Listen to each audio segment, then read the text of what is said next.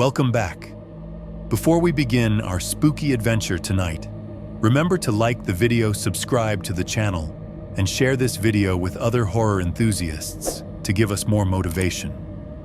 I'd love to know where you're watching from and what time it is, so leave a comment below and cheer me on YouTube. Chapter 1. The Thread.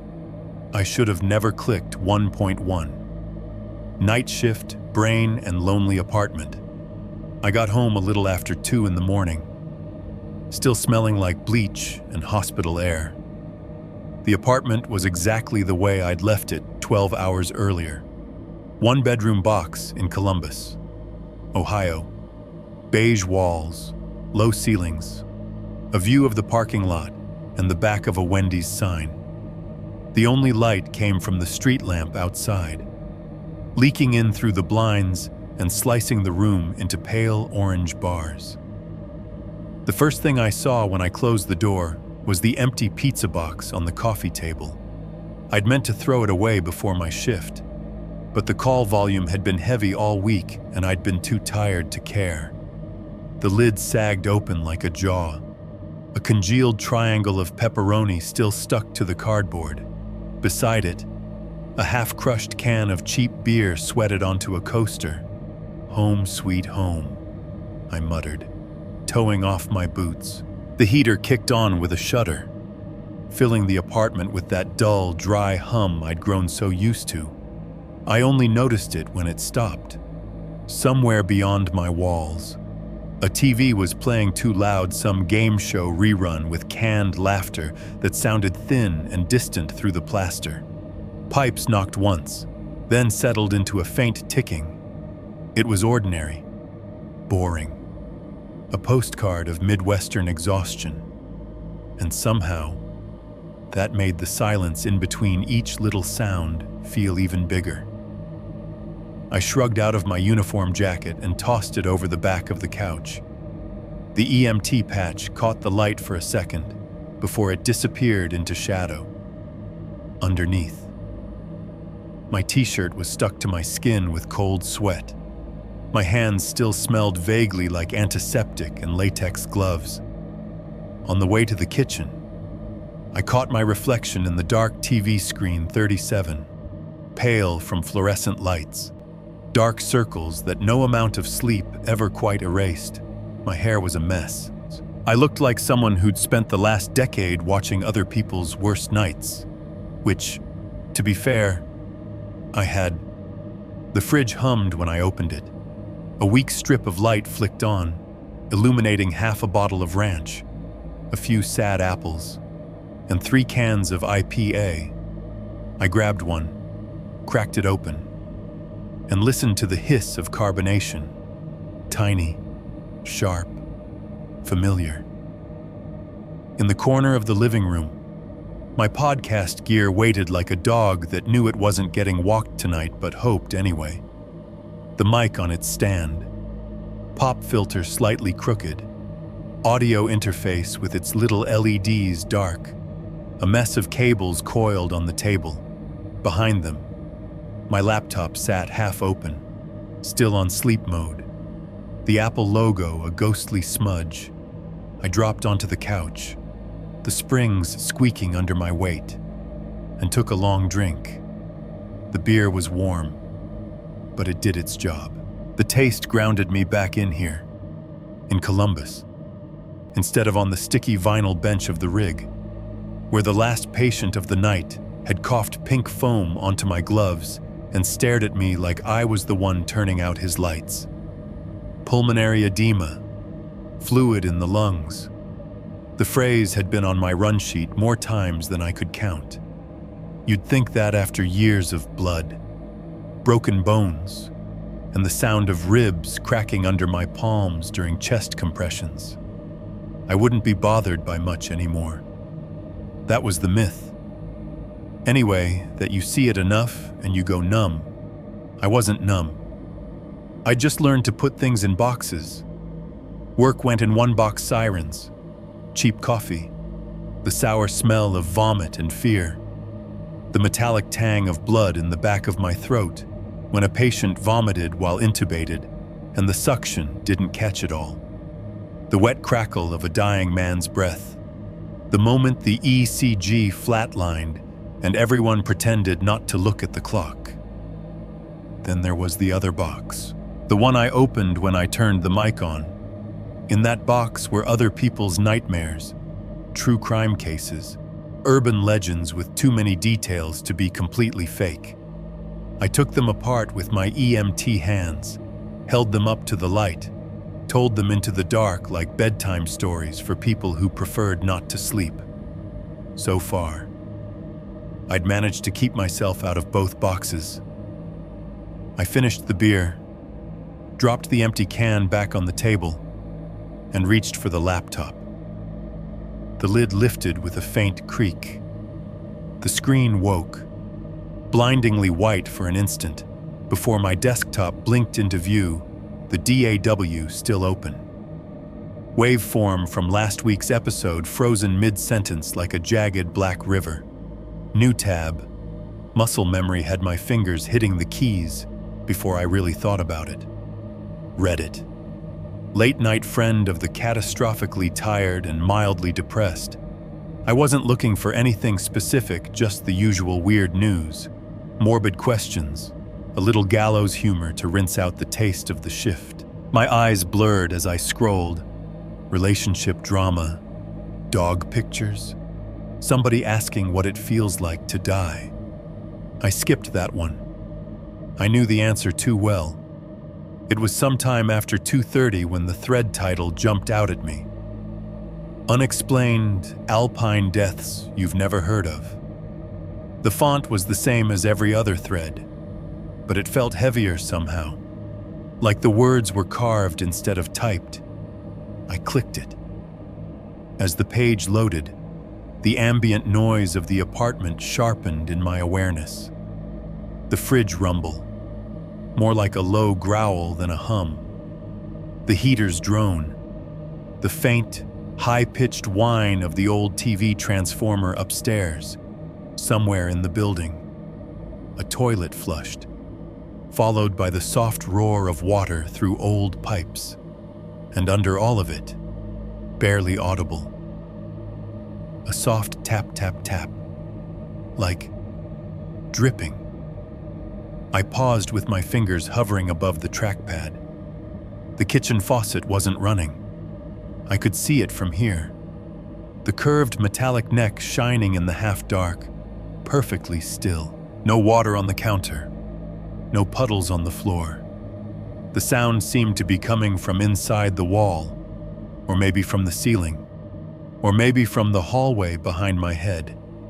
It was the sort of sound you don't hear at all until you're alone and tired, and the word unexplained is sitting in the middle of your screen.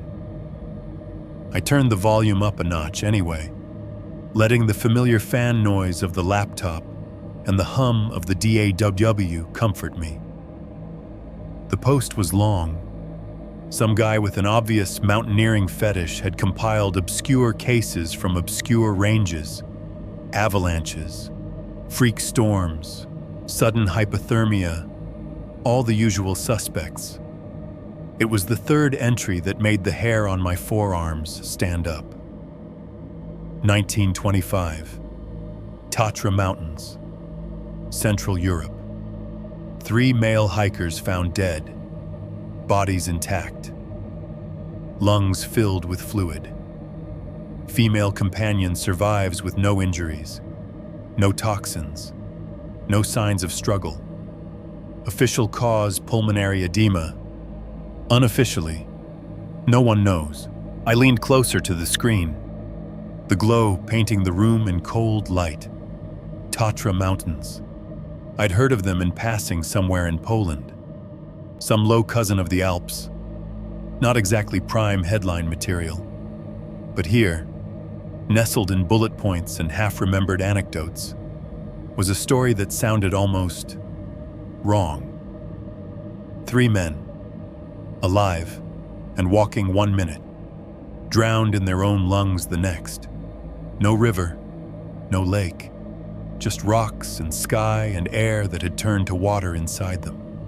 Fluid in the lungs, pulmonary edema. My chest tightened in sympathy. It was a reflex at this point. You see enough people suffocate on dry land, and your body starts imagining liquid in your own airways every time someone mentions it. This could be an episode. I thought. I could picture it: winter ambiance, some subtle wind noise, my voice steady and calm as I walked the listener through the facts, the mystery, the implications. A nearly 100-year-old death in a mountain range most Americans couldn't point to on a map. Weird enough to be interesting, obscure enough it hadn't been chewed to death already. I opened a new note and started typing Tatra Mountains, 1925. 3 male victims, 1 female survivor, pulmonary edema, no toxins, possible altitude sickness, homicide curse. The word curse looked stupid on the screen. I left it there anyway. As I typed, the itch in my chest got worse. Not pain, exactly. More like a feathery pressure under the breastbone. A phantom weight that made me want to clear my throat. I took another swallow of lukewarm beer and swallowed around it. "That's new," I muttered. Half to myself, half to the empty room. The comment section under the post was a swamp of speculation. Some people joked about Final Destination in hiking boots. Others argued altitude science, barometric pressure, freak weather. A few mentioned the wife, the sole survivor, and you could feel the stink of suspicion around her even through the screen. I scrolled, more out of habit than real interest, and my speakers exhaled. There's no other word for it. 1 second, I was reading. The next, a long, low whoo poured out of the laptop's tiny speakers, a strand of sound that was too deep, too wide to be coming from hardware that cheap. It sounded like wind being drawn through something narrow and jagged, like a storm trying to squeeze through a keyhole. My fingers froze on the trackpad. No videos were open, no autoplay, no music. On the DAW window in the background, the input meters jumped, tiny green bars flickering as if something was feeding them. "The hell," I whispered. The sound grew, just for a second. It wasn't loud, but it was present. It seemed to exist both in my ears and somewhere behind them, in the soft cavities of my sinuses, in the back of my throat. For an instant, I could swear I felt cold air moving through my chest, from back to front. Then, layered under the wind, a wet, ragged cough. Someone choking on liquid. The unmistakable gurgle of air fighting through fluid. I'd heard that sound in ambulances, in apartment hallways, on bathroom floors. It didn't belong in my living room. I slammed the spacebar out of instinct, even though nothing was playing. The sound cut off like a wire had been snipped. The DAW stopped showing input. Flatline. I sat there, hand still on the keyboard, heart thudding against my ribs. The apartment's regular noises rushed back in heater hum. Fridge rumble, distant TV laugh track. The drip tap I'd heard earlier seemed louder now, though no less directionless. Relax, I told myself. Glitch, feedback, whatever. I clicked over to the DAW. Somehow, without me arming a track, a new file had been created. Untitled -3 times stamped 243A, Emos. The waveform was short, 30 seconds. Maybe, a small block of uneven peaks and valleys, like someone had drawn a mountain range in black ink. I stared at it for a long moment. Then I put my headphones on, the cushions cool against my ears, and hit play. First came the hum of my own apartment, the heater, the fridge, the distant TV. Then, slowly, The sound that had made my skin crawl crept back in. Wind, but not quite. It had that same impossible depth, that sense of space much larger than my living room. Under it, faint but clear, was the wet rattle of a dying breath, a liquidy cough that belonged in the back of an ambulance, not between my couch and coffee table, and between coughs, so quiet I had to strain to hear it. There was something else, something that might have been a word, or the beginnings of one. I pulled the headphones off before it finished, my own breath too loud in my ears. The cursor blinked at the end of my notes. Tatra Mountains, 1925. Pulmonary edema, I swallowed, feeling the phantom itch in my lungs again. This could be an episode, I said out loud, voice thin in the empty room, behind the walls. The pipes clicked softly, like knuckles cracking underwater. 1.2. The idea of a special episode. I didn't sleep much after the glitch. I tried. I really did. I shut the laptop, turned off the lamp, and lay there in the dark, staring at the ceiling, listening to the heater wheeze and the highway murmur beyond my window. Every time I closed my eyes, though, I heard that wet rattle from the recording, air fighting through water, someone else's last breath, trapped inside my headphones. Around 4:30, I gave up. The sky outside had just started to pale from black to a hazy charcoal. The Wendy's sign in the parking lot buzzed faintly, neon red bleeding through the blinds. I made coffee that tasted like burnt dirt, sat back down on the couch with my laptop, and opened a new tab. If I couldn't sleep, I could at least research. Tatra's Mountains, I typed, because apparently my spelling at that hour was as tired as my brain. Google corrected me silently, flooding the screen with images. The Tatra Mountains looked wrong, not in a dramatic way, in photos. They could have been any alpine range jagged peaks, snow-dusted ridgelines, dark forests at their base, pretty, even. Postcard views of sunrise bleeding gold over cold stone. Lakes so still they mirrored the sky perfectly, like holes punched straight through the world. But there was something about them, scrolling through picture after picture, that made my chest tighten. Maybe it was the way the clouds always seemed a little too low, heavy and close, like a hand held just above a face. Maybe it was the color of the rock, an ashy, bruised gray that reminded me less of granite and more of X-ray negatives. I clicked on one photo, a wide, shallow basin with a scattering of boulders, patches of snow clinging in the shadows.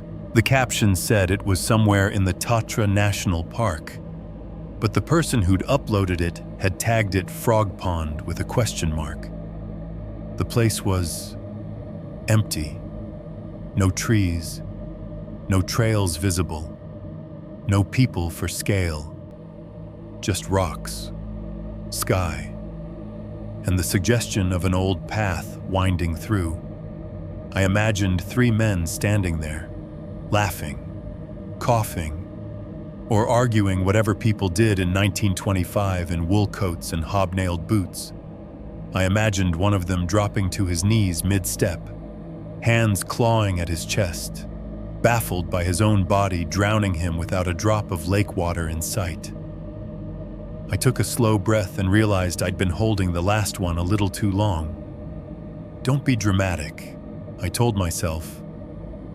Still, I opened another tab. Flights, Columbus to Krakow isn't exactly a popular route. The options were a mess of layovers and long hauls Detroit, Amsterdam, Frankfurt. Numbers climbed in little black font as I clicked through prices, travel time, total hours away from the rig. My eye caught on a midweek departure.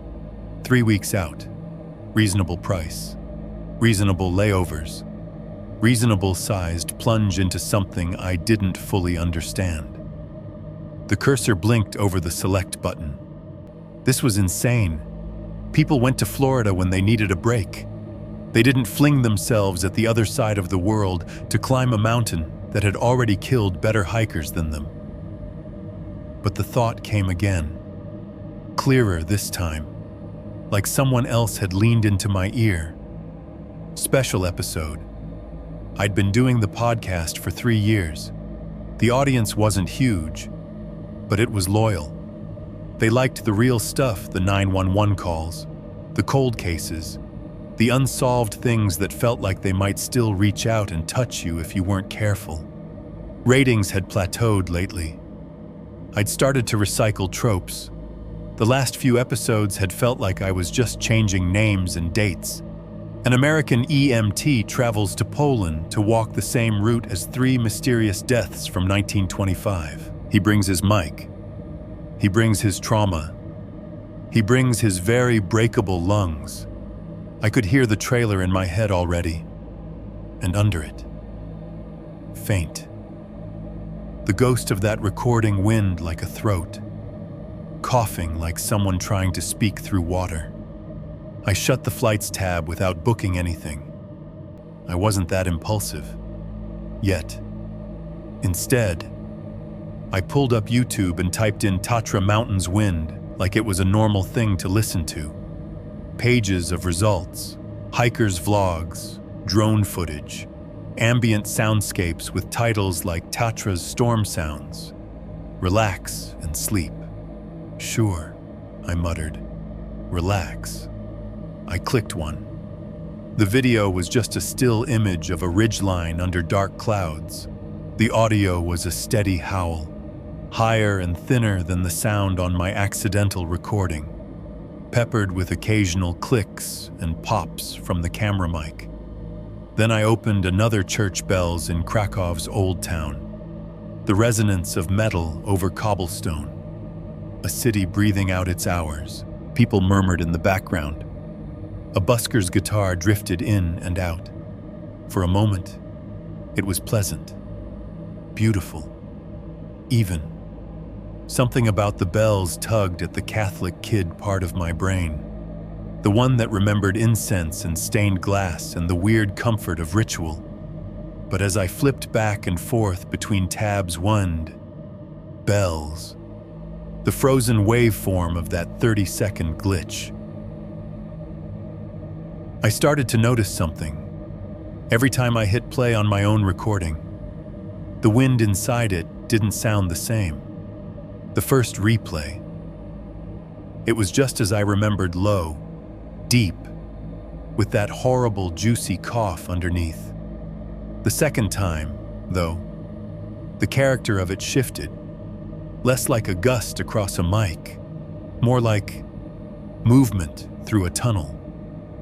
The hiss had a direction now, from left to right, as if something had just passed by me.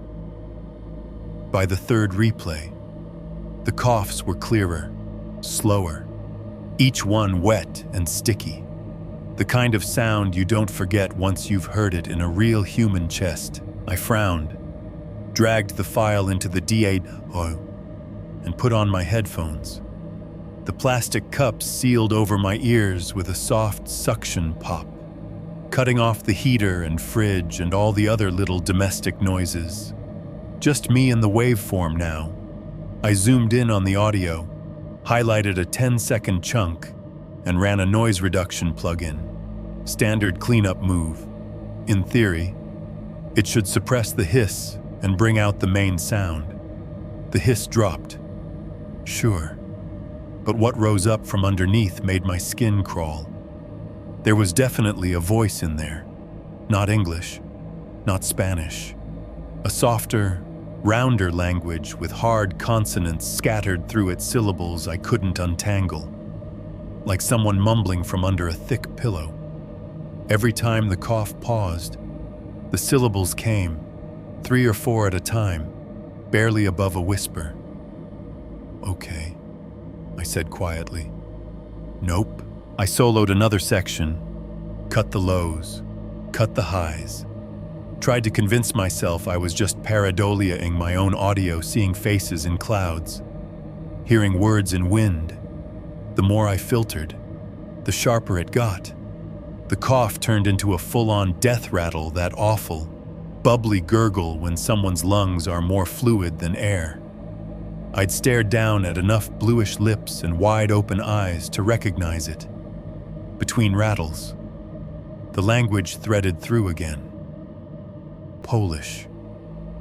My brain guessed, dredging up the label from the Google results earlier: Tatra, Zakopane, Krakow.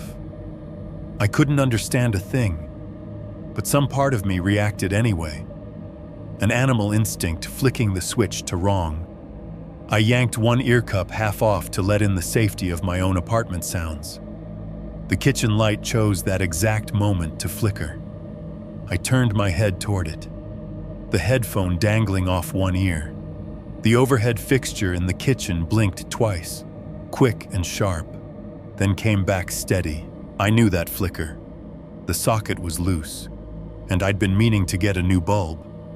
It had done that before, but never timed so perfectly. With something slammed in my ears. Not in the room, in the headphones. A single, sharp crack. Like a boulder dropped onto another boulder, or like a heavy body hitting rock. I flinched so hard the beer can on the table tipped over. Warm, flat liquid sloshed out, glinting amber in the laptop light as it rolled. The empty can hit the edge of the table and dropped, bouncing off my knee before clattering onto the hardwood. The sound was absurdly loud in the quiet apartment, metal ringing.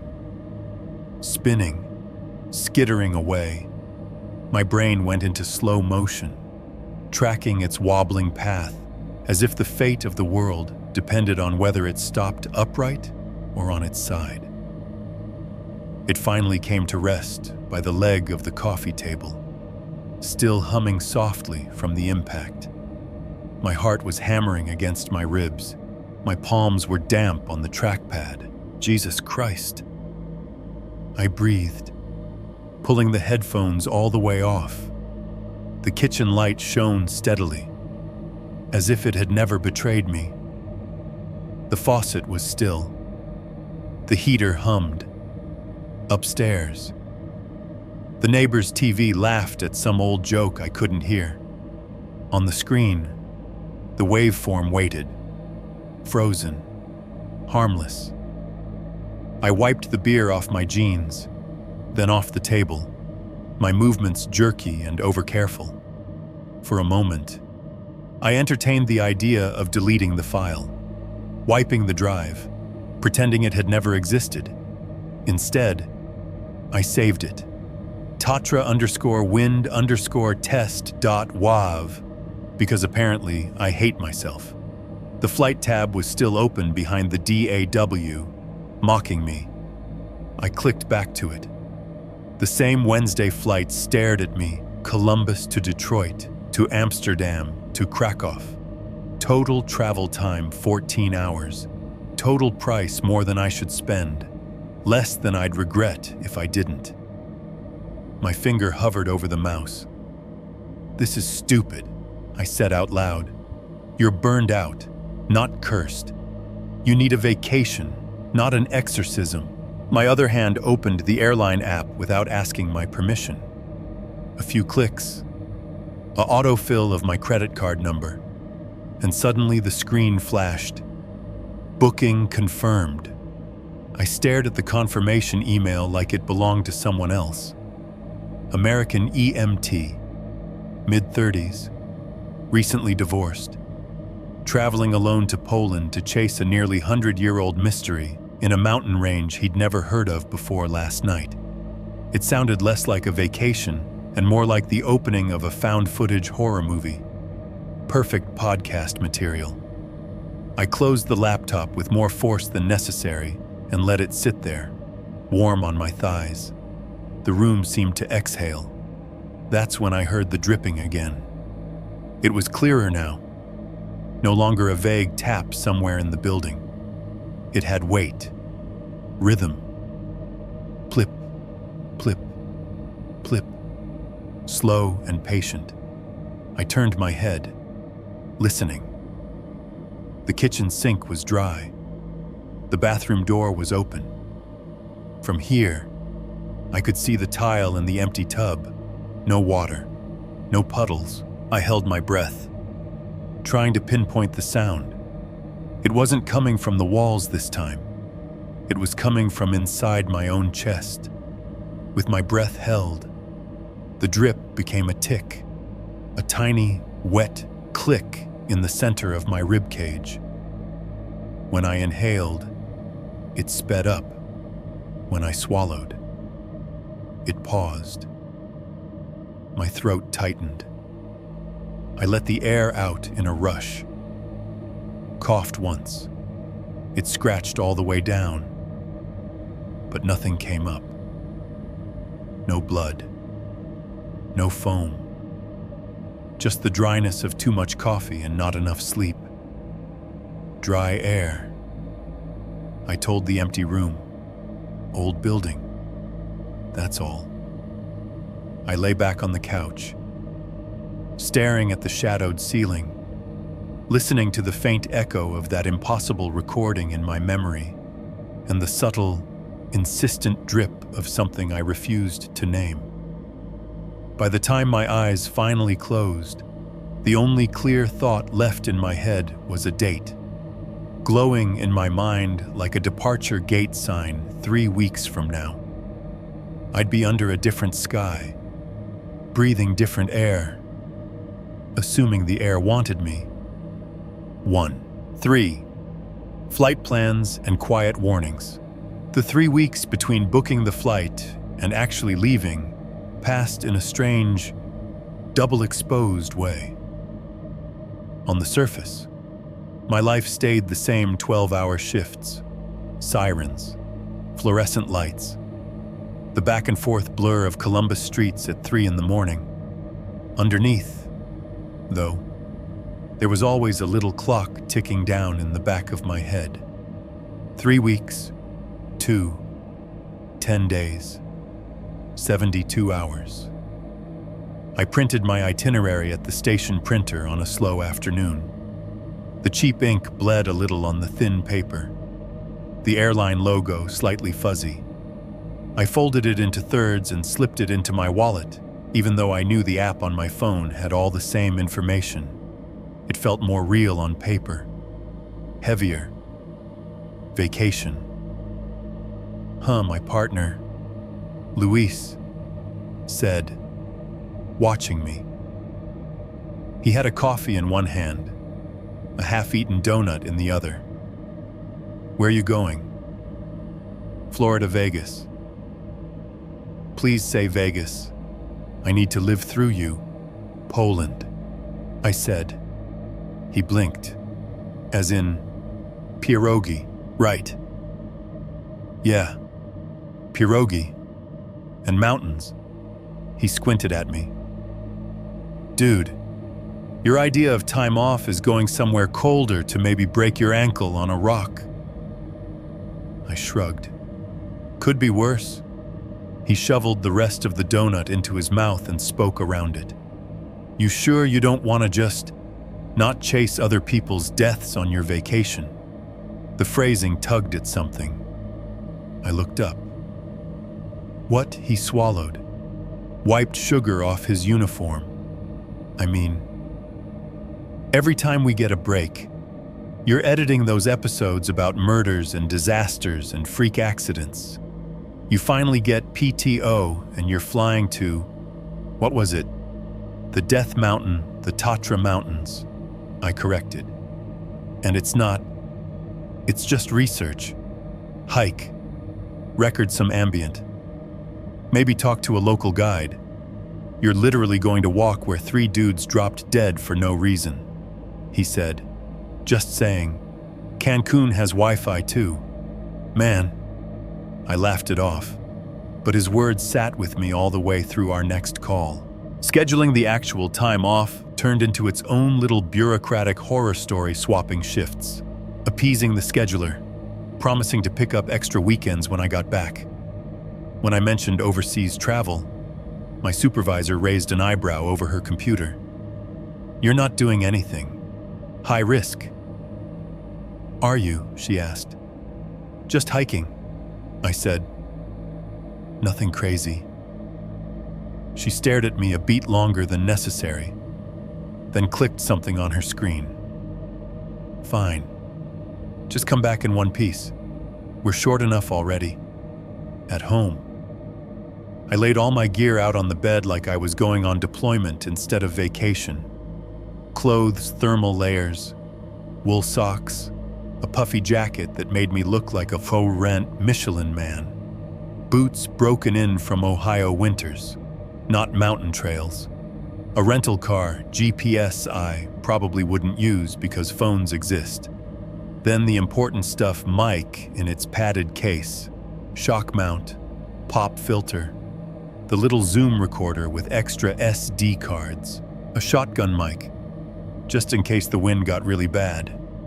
Batteries lined up in neat rows like green and blue soldiers, cables coiled and secured with Velcro ties, noise-canceling headphones that had never really canceled enough. I slid them into my backpack one by one, narrating the list in my head as if I were already recording. Mic, recorder, headphones, the usual. You bring the tools you trust because sometimes the only thing between you and the dark is a layer of plastic and wire. It would make a good opening line. The glitch file still sat on my desktop, like a small, black storm cloud. I told myself I was leaving it there to analyze later, to compare to the real Tatra winds once I'd recorded them. That sounded scientific, rational. In reality, I just couldn't quite make myself drag it to the trash. Once, about a week before the trip, I clicked it again, just to see if it sounded as unnerving as I remembered. Headphones on, play, wind, thick and heavy, like breath pulled through stone, the wet rattle underneath, and those half-formed syllables slipping between coughs. This time, I noticed something new. On the right channel, the wind seemed to move, sweeping past as if whatever carried it had changed position. My brain told me that's what stereo sound does, that it was just the way the mic had picked it up. But deeper down, it felt like something was circling me. Closer, closer. I stopped the file before the end, heart beating a little too fast. When I applied a different filter, rolled off the lows, compressed the mids, the words came out clearer. Not enough for me to understand, but enough that the cadence held shape. I recognized exactly one thing in the middle of that murmured slurry, like the anchor point of a sentence, was the same word I'd seen all over the Google results. Tatri, Tatra, in their language. The way the voice said it made the T's and R's sound like rocks hitting each other. I ripped the headphones off and closed the laptop, telling myself I was just tired. Always the easy lie. A few days later, in the back of the rig, I mentioned the trip to a patient. He was an older man, 70s, maybe 80, wiry and stubborn. We'd seen him before, COPD, CHF, the usual alphabet soup of conditions that slowly drown a body from the inside. Tonight, we were taking him from his daughter's house back to the nursing facility. He watched me as I checked his oxygen, cannula tucked into his nostrils. His eyes were sharp, even if his lungs weren't. "You look different," he said, voice gravelly. "You going somewhere vacation?" I said, taping down the tubing. "Out of the country." Where he pushed. Poland. I replied. Mountains. Hiking. His eyebrows climbed. Mountains. Huh, yeah. Might do a story about it, too. For the podcast. He wheezed a laugh that turned into a cough. I was in Colorado once, he said when he could speak again. Thought the air felt thin, like it knew I didn't belong there. I smiled. I'll take it slow. Promise. He stared at the ceiling of the rig for a while, listening to the siren warble faintly outside. Mountains keep what they want, he said finally, almost to himself. Always have. The cot rattled slightly as we hit a pothole. The monitor beeped along in its indignant little rhythm. I wanted to ask him what that meant. If he'd lost someone up there once, or if it was just something old men said to spook younger ones. But the ride ended. The doors opened. The facility swallowed him. And the moment passed. It didn't leave. Though, it just moved more quietly into the background, with all the other noises heat or hum. Pipe knocks, drip, drip, drip, that sometimes seemed too close. The morning I left, Ohio was wrapped in a damp gray fog. The Uber pulled up outside my building 5 minutes early. The driver was a guy in his 20s with a beard too neat to be accidental, and an air freshener that smelled aggressively like new car, even though his Honda was at least 10 years old. You headed to the airport, he asked, as I slid my backpack onto the seat beside me. Yeah. Columbus, I said, clicking the seatbelt. Business or pleasure? Depends on the weather, I said. When he laughed, I added, pleasure. The car pulled out onto the main road. The city looked half asleep, Waffle House neon flickering, gas stations half lit, a jogger in a reflective vest moving like a ghost through the mist. The driver flicked on the radio, cycling through stations until something foreign crackled in. Tatra, Koshtam, Soshtam. I didn't understand a word, but that one name jumped out. Syllables sharp and familiar now. Tatra. I had just enough time to wonder if my brain was playing tricks on me before the signal disintegrated into static. White noise hissed, then dropped in pitch, morphing into a low, rolling sound like distant thunder or the inside of an airplane engine. Stupid thing, the driver said, thumping the console. Signal's been weird all morning. He changed stations. Pop music flooded the car, some upbeat song about summer and love and oceans far away from any mountain. I stared out the window, fingers tapping the shape of the foam windscreen in my backpack. TSA was its usual circus shoeless strangers shuffling in lines. Tired agents barking instructions. Bins full of laptops and belts. I put my gear through the X-ray with an odd sense of vulnerability, watching my mic disappear into the black mouth of the machine. The agent at the scanner squinted at the screen, then at me. You a musician? She asked. Podcaster, I said. She nodded like that explained everything and slid the tub toward me. By the time I reached my gate, the terminal was full of that particular airport smell: burnt coffee, fried food, cleaning chemicals trying to erase it all. People dozed in uncomfortable chairs, faces slack and mouths open. Kids ran in circles, leaving sticky handprints on everything.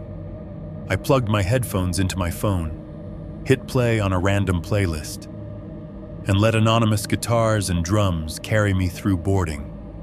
Takeoff. The initial climb. Metal shook subtly under my feet. The world outside the oval window flattened into cloud and then into black. Hours later, somewhere over the Atlantic, the cabin lights dimmed. The flight attendants did a last quiet pass with water and blankets. Window shades slid down. Screens flickered off one by one as people gave up on bad movies and surrendered to sleep. In the soft blue of the night mode cabin, the rows of heads looked like a bizarre crop, all tilting in different directions. Soft snores, occasional coughs, the faint rustle of someone flipping a page or adjusting their seatbelt. I should have tried to sleep. Instead, I opened my laptop. The glow painted my little rectangle of space in pale light, the edges of the tray table vanishing into shadow. I plugged in my headphones, the wire a thin umbilical between me and home, and navigated to the folder I'd told myself I wouldn't open. Tatra _wind _test. WAV waited there, its icon small and unassuming. Last time, I whispered to no one and double-clicked. The cabin noise faded the moment the headphones sealed over my ears. The muffled roar of the engines became a soft, distant pressure. For a second, all I heard was my own breathing. Then the recording started. Wind, deep, throaty. Not like the high whine of this plane's engines, but something older, dragging itself over stone. The familiar wet rattle underneath. There and gone. There and gone. I tried to listen clinically, to pick out patterns, to convince myself this was just a weird artifact of bad hardware. At the 20-second mark, a coughing fit tore through the track. Not a little polite hack. A full-body convulsion. Liquid splattered somewhere close to the mic. I could hear it hit a surface and spread. Viscous. My hand tightened around the armrest. That's when the voice came. It slid in from the left channel like someone leaning close to my ear. A man's voice, low and rough, as if his throat was as full of water as his lungs. For the first time since I'd recorded the clip, he spoke in words I understood. "Not you," he whispered. Just that. 2 syllables. Clear and damp and impossibly intimate. My stomach dropped. Every muscle in my body went rigid. I yanked the headphones off. The cabin rushed back in engine hum. A baby whining somewhere up front. The soft wheeze of the air system. The man in the seat beside me was out cold, mouth open, breathing evenly. Across the aisle, a woman slept with a sweater over her head. The flight attendant at the galley flipped through a magazine, pen tapping absently against a crossword. No one was looking at me. "Not you." The words lingered in my head, echoing in a place that had nothing to do with ears, if it wasn't me. Then I stared at the dark screen of the laptop, my reflection a ghostly double. Behind the dryness of recycled airplane air, my lungs felt suddenly too full, as if there wasn't quite enough room for all of me inside my own chest, somewhere between Columbus and Krakow, at 30,000 feet over an ocean I couldn't see, with miles of cold night pressing against a thin skin of metal. It occurred to me that whatever waited in those mountains might already know I was coming. And worse, it might have already decided what to do about it. 2. 1. Tourist traps and mountain walls. I landed in Krakow around late afternoon. All stale airplane air and rubbery airport food still clinging to my tongue. The first breath of air outside the terminal hit me like a slap. It was colder than Ohio, but cleaner, somehow sharper, like it had edges. For the first time in a long time, The air I was breathing didn't smell like exhaust and Lysol wipes and that faint, metallic hospital tang. It smelled like wet stone, old stone. I took out my little handheld recorder before I'd even reached the taxi stand. Day 1. I murmured into the mic, the tiny red light blinking awake. Krakow, late afternoon. First impressions cold, gray, and old, in a good way. The taxi ride into the city center slipped by in a blur of billboards and apartment blocks. The driver's radio played pop music in Polish bright, synthetic beats under vowels I couldn't understand. Every now and then, an English word floated through. Love, night, baby. Some things were universal. Then the car turned a corner, and the modern concrete peeled back like wallpaper. Cobbled streets appeared, narrow and uneven. Buildings leaned close to each other, tall and narrow. Facades painted in faded yellows and pinks and creams. Balconies and shutters. Window boxes still clinging to the corpses of last season's flowers. The taxi dropped me near the main square. Rynek Główny, the heart of Old Town. It felt like stepping into a postcard someone had smeared with smoke. The square was huge, a vast, open stone basin ringed by tall townhouses and cafes with awnings and heat lamps. In the middle, the cloth hall stretched like a long animal, arches and stalls and shadows. On one side, St. Mary's Basilica stabbed at the sky. All brick and spire and black, pointed roofs, and the sound of it all. God. My recorder caught everything. The clip-clop of horse-drawn carriages carrying tourists around in slow circles. The chatter of people in a dozen languages. The clink of cups on cafe tables. Pigeons flapped and cooed. The slap of their wings like someone shuffling a huge, dirty deck of cards. Above it all, the church bell rang. Not a polite American church chime, either. This was a heavy, layered toll that rolled over the square, shook its shoulders, and settled into the stone. Each note hung for a moment, vibrated in my ribs, then melted into the next. I stood there in the middle of it, backpack dragging at one shoulder, mic in my hand, and thought, this is real. You actually did this. I hadn't even seen the mountains yet, and already the trip felt larger than anything waiting back in Columbus. I walked, letting the city fold around me. Narrow side streets lined with cafes, their windows glowing golden against the gray sky. Smells of coffee, fried dough, meat, cigarette smoke. My boots slid a little on the worn cobblestones, the stones slick from a recent drizzle. At one point, a kid on a bike nearly took my kneecaps off. He yelled something sharp in Polish before cutting away, laughter trailing behind him. I caught none of the words, but all of the attitude. On a smaller square off the main one, a street musician sat on a crate and played guitar, a weather-beaten amp buzzing faintly beside him.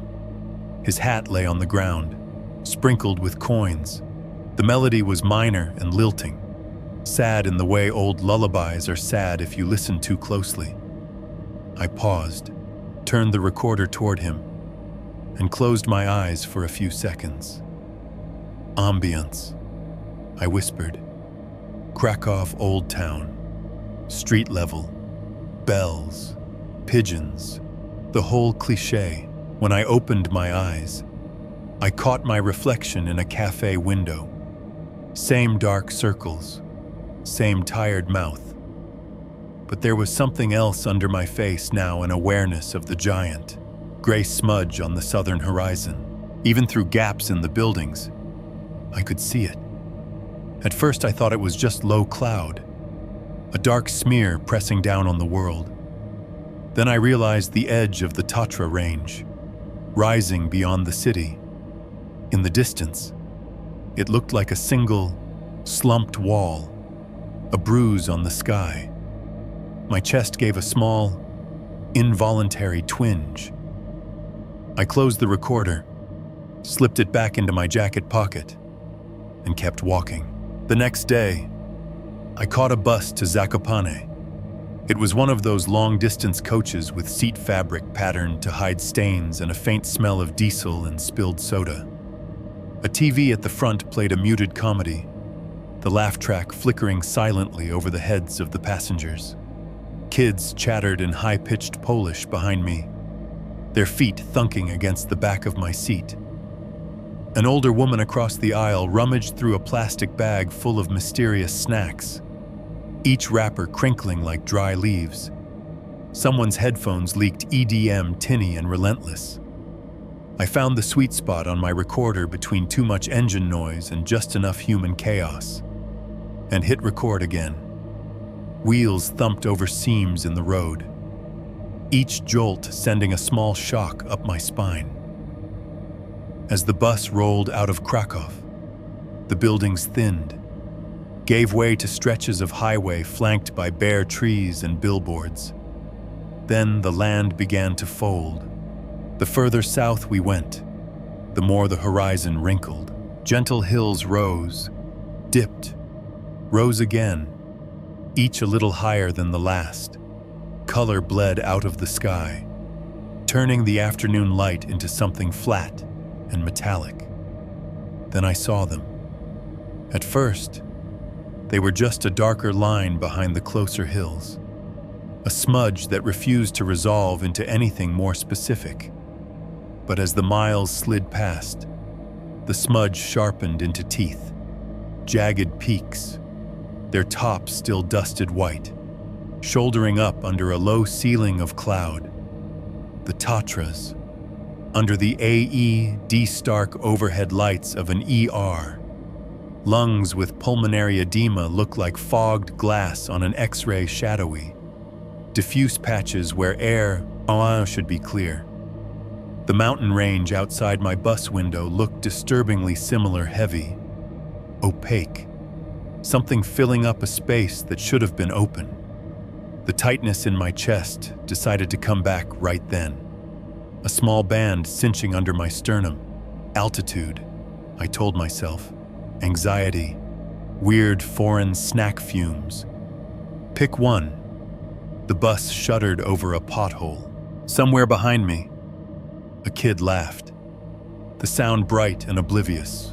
On the radio up front, a pop song with a bouncing beat played. The singer's voice syrupy and earnest.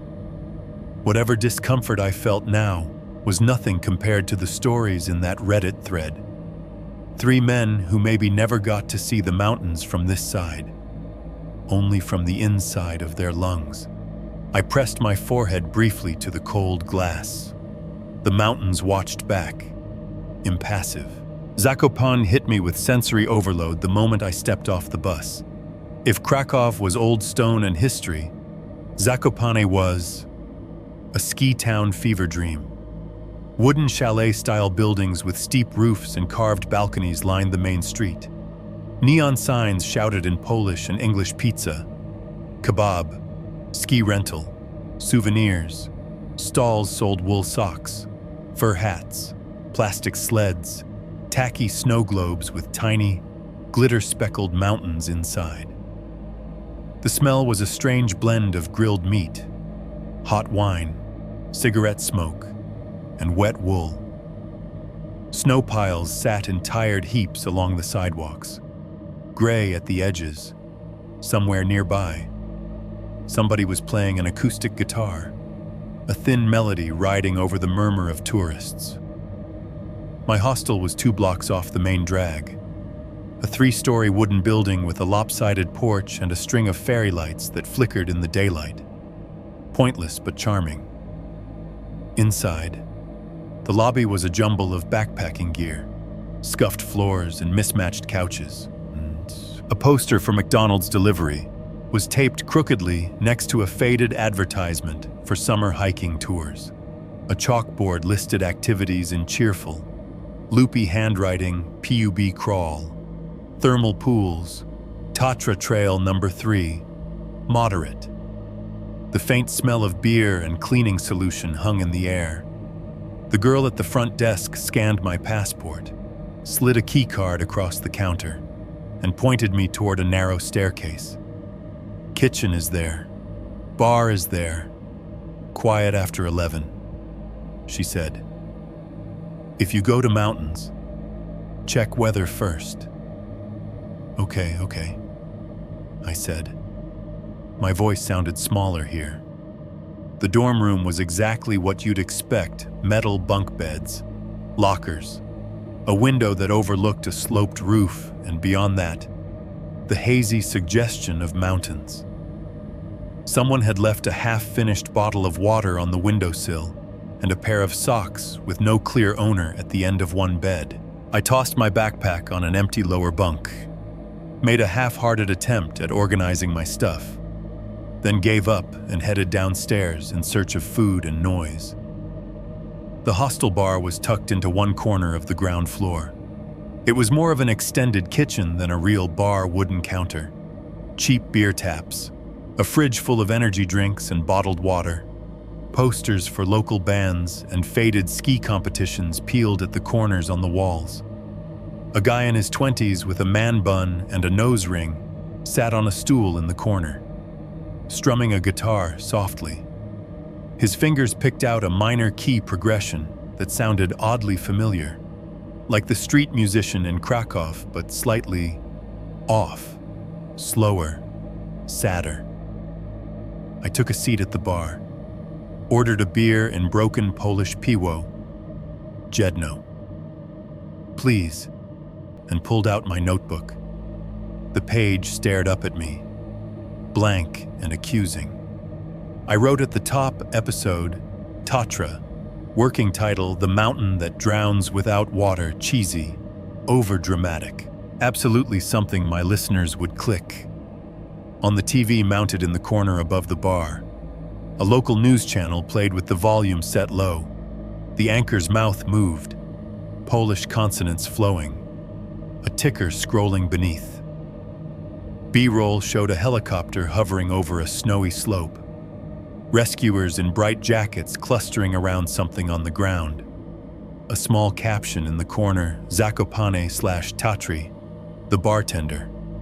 A stocky guy with a shaved head and a t-shirt that said, Just Ski, shook his head at the screen and muttered something under his breath.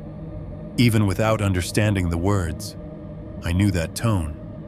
Resignation. This again. I wiped my palm on my jeans and flipped my notebook to a clean page. Day 1 in Zakopane, I wrote. Already a fresh mountain rescue on the news. Foreshadowing or just bad timing. My phone buzzed on the bar. A text from Luis back in Ohio, alive or eaten by pierogi, yet I sent back a picture of the mountains looming in the distance through the bar window. Their outline faint but unmistakable, and typed not eaten.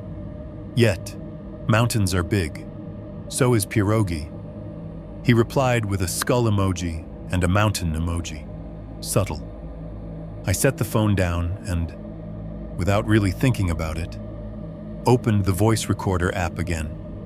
The guitar in the corner, the low murmur of conversation in Polish, the clink of glasses, the soft buzz of the fridge motor, all of it layered into a messy but rich soundscape. I propped the phone on a napkin holder and let it run, imagining how this would sound under an intro. Bars in tourist towns all sound the same. I'd say, doesn't matter if it's Colorado or Poland. There's always a guy with a guitar, a TV no one's really watching, and someone somewhere talking about the last person who didn't come back down the mountain. As if on cue, something in the audio shifted.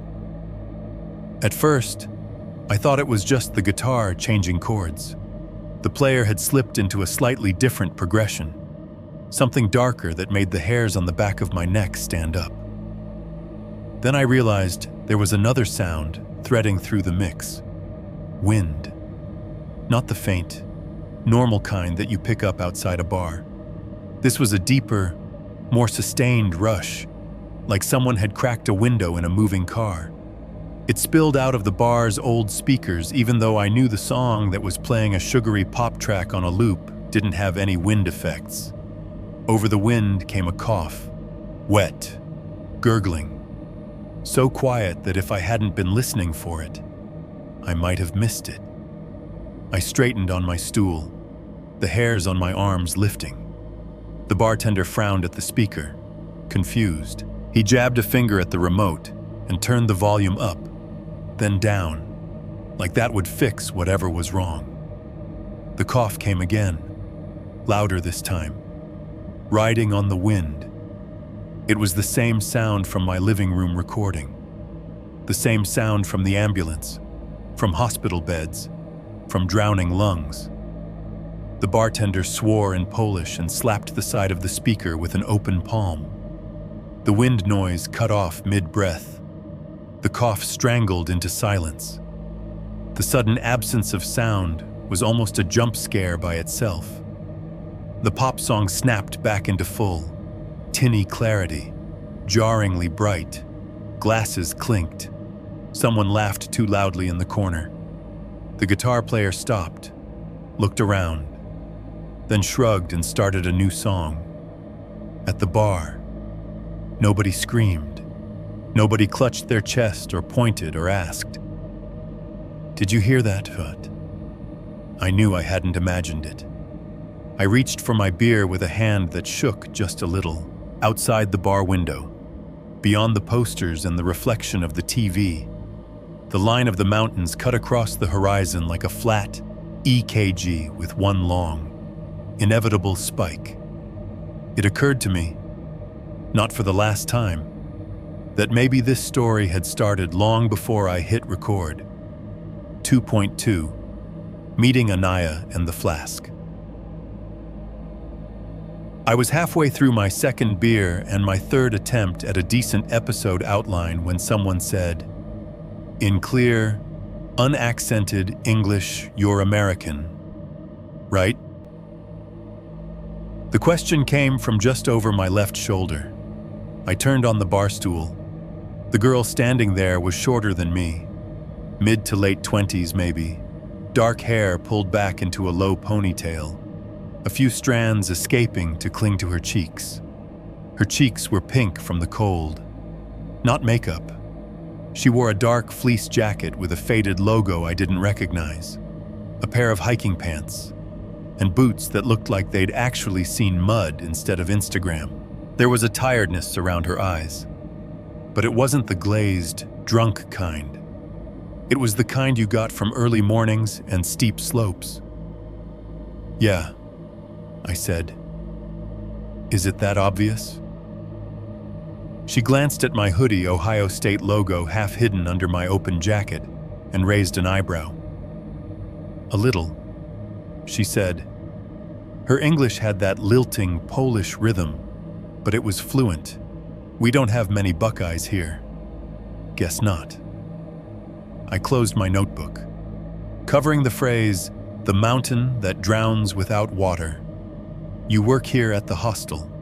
"Yes." She slid onto the stool next to mine, nodding once to the bartender. "Bar, reception, sometimes guide, whatever they need." The bartender brought her a glass of something clear. She thanked him in Polish, then turned back to me. "I'm Ania," she said. "Daniel." I lifted my beer in a small salute. "Nice to meet you." She clinked her glass lightly against mine, then took a sip. Vodka, if I had to guess. She didn't flinch. "So," she said, studying me over the rim. "What brings an American EMT?" She gestured at the patch I'd forgotten was still Velcroed half off my fleece to Zakopane in shoulder season. "It's too late for proper skiing, too early for easy summer trails. You missed the pretty postcards." I hesitated a second, then sighed. I hadn't flown across an ocean to be coy. Podcast, I said. I do this. Show. True crime. True horror. That sort of thing. I came to research an episode. Her expression barely changed, but something in her posture did. A small straightening of the spine, a tightening around the mouth. An episode about what she asked.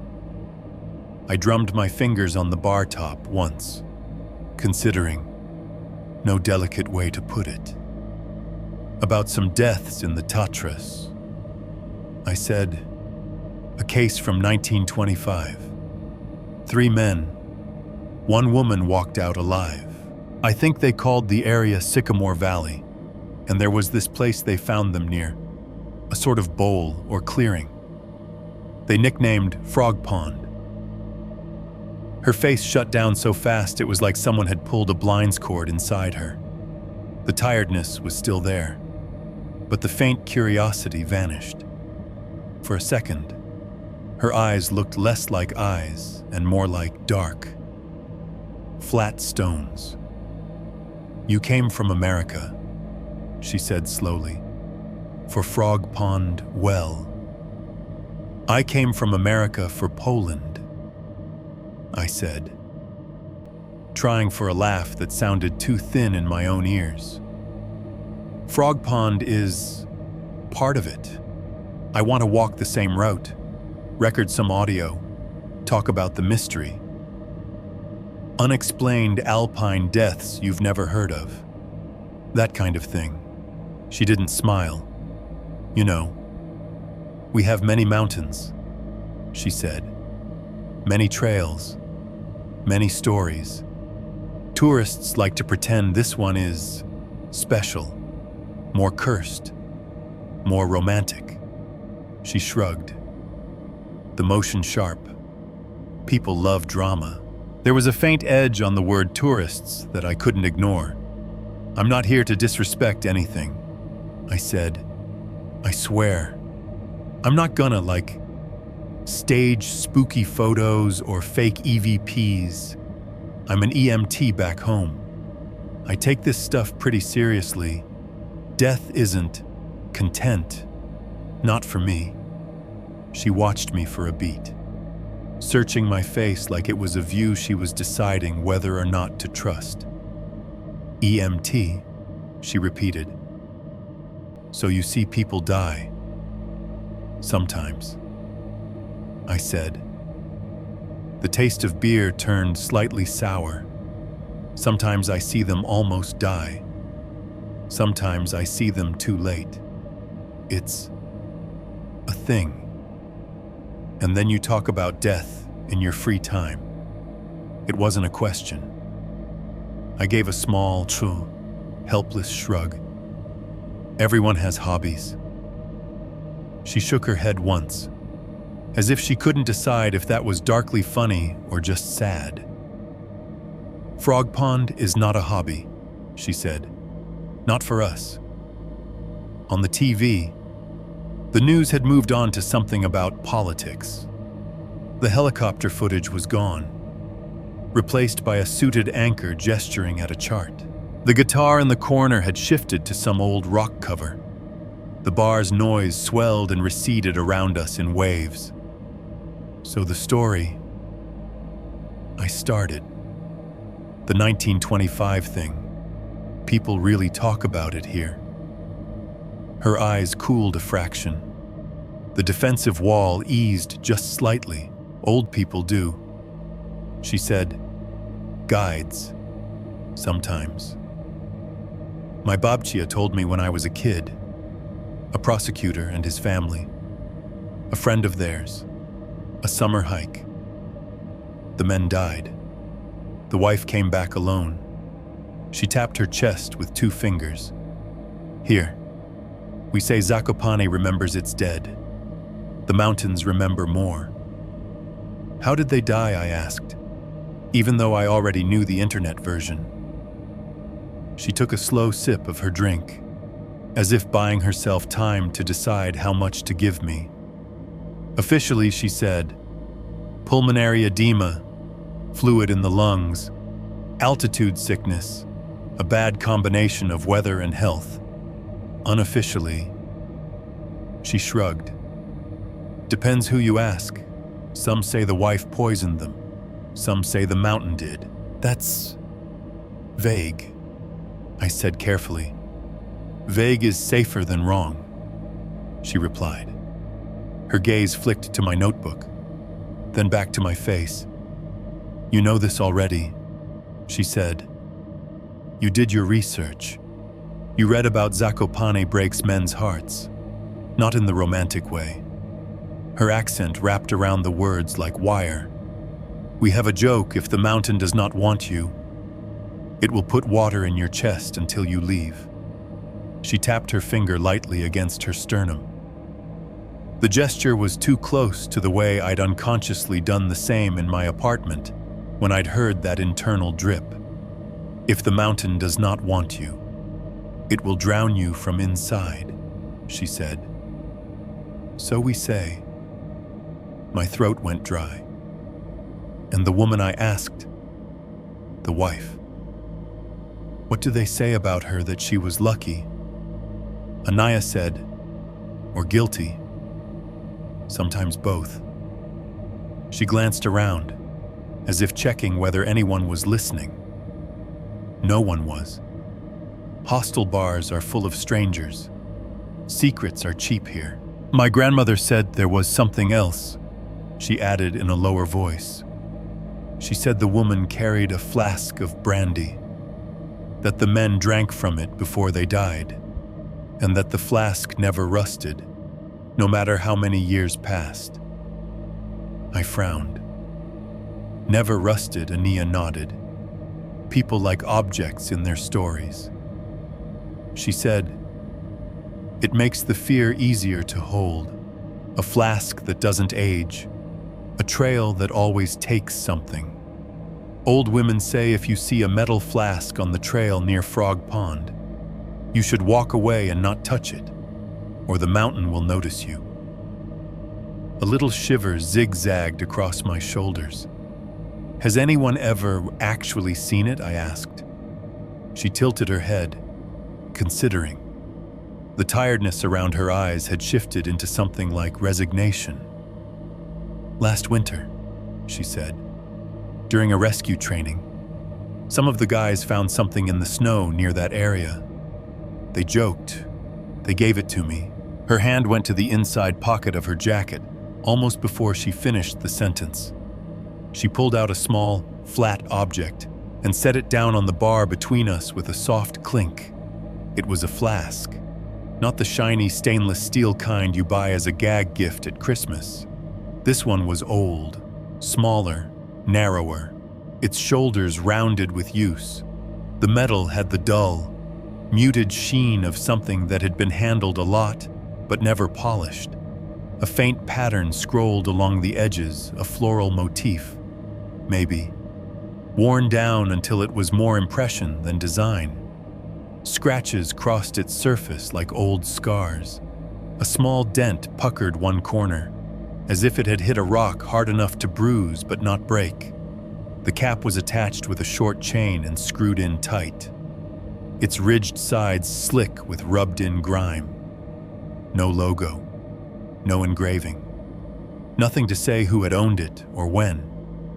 My fingers hovered over it.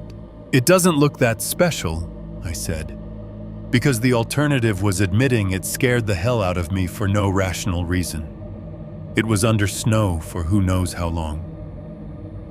Anaya said quietly, ice, melt, ice again. It should be more damaged, but it looks the same as when they found it, and when they gave it to me. They said, here, Ania, now you can be the mountain's bartender. She didn't laugh.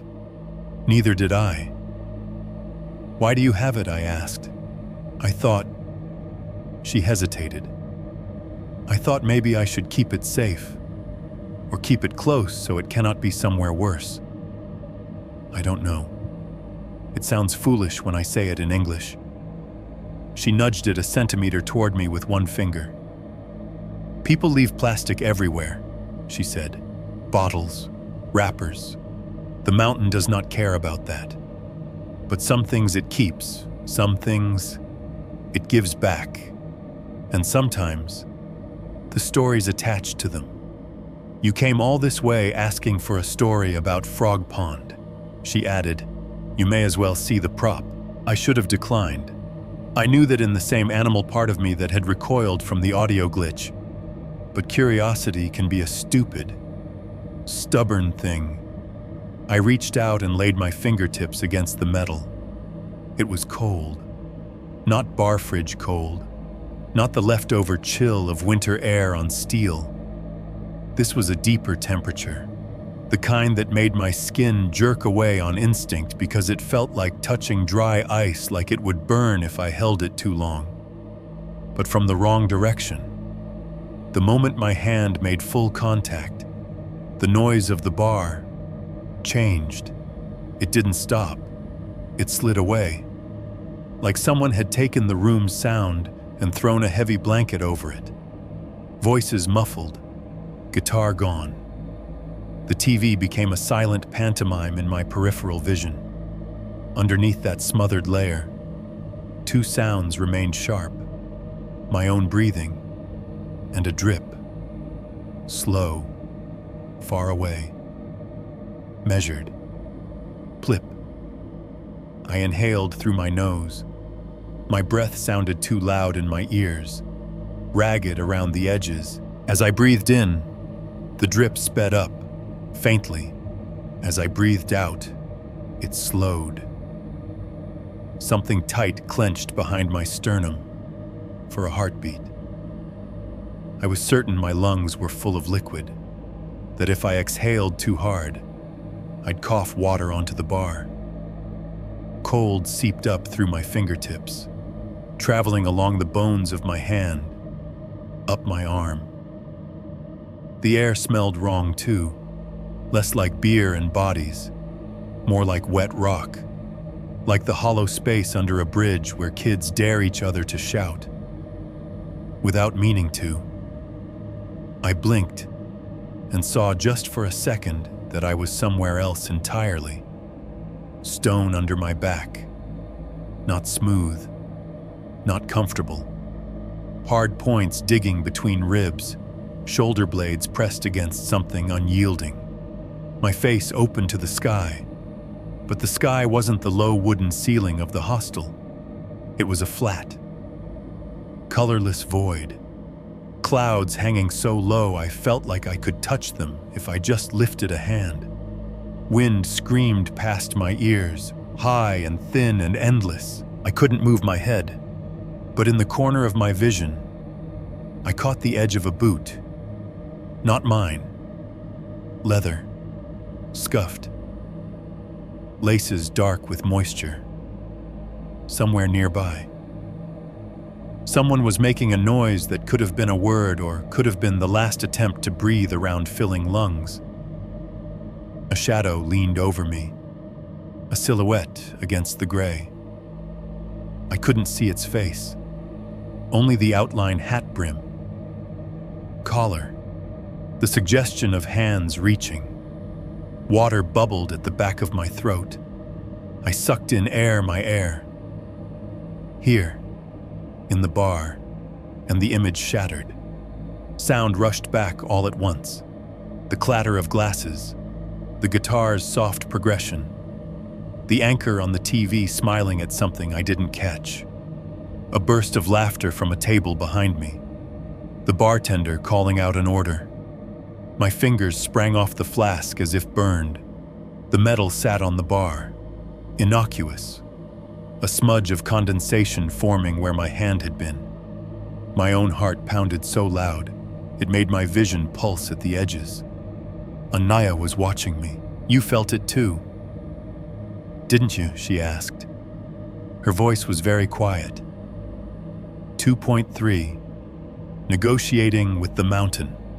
For a few seconds after I let go of the flask, neither of us said anything.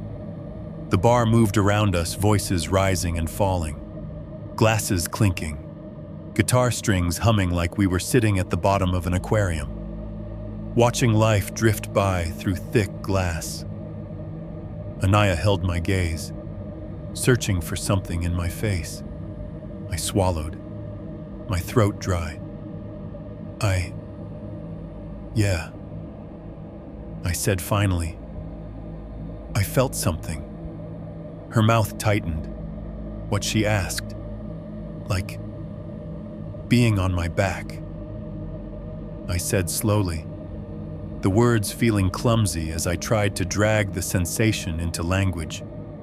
Cold rock, sky too close, wind, and my chest. I touched my sternum, like I couldn't quite get a full breath. A flicker recognition, not surprise, passed through her eyes. Good, she said. I blinked. Good. If you were too stupid to feel anything at all, she said, I'd tell you to go back to Krakow and find a different story. She picked up the flask, turning it once in her fingers, then slid it back into her jacket. Without the metal between us, the air seemed a fraction warmer. You still want to go, she asked, to Frog Pond? Yes. Every piece of common sense I possessed lined up in my head, waving red flags. I thought about Luis's joke, my supervisor's raised eyebrow, the old man in the rig saying mountains keep what they want. And then I thought about my listeners, leaning into their headphones in dark rooms, waiting to hear something that felt real, about the stagnation that had settled over my life like dust, about the way my heart had sped up. Not just in fear, but in some awful, hungry excitement when I'd seen those peaks through the bus window. Yes, I heard myself say, I still want to go. She nodded once, as if she'd expected that. Okay, she said. Then we make rules. Rules, I repeated. Sure. She held up one finger. First rule, if I say we turn back, we turn back. No arguing. No 5 more minutes. Please, I need my perfect photo. The mountain does not care about your content schedule. Got it. I said, if Ania says bail, we bail. Second rule, another finger. No separating. No, I just go a little ahead, or I just stay behind to take something. People get lost in fog here 10 meters from their friends. Then they panic. Then they die. She said it matter-of-factly, like she was reciting a recipe. Stick together, I said. Check. Third rule. A third finger joined the others. No content over safety. If there is choice between helping and recording, you help. Take camera off your face. Take microphone out of your hand. I'm not walking up there with someone who will watch me fall because they want good audio. The words hit harder than they should have. I thought about late-night searches for siren sound effects. The way I'd once quietly recorded the beeping of a monitor while a patient was being intubated because I'd liked the rhythm. Understood, I said, and I meant it. She watched me a moment longer, weighing my answer, then nodded. We start early, she said. Very early. We have breakfast at Shronisko Mountain Hut in Valley of 5 Ponds. Then we go up toward Svistuvka and the pass. Sycamore Valley is more a name old tourists use, but I know what you mean. If weather is good, we continue to the area you call Frog Pond. And if the weather's bad, I asked. She glanced toward the window. Where the mountains were now just a suggestion beyond the dark. Then Frog Pond waits, she said. It has been there a long time. A stool scraped behind us, the legs screeching briefly on the wooden floor.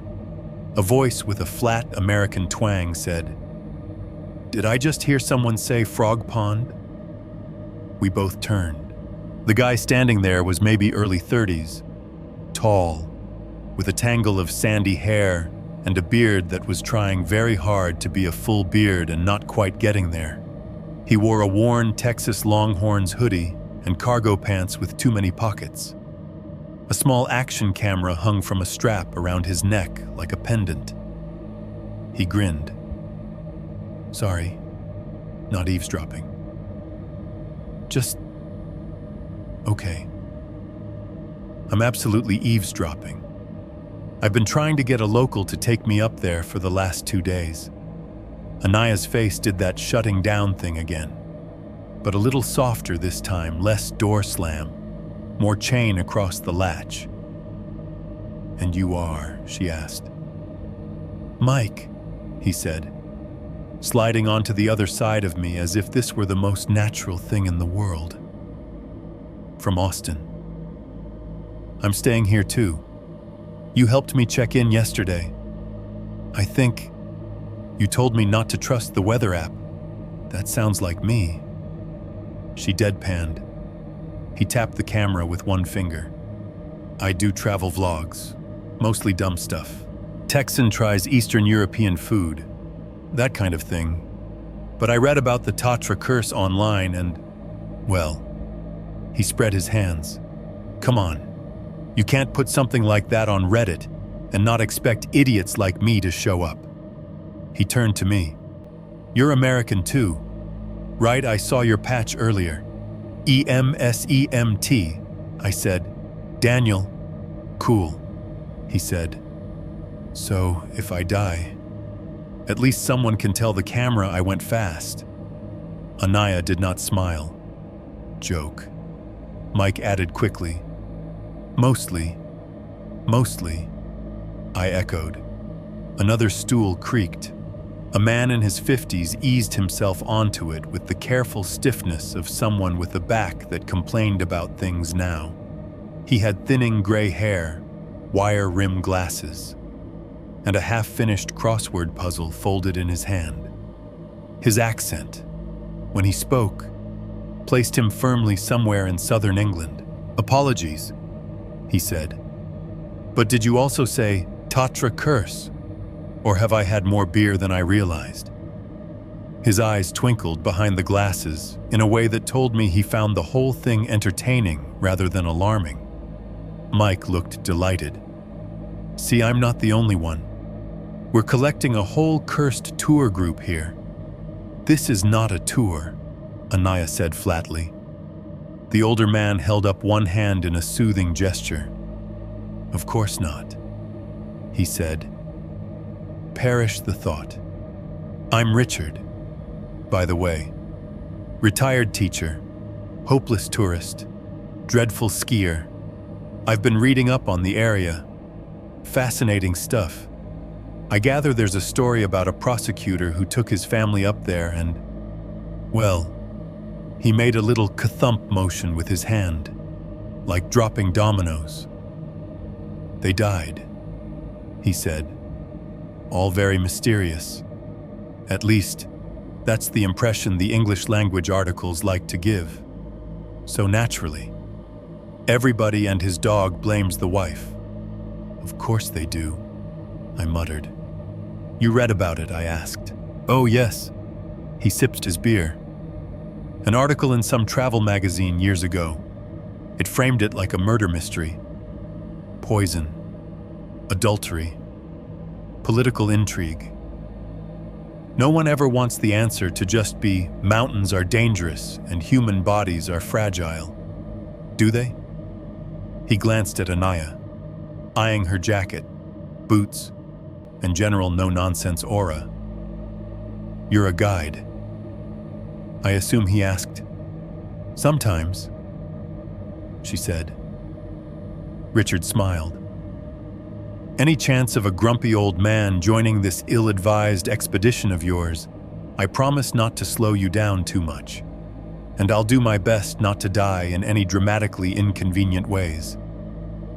I haven't said yes to anyone yet. Anya said, "This isn't a pub crawl. Frog Pond is not fun. But it would be safer, wouldn't it?" Richard said gently. "For 3 idiots to go with someone who actually knows what they're doing for." Mike corrected. 4 idiots. 3 idiots and 1 mildly sensible person. Richard amended, nodding at her. Even better odds. She looked at all 3 of us in turn. 3 foreign guys, 3 flavors of stupid, the burned-out EMT with a mic, the adrenaline-chasing Texan with a camera, the retired English teacher who thought he was funnier than he probably was. "If I take you," she said slowly, "you follow my rules. No arguments, no YouTube stunts, no wandering off for the perfect TikTok. This is not haunted house. This is avalanche, fog, and very long way down." Mike put a hand over his chest. "Scout's honor. You were never a scout." I said. "You don't know my life," he shot back. Richard lifted his beer slightly. "I solemnly swear to behave myself and not provide any material for your, what is it, vlog, podcast, both," I said. "Apparently," Anaya sighed, rubbing the bridge of her nose. "Fine," she said. "If forecast is good, we go tomorrow. 5 in the morning. I meet you in kitchen. We check gear. We check weather again. We go. If I say we turn around, we turn around. If one of you cannot breathe, we go down, not up." "Agreed, agreed," Mike and I said together. Richard raised his glass. "Agreed. Good." She drained the last of her drink and stood. "Then go to bed. Long day tomorrow. And don't drink too much. I am not carrying anyone with hangover." She left without looking back, the flask's weight invisible under her jacket. The dorm room was dark when I climbed into my bunk that night, the only light coming from a street lamp outside. Filtered through threadbare curtains, the air smelled faintly of detergent, damp wool, and the lingering spice of someone's instant ramen. The springs in the top bunks creaked as people shifted, found positions, exhaled. A phone vibrated once, then fell silent. Somewhere down the hall, a door closed with a soft click. I lay on my back, staring at the underside of the bunk above me, shadowed slats, a pair of socks dangling from the frame. Somebody's whispered conversation in Spanish down the room, fading as sleep dragged them under. At first, all I heard was the usual hostile soundtrack muffled snores, the occasional rustle of a sleeping bag, the low whir of the building's heating system. Then, threading through it, came the sound I'd been half expecting, half dreading. Drip. At this point, I could have identified it anywhere. Plip, plip, plip. My rational brain said old pipes, European plumbing, condensation, whatever. The part of me that had held that flask, that had felt stone under my back for a heartbeat in a crowded bar, said, "Listen closer." I reached blindly toward the edge of the bunk for my backpack, fingers fumbling until I closed on the small recorder in the side pocket. I slid it out, careful not to bump the bed hard enough to wake anyone, and hit the red button. The little light winked on. I held it up near the wall, near the floor. near my chest. The drip went on. Patient. After a minute, it changed. It was subtle at first. The space between drops grew a fraction shorter. The sound of each drop blurred slightly into the next, like they were no longer singular impacts, but part of a continuous flow. Then the rhythm shifted from random to patterned. Inhale, exhale, inhale, exhale. It wasn't water anymore. It was breathing. Not the even, soft breathing of sleep. This had texture, grain. Each inhale caught halfway, a faint rattle. Each exhale dragged, wet at the end. The unmistakable crackle of fluid moving where air should be. CHF, pneumonia, HAPE, pulmonary edema, the sound of a drowning body that never touched a lake. My own lungs seized in sympathy. I had to consciously force myself to take a slow breath, to keep from matching the struggling rhythm. I held the recorder tighter, thumb slick on the plastic. "Okay," I whispered, barely audible even to myself. "Okay." After about 30 seconds more, I clicked it off. The room returned to its normal noises. Snore, rustle, heater. The drip was gone. My fingers shook as I fumbled the recorder back on and hit play. The tiny speaker crackled softly. A moment of room tone, then wind. Not the gentle shush of air through ductwork. Not someone shifting on a mattress. This was open air, moving fast past solid obstacles. It had that same layered depth as the glitch back in Ohio, but sharper now, closer. Under the wind came a single breath, drawn in too quickly, catching, then another, then the start of a cough, and then, as the cough dissolved into a wet gargle, a woman's voice spoke directly into my ear. "3 is enough," she whispered. Perfect English. No accent I could place. The words were so near, so intimate, that for a moment I was sure someone was leaning over me in the dark, lips almost touching the shell of my ear. I rolled over so fast I almost fell out of the bunk. No one stood beside my bed. The dorm room was exactly as it had been, silhouettes in beds. The faint rise and fall of chests. A pair of headphones glowing blue on the far bunk as someone fell asleep to a movie. 3 is enough. 3 what? 3 deaths. 3 men on a mountainside 100 years ago, or 3 idiots in a hostel bar who'd just agreed to follow a guide up to a place the mountain seemed very interested in keeping to itself. I lay back slowly, the thin mattress creaking under my weight, and stared back up into the dark. This time, I didn't reach for the recorder again. Somewhere far above us, beyond the roof and the fog and the clouds, the Tatras sat in their long gray line, waiting. 3.1 Morning calm. Mountain's breath. We met in the hostel kitchen at 5 a.m. The world outside still more night than morning. The fluorescent light buzzed faintly over chipped countertops and stacks of mismatched mugs. Someone had left a pot of coffee on the warmer, the burnt smell blending with instant oatmeal and that sour, indefinable hostile scent of too many people and not enough air.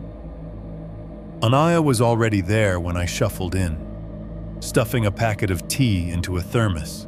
Her hair was braided back, a wool hat pulled low over her ears.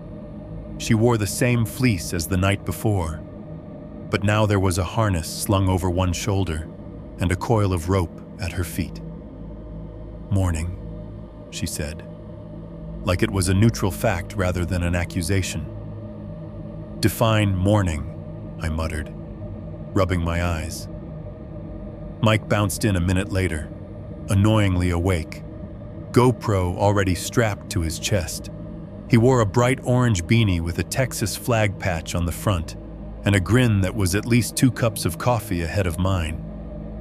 "Man, this is gonna be epic," he said, grabbing a piece of bread and slathering it with some kind of spread that smelled vaguely like fish and garlic. "I can feel it. Try not to get yourself killed on camera." "Please," Ania said, without turning. "I'll do my best to die off screen," he replied. "Be respectful." Richard arrived last, with the slightly harried air of a man who had woken up 15 minutes later than he'd planned and spent the intervening time negotiating with his own joints. He had a neat little day pack, a walking pole, and a thermos that looked like it had been bought in the 70s and cherished ever since. "I brought proper tea," he announced, setting it down with a small flourish. In case whatever that is he nodded at the coffee pot kills us faster than the altitude. We ate in relative silence, the kind of quiet that feels full rather than awkward. Outside the kitchen window, the sky was a deep, bruised blue, the horizon just beginning to pale. When I breathed out, the glass fogged faintly. As we finished, Anaya spread a map across the table. "Here," she said, tapping a finger along the lines. "We are here in Zakopane, bus to Palanica. Then we walk to Valley of 5 Ponds. We stop at hut there for food. Then we go up toward the pass. Frog Pond is somewhere here." Her finger circled a blank patch near a contour line.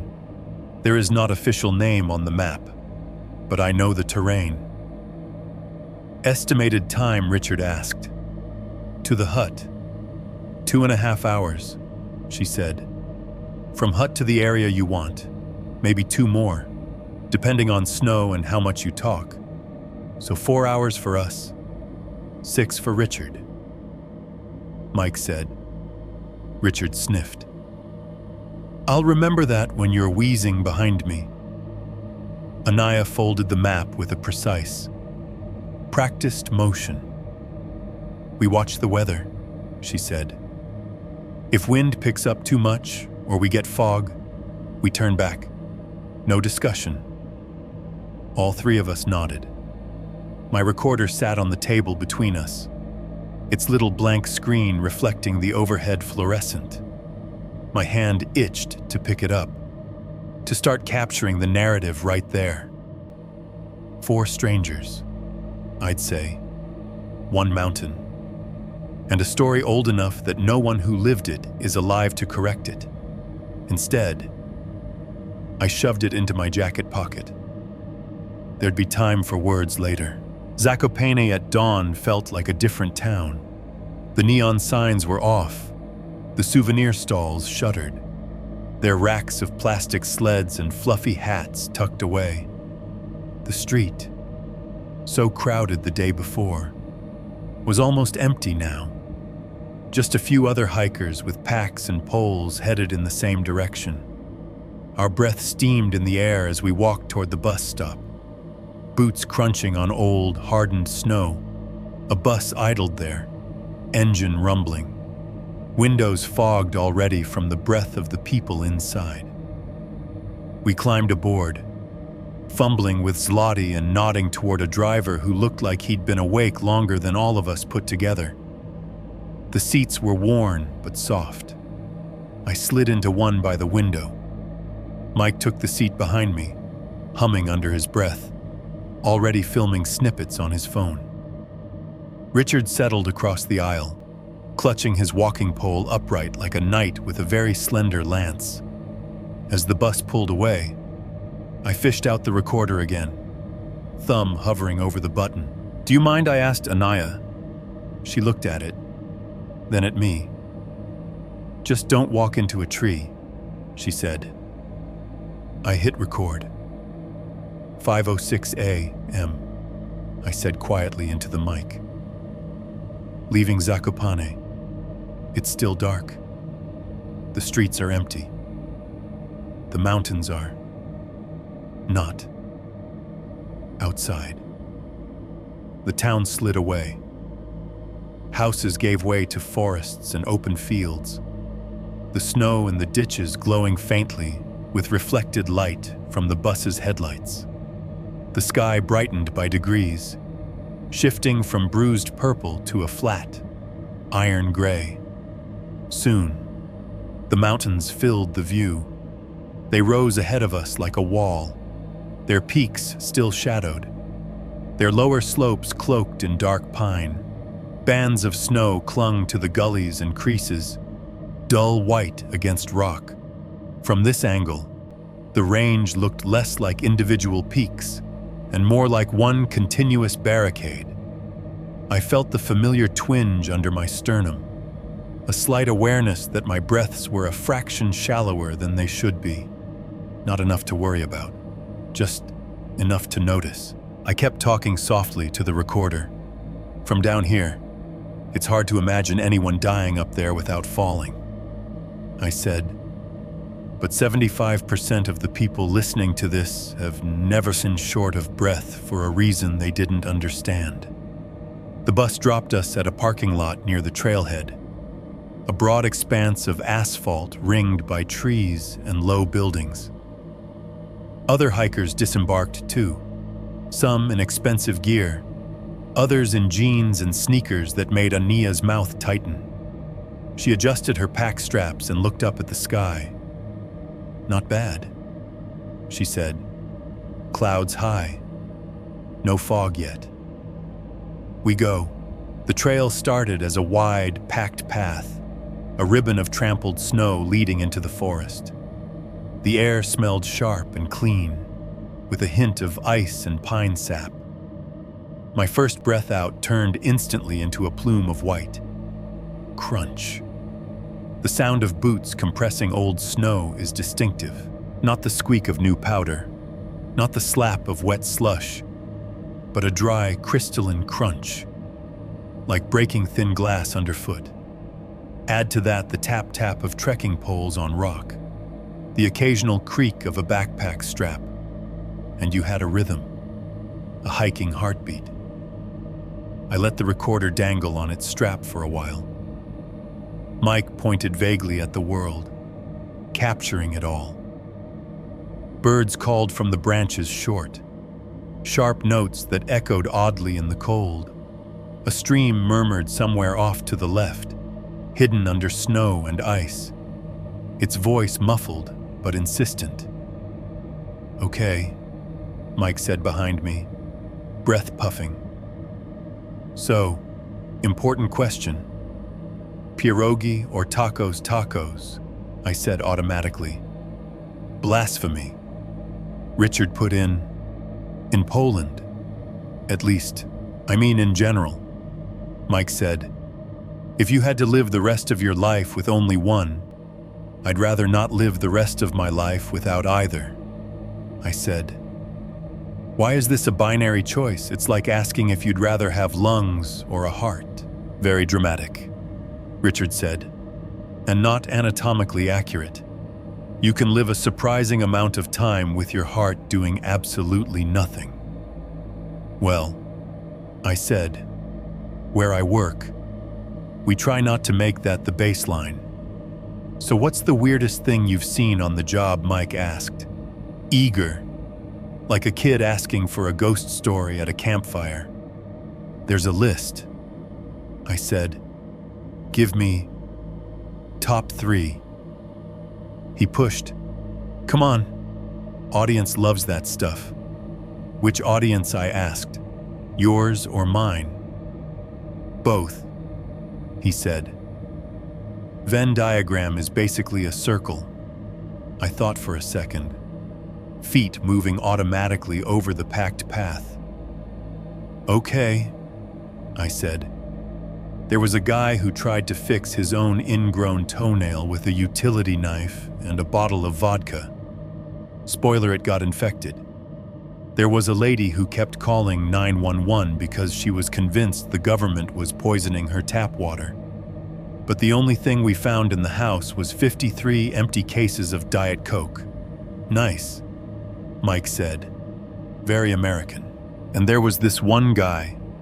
I hesitated, then went on. Came in with shortness of breath, chest tight. Classic CHF, congestive heart failure, lungs full of fluid. He kept saying he felt like he was drowning, but he hadn't been near water in weeks, just his couch. I let the silence hang for a moment. He died on the way to the hospital. I finished, on dry land, in the back of the rig. It's not always lakes and bathtubs. Sometimes it's just your own body filling you up from the inside out. Cheery, Richard said. Remind me why we invited death on our holiday again. You invited death, Mike said. I invited sick content. Ania glanced back at us over her shoulder. You invited a lecture from an EMT, she said, which is almost the same. She smiled, just a little, then turned back to the path. The forest eventually opened up, trees thinning, the path widening into a valley. Snow lay in smoother sheets here, interrupted by patches of exposed rock and clumps of hardy shrubs sticking their wiry branches through the white. Ahead, the land rose slowly, like a tilted table. In the distance, I could see the glint of water. Valley of 5 ponds, as we walked. The noise floor in my ears got busier. The wind picked up a bit, slipping down the valley and brushing past us, pulling at my hat, sneaking icy fingers down the back of my neck. At first it was just wind, normal and irregular, but after a while, something about its pitch nagged at me. It had a pattern. It was subtle, nothing you'd notice if you hadn't spent years listening to machines breathe for people. But once my brain caught it, it wouldn't unhear. Every so often, the wind would rise in a soft crescendo, hold, then fall. A 3-count in, hold, out. The same tempo as a ventilator on assist control mode. The same tempo as an anxious respiratory therapist's foot tapping in a quiet ICU. I slowed for a second, letting the others get a few paces ahead, and listened. The wind gusted, rattling dry branches, sending a swirl of powder into the air. On the tail of it, I heard that mechanical rhythm again. In, out, in, out. A phantom ventilator hidden in the sky. Altitude, I told myself. You're half a world away from work and still hearing machines. My chest felt tight, not painful. Not yet. But as if someone had swapped out my lungs for balloons and only half inflated them. Each breath stopped a fraction before I expected it to. You okay? Ania called back. Fine, I said, just soaking it in. Mike jogged up to my side, his camera pointed ahead, capturing the trail, Ania's steady back, the horizon. Dude, this view, he said. It's like Colorado and Narnia had a baby. The valley widened further, opening onto the first of the ponds. The water was partially frozen, the surface a patchwork of dull silver ice and dark, rippling liquid. It reflected the sky in fragments, pieces of cloud, pieces of mountain, pieces of us. The sun finally crested whatever low ridge it had been hiding behind, sending slanted beams across the snow. The world brightened all at once. The ice on the pond sparkled with ridiculous, almost cartoonish beauty.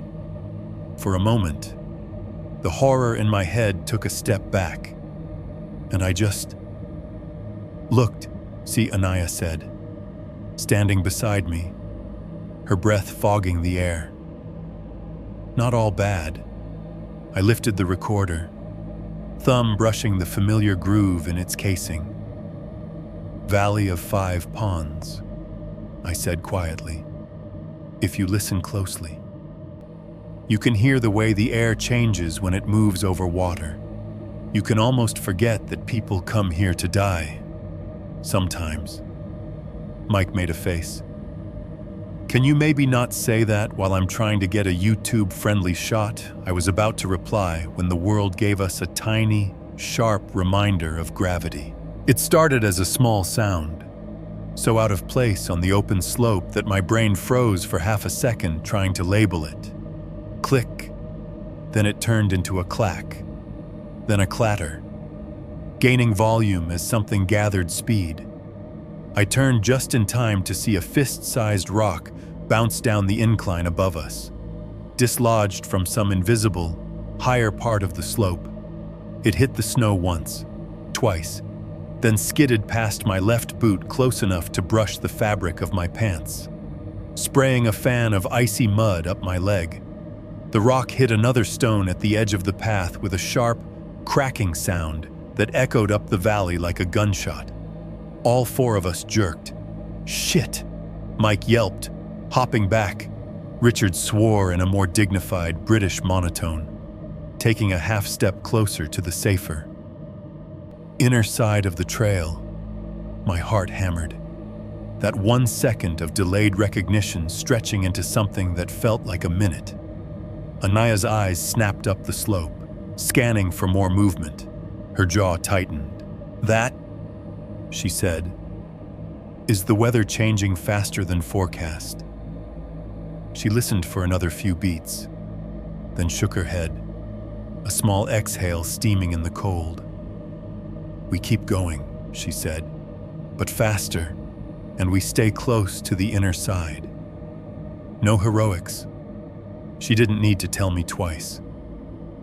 As we moved on, the crunch of our boots and the tap of poles seemed louder, more brittle. Every small slide of snow, every whisper of wind against rock, set my nerves jangling. The mountain had spoken, not loudly, not with a full roar of avalanche or thunder, just with a single, well-placed stone. "Hello," it seemed to say, "I see you." 3.2, Shelter Talk and Old Stories. The trail steepened as we left the last pond behind. Trees thinned, shrinking into scrub and tough little bushes that clung to the slope like they were afraid of being shaken off. The wind picked up, pushing cold fingers through every gap in my clothing. My lungs complained quietly, each breath a little more effort than the last. "We're close," Ania called back over her shoulder. "The hut is just over this rise. The promise of warmth is a powerful motivator." We pushed up the last incline, boots slipping slightly on a mix of snow and exposed rock, and then the ground leveled out. Nestled against the mountainside like it had grown, there was a small wooden cabin with a steep, dark roof and a low stone foundation. Smoke puffed from a squat chimney, torn sideways by the wind. A wooden sign hung over the door, the Polish words weathered but legible. I didn't need to read them to understand what it meant. Shelter. The second we stepped inside, my glasses fogged. Warm air, moist and thick with the smell of instant soup, wet wool, and wood smoke wrapped itself around me like a tangible thing. The interior was a single room, rough-hewn wooden walls, a stone stove in one corner, benches and tables bolted to the floor. Frost traced delicate patterns along the single-pane windows. Hiking gear was piled in corners, dripping slowly onto the worn planks. A handful of people were already there, shrugging out of packs, blowing on their hands, talking in low voices. Most wore the same uniform of weatherproof jackets and knit hats. Though one guy in jeans and a leather jacket, it looked like he'd taken a wrong turn on his way to a bar. 10 minutes, Anaya said, unwinding her scarf. Eat, drink, adjust gear. Then we go. We squeezed onto one end of a long bench. Mike immediately pulled his phone out and started filming a slow pan of the room, narrating under his breath about authentic Polish mountain huts and real hikers, not just Instagram ones.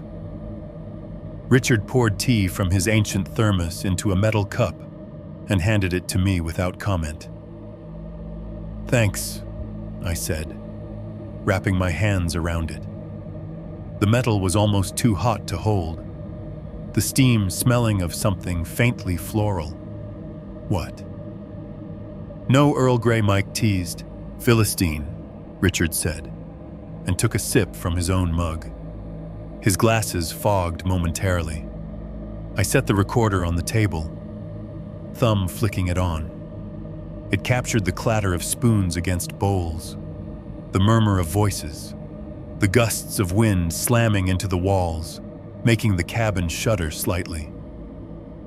The conversations around us were mostly in Polish, a river of consonants and softened vowels. I didn't understand much, but certain words pricked my ears, and they surfaced. Tatry, śmierć, death, mężczyźni, men. At the table across from us, a group of 3 younger hikers, 2 women. One man laughed at something on someone's phone. A bearded guy in his 40s sat alone near the stove, hands cupped around a bowl, staring into the steam like it might show him something. Near the door, an older man in a thick wool sweater and a hat pulled low over his ears was pouring vodka from a small bottle into a chipped enamel cup. His cheeks were flushed, whether from the cold outside or the alcohol. I couldn't tell. He caught me looking. "You are not from here," he said in accented English, his voice rough like the inside of a chimney. "Guilty," I said. "America." He made a small, non-committal sound. "You go up?" he asked, nodding toward the window and the invisible peaks beyond. "That's the plan," I said. He squinted at me, then at the recorder on the table. "You make radio?" he asked. "Something like that," I said. "Stories." He let out a short, humorless laugh. "In Tatry, stories make themselves," he said. "People just come to collect them, like mushrooms." Anaya, who had been checking something on her phone, glanced up. "Pan," she said in Polish, respectful. "Don't scare the tourists before we even get to the pass." He waved a hand. "If they scare easy, they should go back now," he said. Then switched back to English for my benefit. "You know the saying, mountain that drowns without water?" My skin prickled. "I've heard something like that," I said carefully. He nodded, satisfied. "Always the lungs here," he said, tapping his own chest. "Always the water inside. Men walking, then bang." He slapped the table lightly, making my cup jump. On the ground. No rockfall. No lightning. No knife. Just... He inhaled noisily, then exhaled, trailing off. "Pulmonary edema," I said before I could stop myself. He snapped his fingers. "Pleased. Yes. This. Doctor words." He leaned closer. I could smell vodka and something like tobacco. "They did autopsy on my cousin," he went on. 38. Strong man. Worked in forest all his life. He go up near Dolina Pięciustawów. He gestured vaguely toward the valley we were headed to with his friends. Weather good. He is laughing. Then he is coughing. Then he is on his knees. When they get him down to hospital, doctor cut and say, his lungs are like sponge from the lake. He made a squeezing motion with his hands, fingers digging into invisible wetness. No poison, he said. No bad heart. Sometimes this happens. Doctors say, rare, unlucky. He spit the word onto the table, unlucky. Did his friends get sick too, I asked. He shook his head. Just him, he said. Mountain takes who it wants, leaves others to bring back stories. The wind chose that moment to slam into the wall beside us, making the cabin shudder. A spoon clanged against a bowl. Someone swore in Polish. The old man smiled, but it didn't reach his eyes. My grandfather told me about the prosecutor. He added, long time ago, he said the man was proud, rich. He brought city ways to mountain. Mountain did not like that. So it took him, took his boy, took his friend, left the woman to remember. He tossed back the rest of his vodka and stood, joints clicking softly like an old house settling. Remember this, he said, pointing a gnarled finger at me. It does not matter if you come with camera or microphone or nothing. It does not matter if you believe stories or not. The mountain does not care what you think of it. It only cares if you listen when it says enough. With that, he shuffled back toward his corner near the stove, leaving a faint scent of alcohol and smoke in his wake. Mike leaned toward me.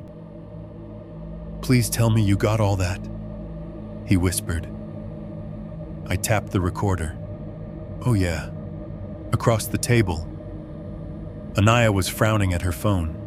She turned the screen toward me for a second. Dark clouds on a weather app. A wind icon. Numbers I didn't fully parse. Then she slipped it away and looked out the small window. From this angle, all I could see was a slice of gray sky and the hint of a slope. The glass rattled lightly as another gust hit the cabin. Fog is forming higher up, she said quietly. Faster than forecast. I followed her gaze. The higher peaks were hidden now, swallowed by a thick lid of cloud that seemed to be lowering by the minute. We still going? Mike asked. For once, there was less bravado in his voice. We go to the pass, she said. We see. If it feels wrong, we turn back. I will not walk into cloud with 3 men who think this is movie. Richard raised his cup in a mock toast. For the record, he said, I'm more of a book person. She didn't smile this time. 10 minutes later, we stepped back out into the cold. The shock of it made my eyes water. The air felt different now, more anxious. The wind had picked up, a constant presence instead of an occasional shove. It slid under my jacket, found the thin spots. Above us, the peaks were indeed veiled in a thickening layer of cloud that crawled down their sides like spilled milk. 10 more minutes, then we check again. Anaya said, if visibility drops, we go back. No arguments. We all murmured agreement. Before we set off, I moved a few steps away from the cabin toward a small rise that gave a clearer view up the valley. The hut's sounds fell away a little, the clatter of dishes, the thump of boots on the wooden porch. The wind was louder here, with fewer walls to catch it. It whipped my hood string against my cheek, made my eyes sting. I pulled out the recorder, thumb numb against the cold plastic, and lifted it toward the invisible summits. Valley of 5 Ponds. Above the hut, I murmured into the mic. You can hear the wind starting to change. It's more insistent, less background, more voice. I let the recorder hang, capturing 30 seconds of raw sound. Wind through bare branches, the low, distant rush from higher up, where it funneled through unseen gullies, the faint creak of the hut behind me as it settled. Then I clicked it off, fingers stiff. My chest felt tight again, each breath shallow and slightly unsatisfying. I took another one on purpose, slow, controlled, counted to 4, then let it go. You okay? Anya called from near the door, noticing I'd lingered. Yeah, I said, just grabbing some ambient. Okay. Don't get too ambient, she said. We move. I slipped the recorder back into my jacket and fell into step with the others. We hadn't gone far, just enough for the hut to shrink behind us when curiosity won. Hang on, I said. 1 second. I unclipped the recorder, put the headphones over my ears, and hit play on the last track. If I was going to layer this into an episode later, I wanted to know what I had. The world around me dulled as the padding sealed over my ears. The hiss of my own breath became loud. A private surf. The file started with a bit of handling noise, then stabilized. Wind. Not surprising. It roared in my ears.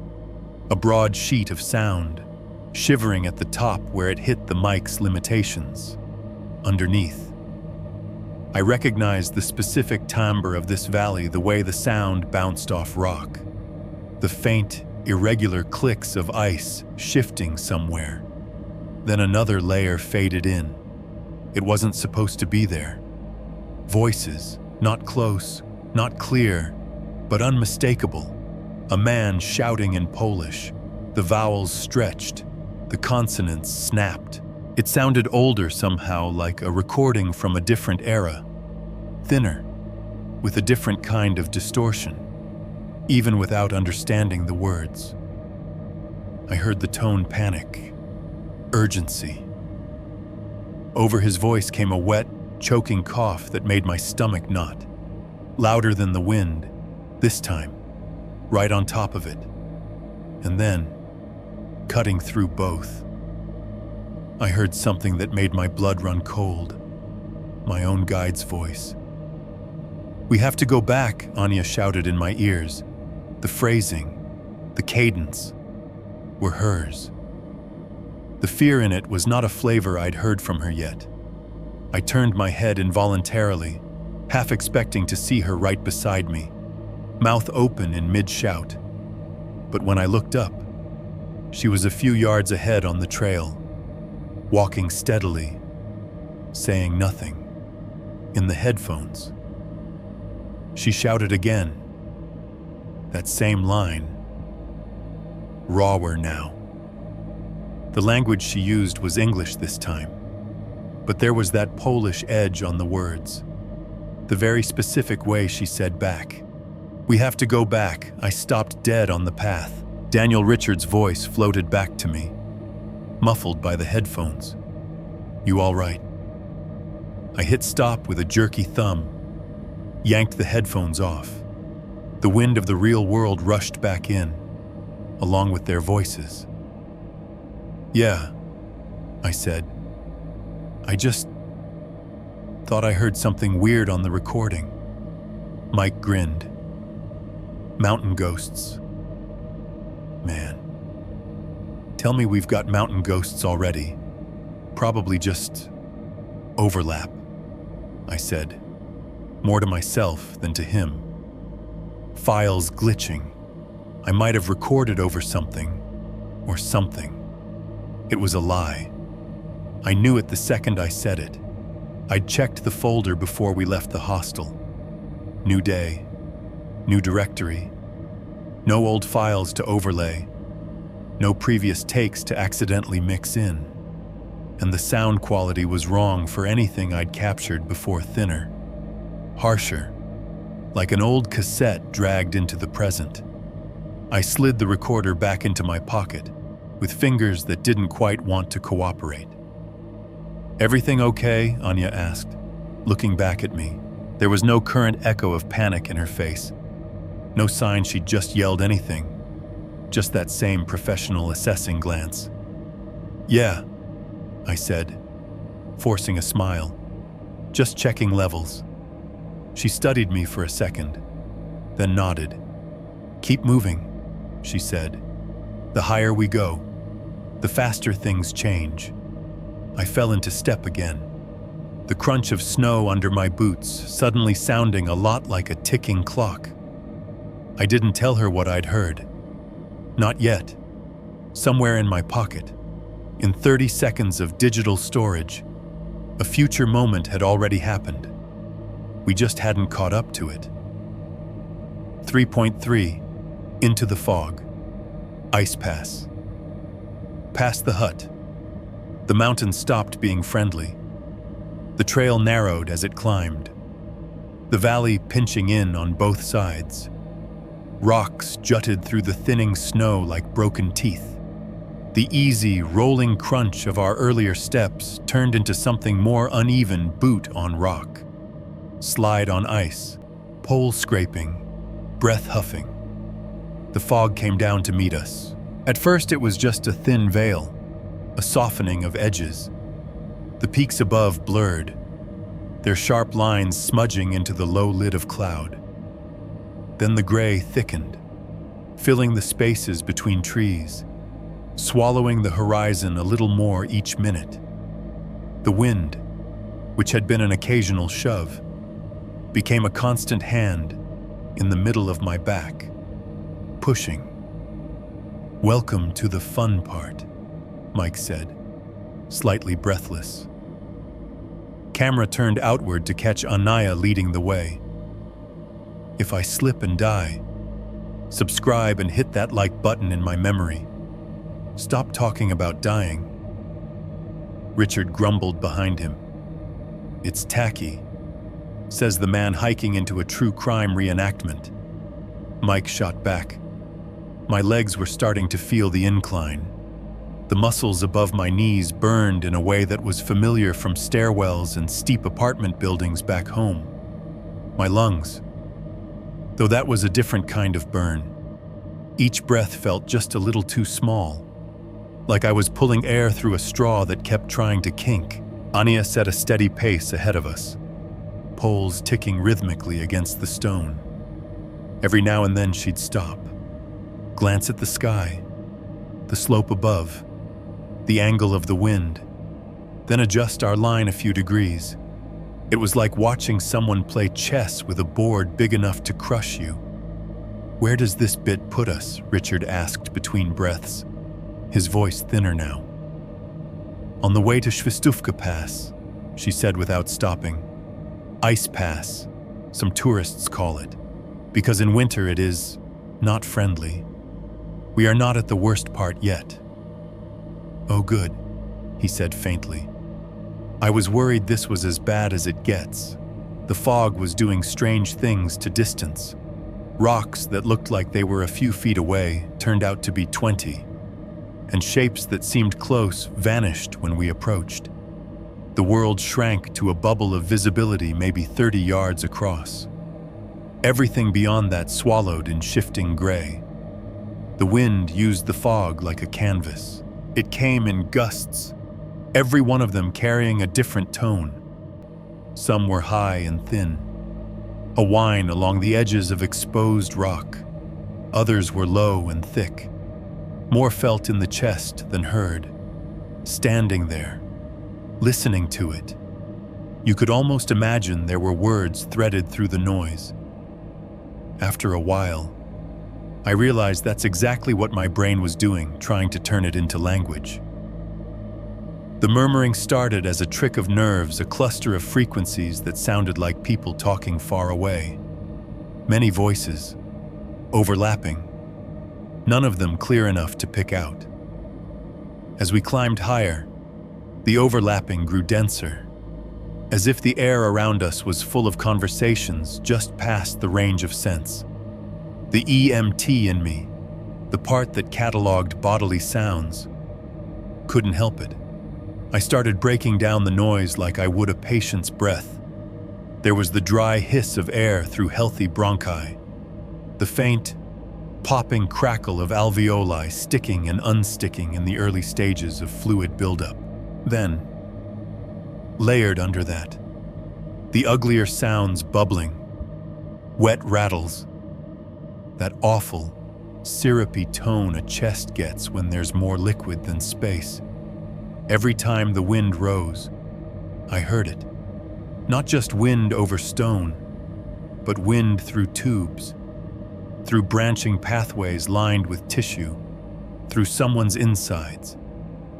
Once, a gust hit us hard enough that I had to plant both poles and lean into it.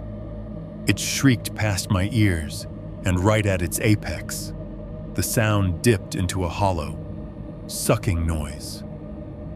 For half a second, it was the exact sound of someone dragging in what they thought might be their last full breath. I forced myself to take my own slow inhale, counted to 4, aimed it low into my belly like they taught us in stress management seminars. It didn't help that much. Damn. Mike puffed, falling back to walk beside me. This wind is no joke. Keep your hood cinched, Ania called. If it picks up more, it will try to take it. Sounds like my ex, he muttered. Then, louder. My subscribers are gonna think I'm doing a bit with the fog machine turned up to 11. Maybe warn them that if they see a bright light ahead. It's not a studio effect, Richard said, his tone trying for wry and almost making it, it's the afterlife. He was walking a little more stiffly now, favoring his right knee. His breath came in hard little puffs, fogging his glasses. He wiped them with a gloved finger, leaving a smudge. You good? I asked. Marvelous, he said. Just having an intimate conversation with my joints. They're telling me I'm an idiot. Mine have been saying that for years. Mike said, You get used to it. The path narrowed again as we entered a rocky section. The snow here was packed into uneven mounds between jutting stones, some of them slick with a thin glaze of ice. To our left, the slope rose steeply into fog. To our right, it dropped away into a gray nothing. Not a sheer cliff, but steep enough that a misstep would send you tumbling a long, painful way down. Single file, Anaya said. Poles in close. Watch your feet. We obeyed without argument. The wind pressed harder now, barreling down the slope as if determined to rub us out with sheer force. It found every loose bit of clothing, every unsecured strap, flapping them like flags. It stole our words the moment they left our mouths. Somewhere above us, a small series of dry pops cracked through the noise. It sounded like someone stepping on a row of twigs or cracking knuckles, one by one. I had just enough time for the thought, that's not good, before Ania shouted something I didn't catch, and the mountain moved. A sheet of ice and compacted snow, maybe the size of a small car, broke free from a rock shelf above and came down. I heard the initial rift, a sharper crack, like a pane of glass splintering, then a rushing, grinding roar as the ice slab slid, bouncing off rocks, shattering as it picked up speed. Move! Ania screamed. Time stretched. She lunged sideways into the slope, boots digging in, dragging herself and Mike toward the inner bank. Richard froze for a heartbeat, eyes wide behind his fogged glasses, then shoved himself toward the rock as well, nearly losing his footing. I tried to move and felt my right boot skid. For an instant, I saw the slab coming through the fog, a pale shape gathering darkness and debris, chunks flying off its edges like teeth. Bits of rock and frozen clods of snow shot ahead of it, whistling through the air. One of the smaller pieces hit the trail right in front of my toes, sending up a spray of icy mud that splattered my pants and stung my shin. Another zipped so close to my face that I felt the disturbed air slap my cheek. The main mass of ice slammed into the trail just beyond us, where the path widened a little before dropping away. It exploded on impact, chunks flying, a deep whump reverberating up through my boots and into my bones. Broken shards skittered over the edge, rattling down into the invisible slope below. Silence snapped down over the trail in the aftermath, the wind seeming to pause as if even it needed a second to process. My heart was hammering so hard it drowned out everything else for a few beats. Slowly, the world came back, the hiss of the wind recovering its voice, the dry rasp of my own breath, Mike's nervous little laugh, too high and too fast. "Holy shit," he said. "Tell me you got that on audio." "Man, that was close," Anaya cut in, voice sharp as ice. "Too close." She was breathing hard, more from adrenaline than exertion. "I thought..." Her eyes darted up the slope, searching for any other loose patches waiting to follow. Her knuckles were white on her poles. Richard leaned against the inner wall of the trail, one hand pressed flat to the rock, the other over his chest. "I'm fine," he said preemptively, before anyone could ask. "I'm fine. Just evaluating my life choices in real time." A thin, jagged crack now ran across the trail where the slab had hit a pale scar in the snow, tracing the line of force a few inches closer to us, and that force would have been aimed squarely at our legs. I swallowed, my throat dry despite the cold. "You okay?" I asked Ania. She didn't answer right away. She kept scanning the slope, then the sky, then the trail ahead. When she finally looked at me, the expression in her eyes was exactly the one she'd given me in the bar when she talked about Frog Pond. Forecast said wind. "Not this," she said. "We are near the pass. We can see what it looks like and decide. But if the mountain gives us another warning like that, we go down. Do you understand?" Her gaze flicked from me to Mike to Richard, pinning each of us in turn. "Yes," I said. "Yeah," Mike said, sounding less sure than usual. "Absolutely," Richard said. "One near-death experience a day is quite enough at my age." We started moving again. Slower now, more deliberate. Every step was conscious. Every placement of boot and pole calculated. The wind resumed its constant harassment, but now the edge of every gust felt like a test. The fog thickened as we approached the pass. It was like walking into the inside of a lung. The air grew damp, not exactly wet, but carrying a hint of moisture, enough to bead on my eyelashes and settle on my beard.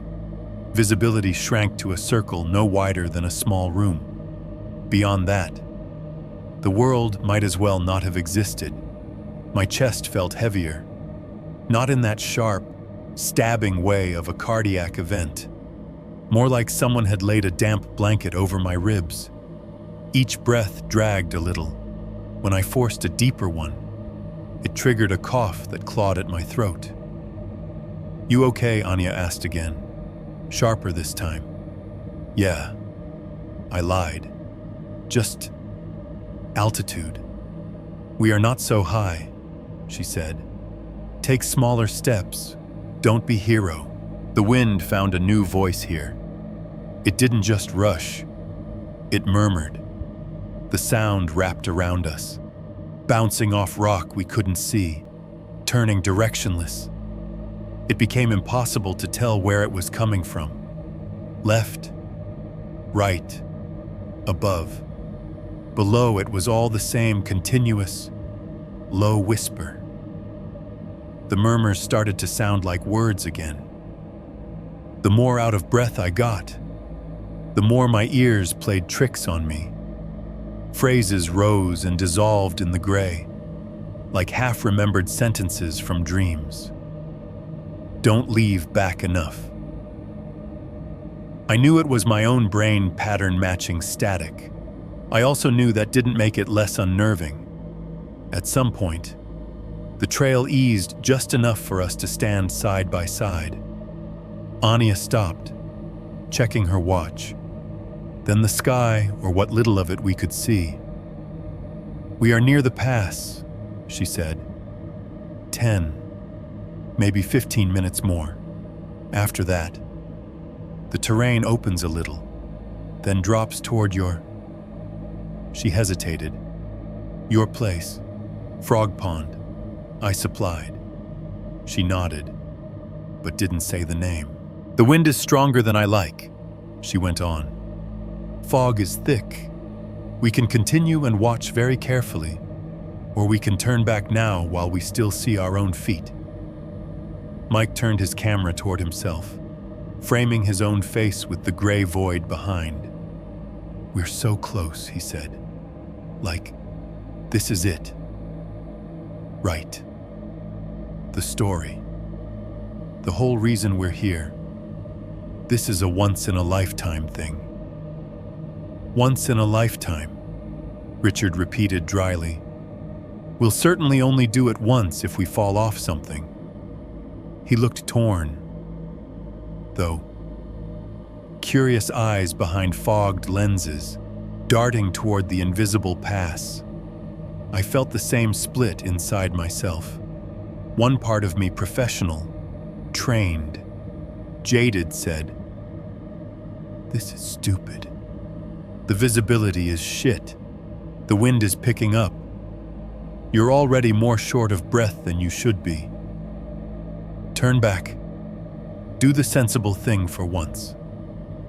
The other part whispered, "If you turn around now, you flew across an ocean to walk halfway up a hill. The story is up there. The answers are up there. You owe it to the listeners. You owe it to yourself."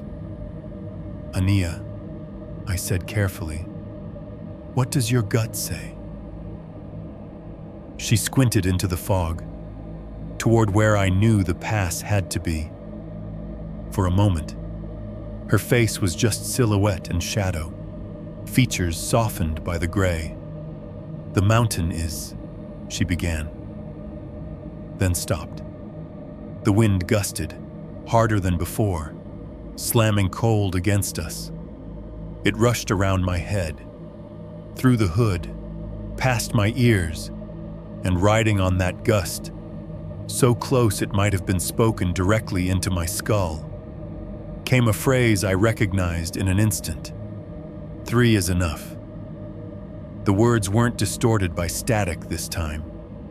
They weren't buried in a recording. They were clear, crisp, and in English. My whole body went rigid. My breath stopped halfway in my chest. I turned my head toward Anaya.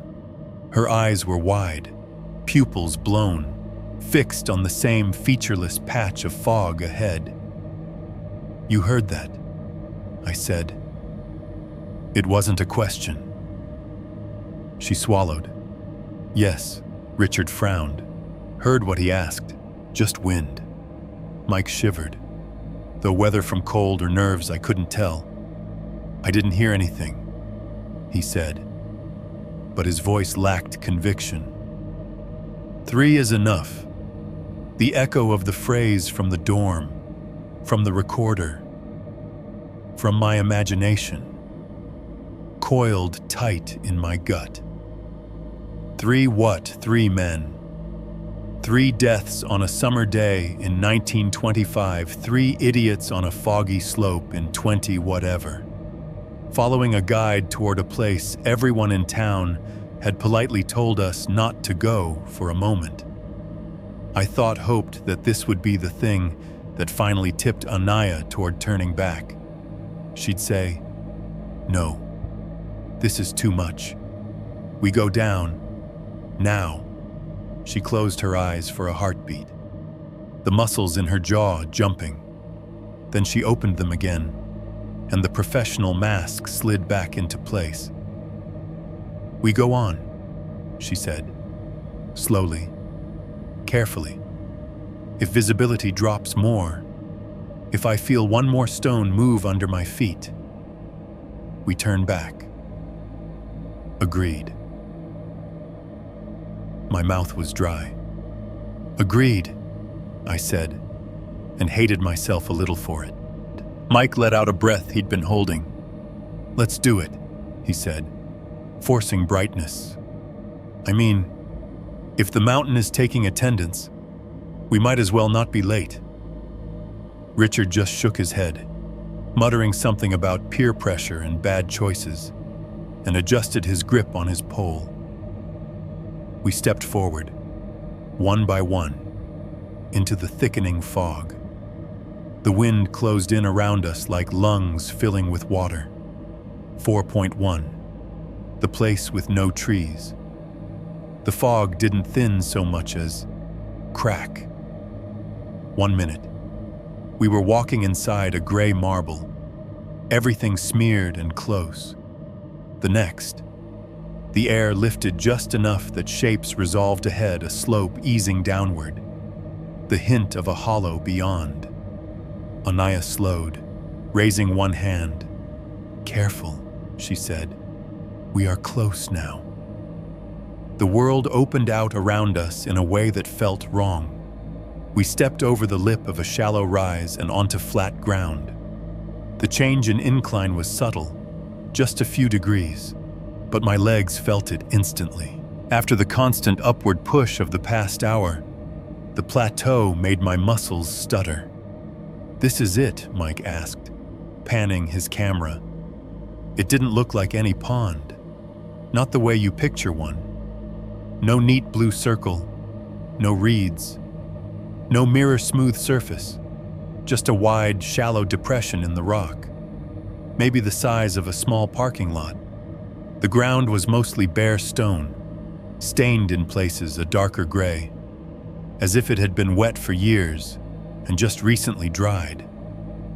Here and there, small pools of stagnant water collected in the hollows. They weren't large, no more than a few feet across, but they were dark, almost black, their surfaces disturbed only by the occasional twitch of wind. No trees, not even scrub. The sparse plants that had clung to the slopes leading up here simply stopped at the edge of the hollow, as if someone had drawn a line they refused to cross. The fog lingered above us, hanging low like a ceiling. The pass we'd just come through was behind, half swallowed, a vague mouth in the rock.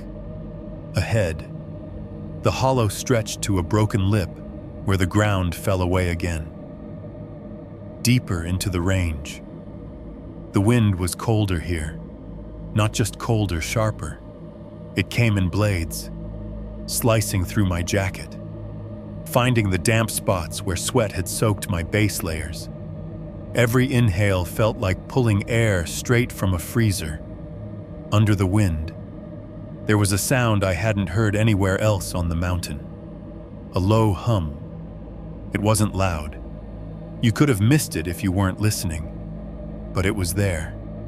A soft, continuous tone somewhere between hearing and feeling. It seemed to come from under the ground, vibrating up through the soles of my boots, settling into my bones. I stopped, breathing hard, and tried to swallow the feeling that I'd just stepped into a place that wanted to shrug me off. "Frog pond," Anya said quietly. She didn't look at us as she said it. Her gaze was fixed on the hollow, on the scattered dark pools, on a particular flat rock near the center. "This is it," Mike announced to the camera, forcing cheer into his voice. "Frog pond. No frogs. No pond. 10 out of 10 false advertising. But apparently, men supposedly just drop dead here. So, that's fun."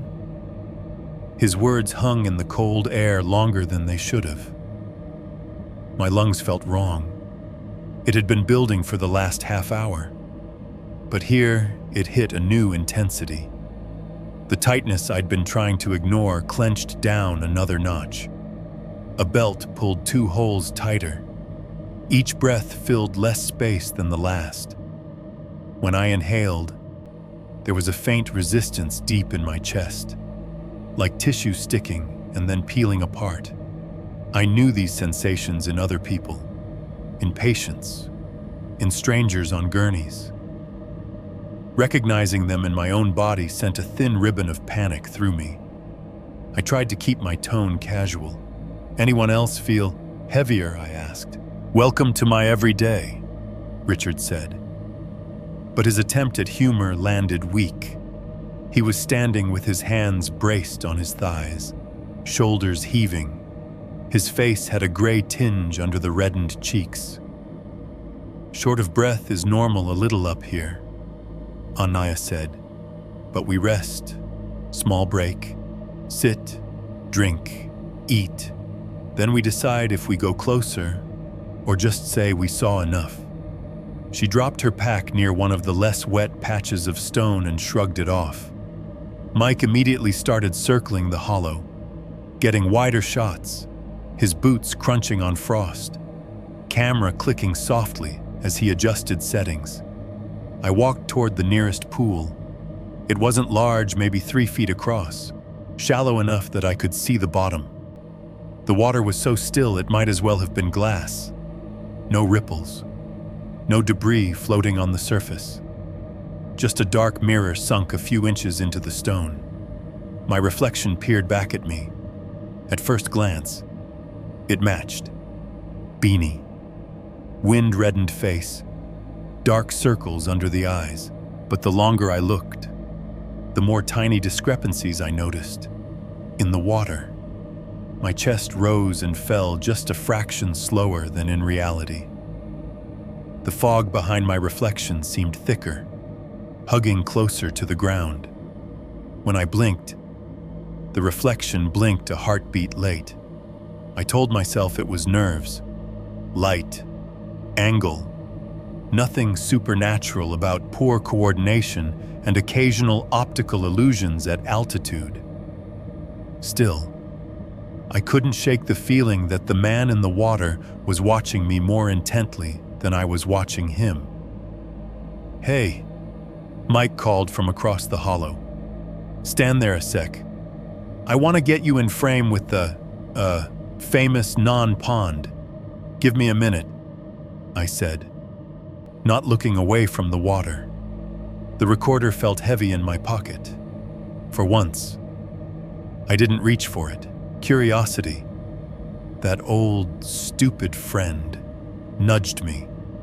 I crouched down carefully, boots grinding on the abrasive stone, and extended my hand toward the surface of the pool.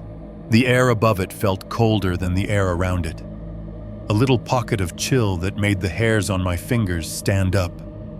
"Don't," Anya said sharply behind me. I hesitated, my skin already prickling with the proximity of it. "It's just water," I said. "Water is never just anything up here," she replied. "You don't know where it comes from, or where it goes after." I should have listened. Instead, I let the tips of my fingers break the surface. The cold was instantaneous and vicious, It wasn't like touching ice water from a tap. This was deeper, an Arctic cold that sank straight through skin into bone. It felt old, like the water was holding a temperature from some other time and refusing to let it go. It punched up through my hand, raced along my arm, and settled in my chest in the space of a heartbeat. For a split second, the pond's smell hit me, not the clean, mineral scent of mountain snowmelt, but something darker, muddy, rotting. I was back in Ohio for an instant, at the edge of a stagnant canal on a hot summer afternoon, pulling a bloated body out of water the color of bad coffee, the stink of decomposition, algae, motor oil, and old trash had wrapped around us in a choking blanket. The water here carried a ghost of that smell, faint but unmistakable. I jerked my hand back, shaking droplets off my fingers. The skin where it had touched looked paler, almost bluish, as if I'd kept it in snow for too long. You see, Anya said, "It is not just water." I flexed my fingers, trying to get feeling back. The cold in my chest remained, a small, hard knot right at the center of my ribs. "I'm fine," I lied. The low hum under our feet seemed to crawl up my spine. "Okay. Listen," Mike said, setting up his mini tripod on a relatively flat rock. "Intro shot, then B-roll, then we can, be respectful or whatever." He stepped into the middle of the hollow, framed by bare stone and pockets of black water, the fog hanging low above him like a sagging ceiling. The camera's little red light blinked on. Recording. "What's up, guys?" he said, voice slightly thinner than usual in the cold air. "Today we are in the Tatra Mountains in Poland, at a place locals call Frog Pond. There are no frogs, obviously, but there is a super creepy story where his voice washed over me as background noise. I wasn't listening to his words. I was listening to the wind. Down here in the hollow, the gusts had changed again. They didn't roar as much as they sighed. Each one slid along the stone, around us, over the pools, picking up that low hum and stretching it. Sometimes the pitch rose a little, quivered, then dropped. It reminded me of lungs struggling with the work of breathing, each inhale an uphill push, each exhale a surrender. I put a hand against my chest. The knot of cold sat there, heavy. When I took a breath, it stayed put.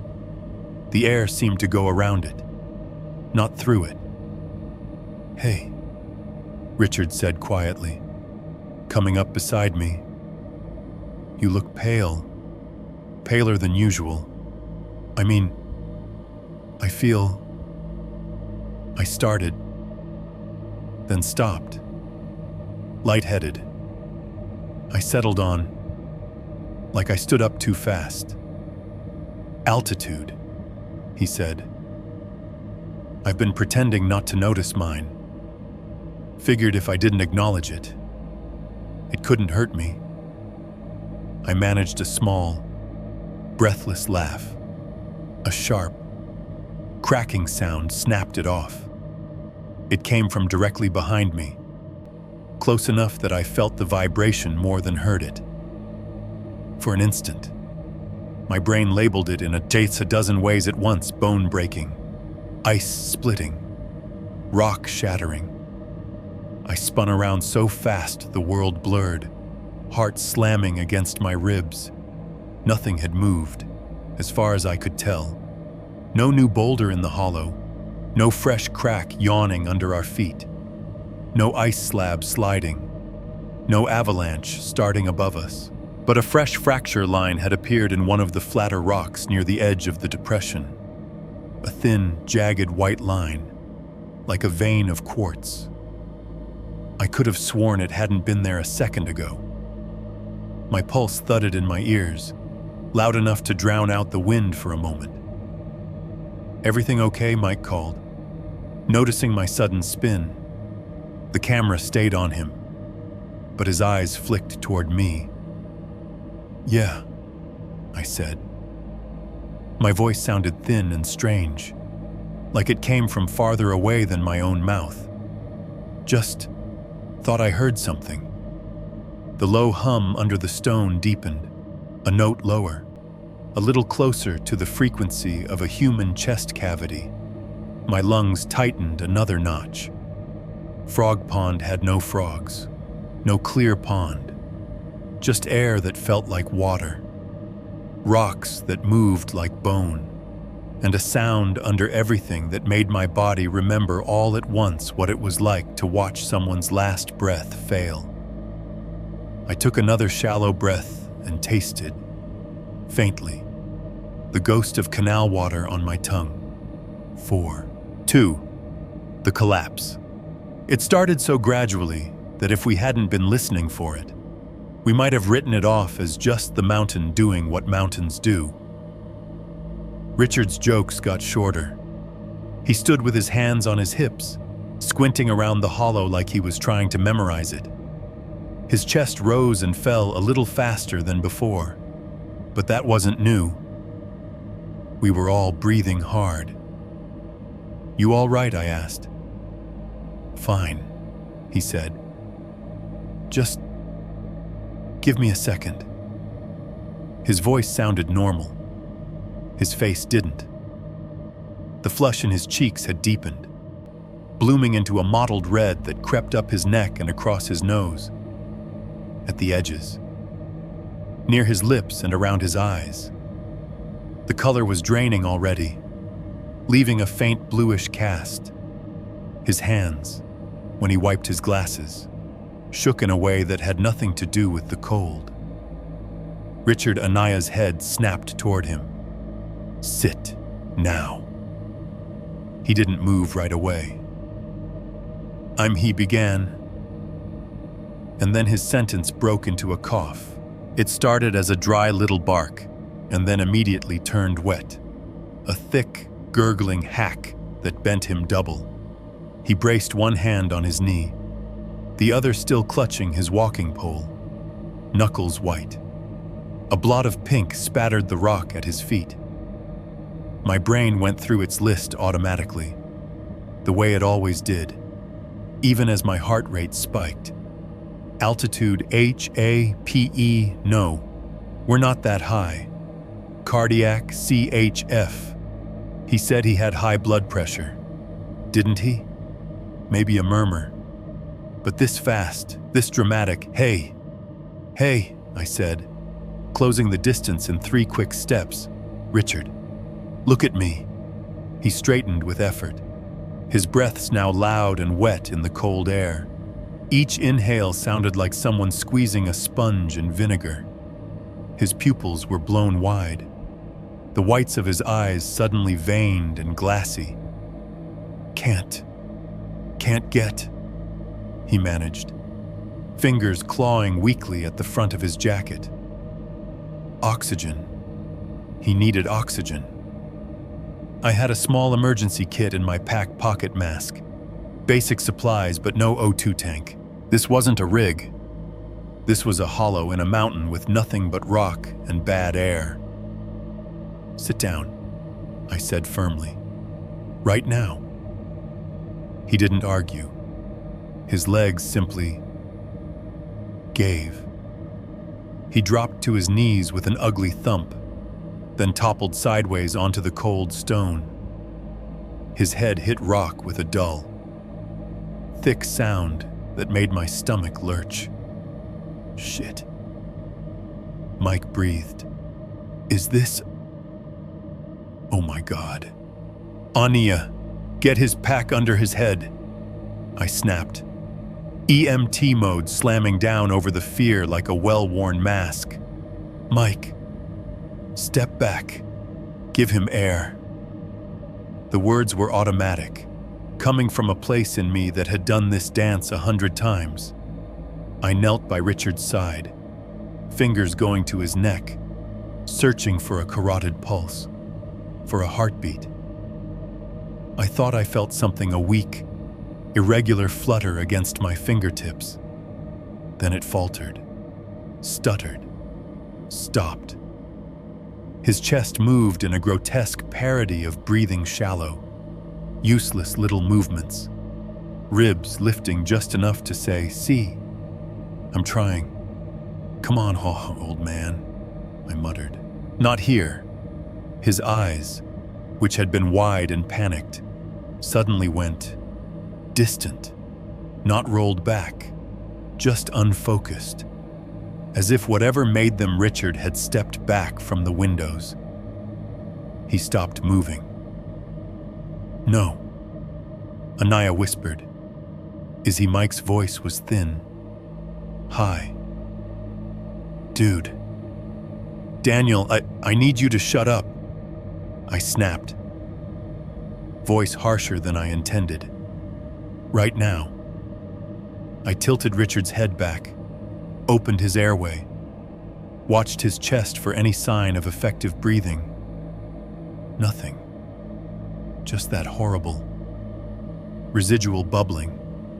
A faint pop, pop, pop deep inside that told me there was fluid where there shouldn't be. "I'm starting compressions," I said. Because saying it made it feel more real, more procedural, less like I was kneeling on bare rock in a cursed hollow, halfway up a mountain that was eating the air out of our lungs. I laced my fingers, placed the heel of my hand on his sternum, and started pressing down hard and fast. 30 compressions to 2 breaths. That's the standard. You do it until help arrives, or until you know it won't. Here, help was a cabin 2 hours away and a helicopter that might never see us through the fog. His chest yielded under my hands with sickening ease. Old bones, thin cartilage.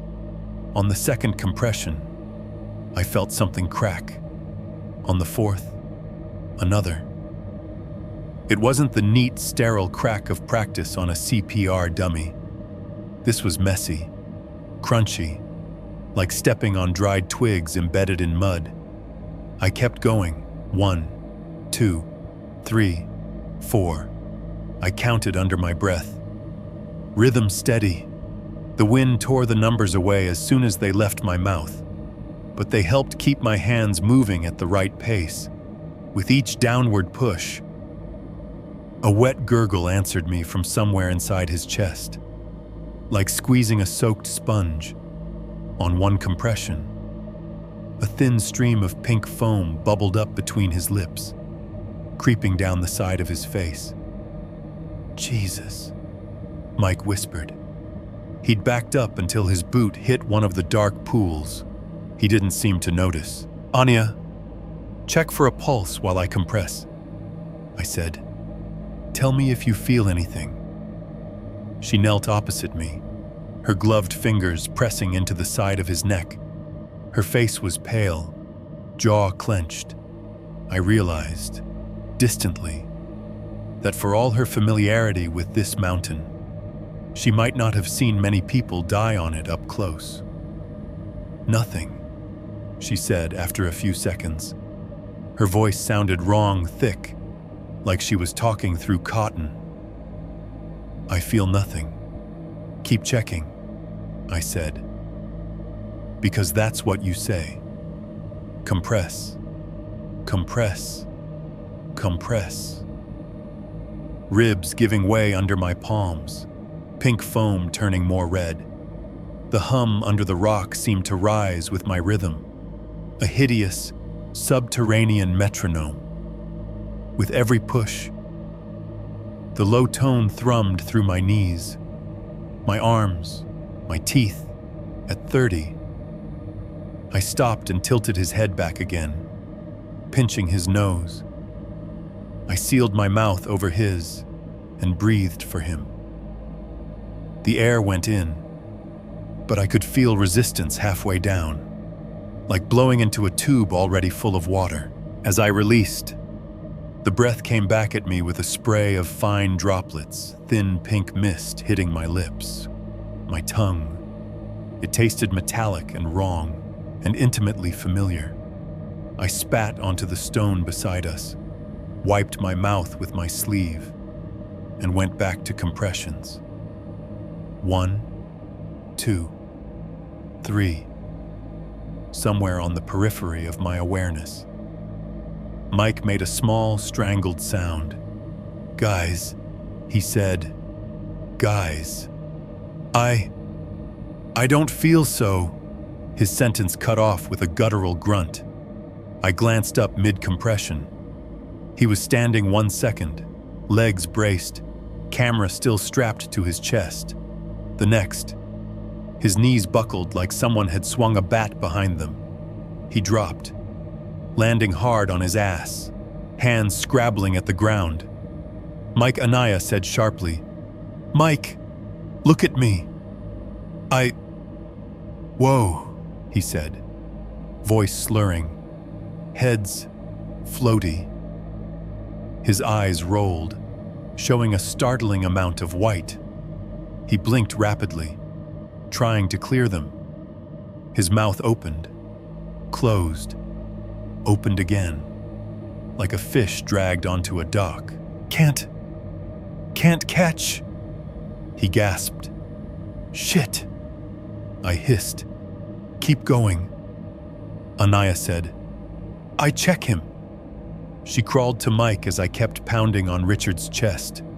My shoulders burned, sweat chilled instantly on my skin, making my fingers clumsy. "Breathe, man," Mike wheezed. "Come on, lungs. Don't do this to me on camera. This would be bad content." He tried to laugh. It turned into a choked cough. A spray of fine, pink-tinged droplets hit the rock in front of him. His hands, which had been braced on the ground, began to tremble. Little tremors at first, then full-on shaking that traveled up his arms. His fingers clawed at the stone, nails scraping, leaving pale streaks of keratin dust on the gray surface. "Daniel." Anaya's voice had an edge now I hadn't heard before. Fear, unfiltered. "He is going the same way. Keep him upright if you can," I said, breathless now myself. "If he goes down, protect his head." "His pulse is fast," she said, fingers on his wrist. "Too fast," and his chest. She broke off. I didn't need to see it to know. I heard it, even over the wind, over my own counting, over the throbbing in my ears. I could hear the sound coming from inside Mike's chest, a high-pitched, squeaky wheeze on every inhale, followed by a wet, rattling exhale, fluid moving, air fighting through. His breath hitched. He jerked once, a whole body spasm, shoulders snapping back, spine arching. His eyes flew open, pupils blown so wide his irises were almost gone. He stared straight up at the low ceiling of fog. "Dude," he croaked. "This is bad." His right hand flailed out blindly. Fingers brushed my leg, grabbed weakly at my pant leg. For a second, it was like he was trying to anchor himself to something solid. Anything, while his body betrayed him. Then his grip slipped. His fingernails dragged down the fabric, catching on the rough weave, then slid off onto the stone. The sound they made keratin on rock was a thin, sharp squeak that cut through everything. More than the wet rattles, more than the cracks of breaking ribs. That sound lodged in my brain like a splinter. "Mike, stay with us," I snapped. "Stay with me. Look at me." He tried. His eyes rolled sluggishly toward my voice, unfocused. "Not enough," he whispered. Then he exhaled one last time. It came out in a spray of pink foam and something thicker. His body jerked once more, then sagged, all the tension going out of it at once. "Fuck," Anaya said softly. The word sounded strange in her accent. Final. Wrong. "Check his pulse," I said, still hammering away at Richard's unresponsive chest.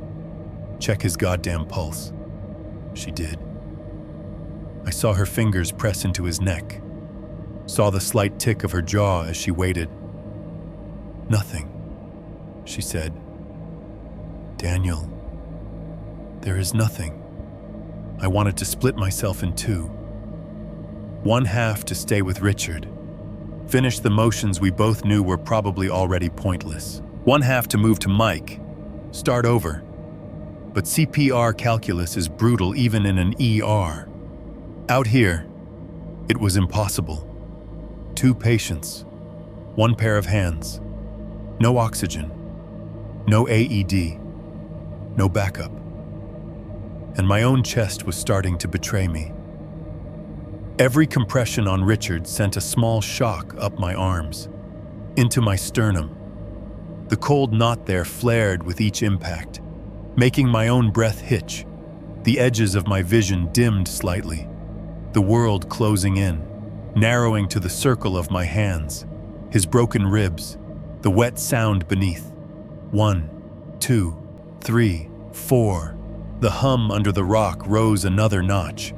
It stopped sounding like an abstract vibration and started sounding like rushing water. At first, I thought it was my imagination. Adrenaline, hypoxia, fear, all of it blending into auditory hallucination. But then Anya's head snapped around, eyes wide. "Do you hear that?" she whispered.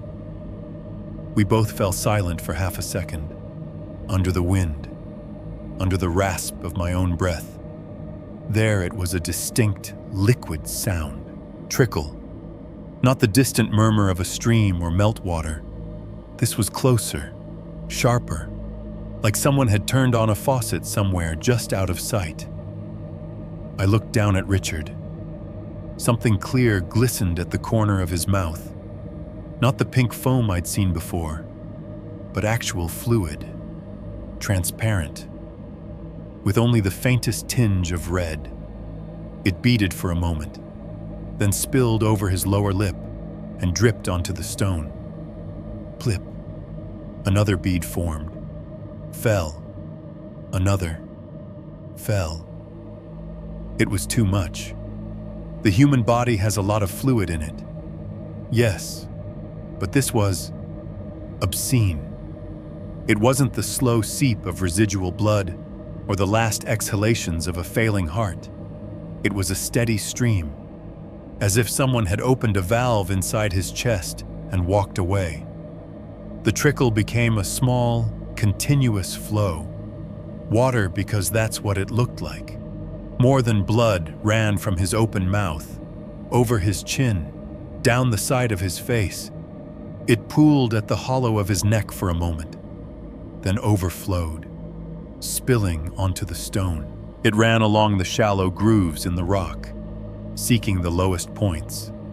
It didn't freeze, even in the cold. "Jesus Christ," I whispered, hands hovering uselessly now over his chest. That's not possible." The flow increased, as if my disbelief offended it. From the corner of my eye, I saw the same thing happening to Mike. A thin stream of clear fluid slid from the corner of his mouth, over his cheek. It pooled briefly in his ear, then spilled onto the ground, joining the growing wetness. The hollow, which had been dry stone with pockets of stagnant ponds, now had fresh rivulets tracing dark lines between the cracks. The sound grew louder, trickle, trickle, trickle. I scrambled back a little on my knees, palms stinging as they scraped over the rough rock. Water licked at my boots, seeping into the seams. "Daniel," Ania said, voice thin. This is not." "I know," I said. "I know." The two bodies twitched. At first, I thought it was post-mortem muscle firing, random little jerks and spasms that can happen after death. Seen it 100 times. But these movements were coordinated. Not big, not dramatic, but purposeful in a small, awful way. Richard's shoulder shifted a fraction, as if tugged.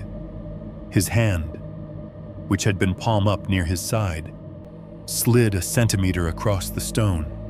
The water under him seemed to pull, following the lines in the rock. Mike's foot dragged slightly, the sole of his boot squeaking faintly as it moved. His fingers curled, not in a reflexive clench, but in a slow, unnatural flex that matched the direction of the flow. The liquid spilling from their mouths kept coming, more than their bodies should have been able to hold. It ran under them, around them, carrying them by degrees toward the nearest cracks in the stone, like they were fallen leaves on the surface of a stream. Frog Pond, dry when we arrived, was drinking. The hum in the ground vibrated up through my hands, my knees, my teeth. It sounded less like a tone now and more like a throat swallowing. My chest tightened again, hard enough that I had to brace one hand on the rock to keep my balance. When I inhaled, my breath caught halfway, snagging on something heavy and wet. For a heartbeat, I had the hideous thought that if I stayed kneeling here, the mountain would simply keep going, that it would pull the water from me next, filling the hollow with the contents of my lungs, my veins, until I was dry as the rocks we'd walked over to get here. "Get up," Ania said, sharp and urgent. "Daniel, get up, now." 4.3. Chosen to drown. Last. For a second, I think Anaya is yelling at me because I'm just sitting there. Then I realize I'm not sitting. I'm on my knees, hunched over like someone's folded me at the middle and forgotten to unfold. My hands are on the rock, spread wide, fingers splayed. I can't feel them properly. My arms shake. The cold knot in my chest that started at the pond has swollen into something huge. It fills the space under my sternum.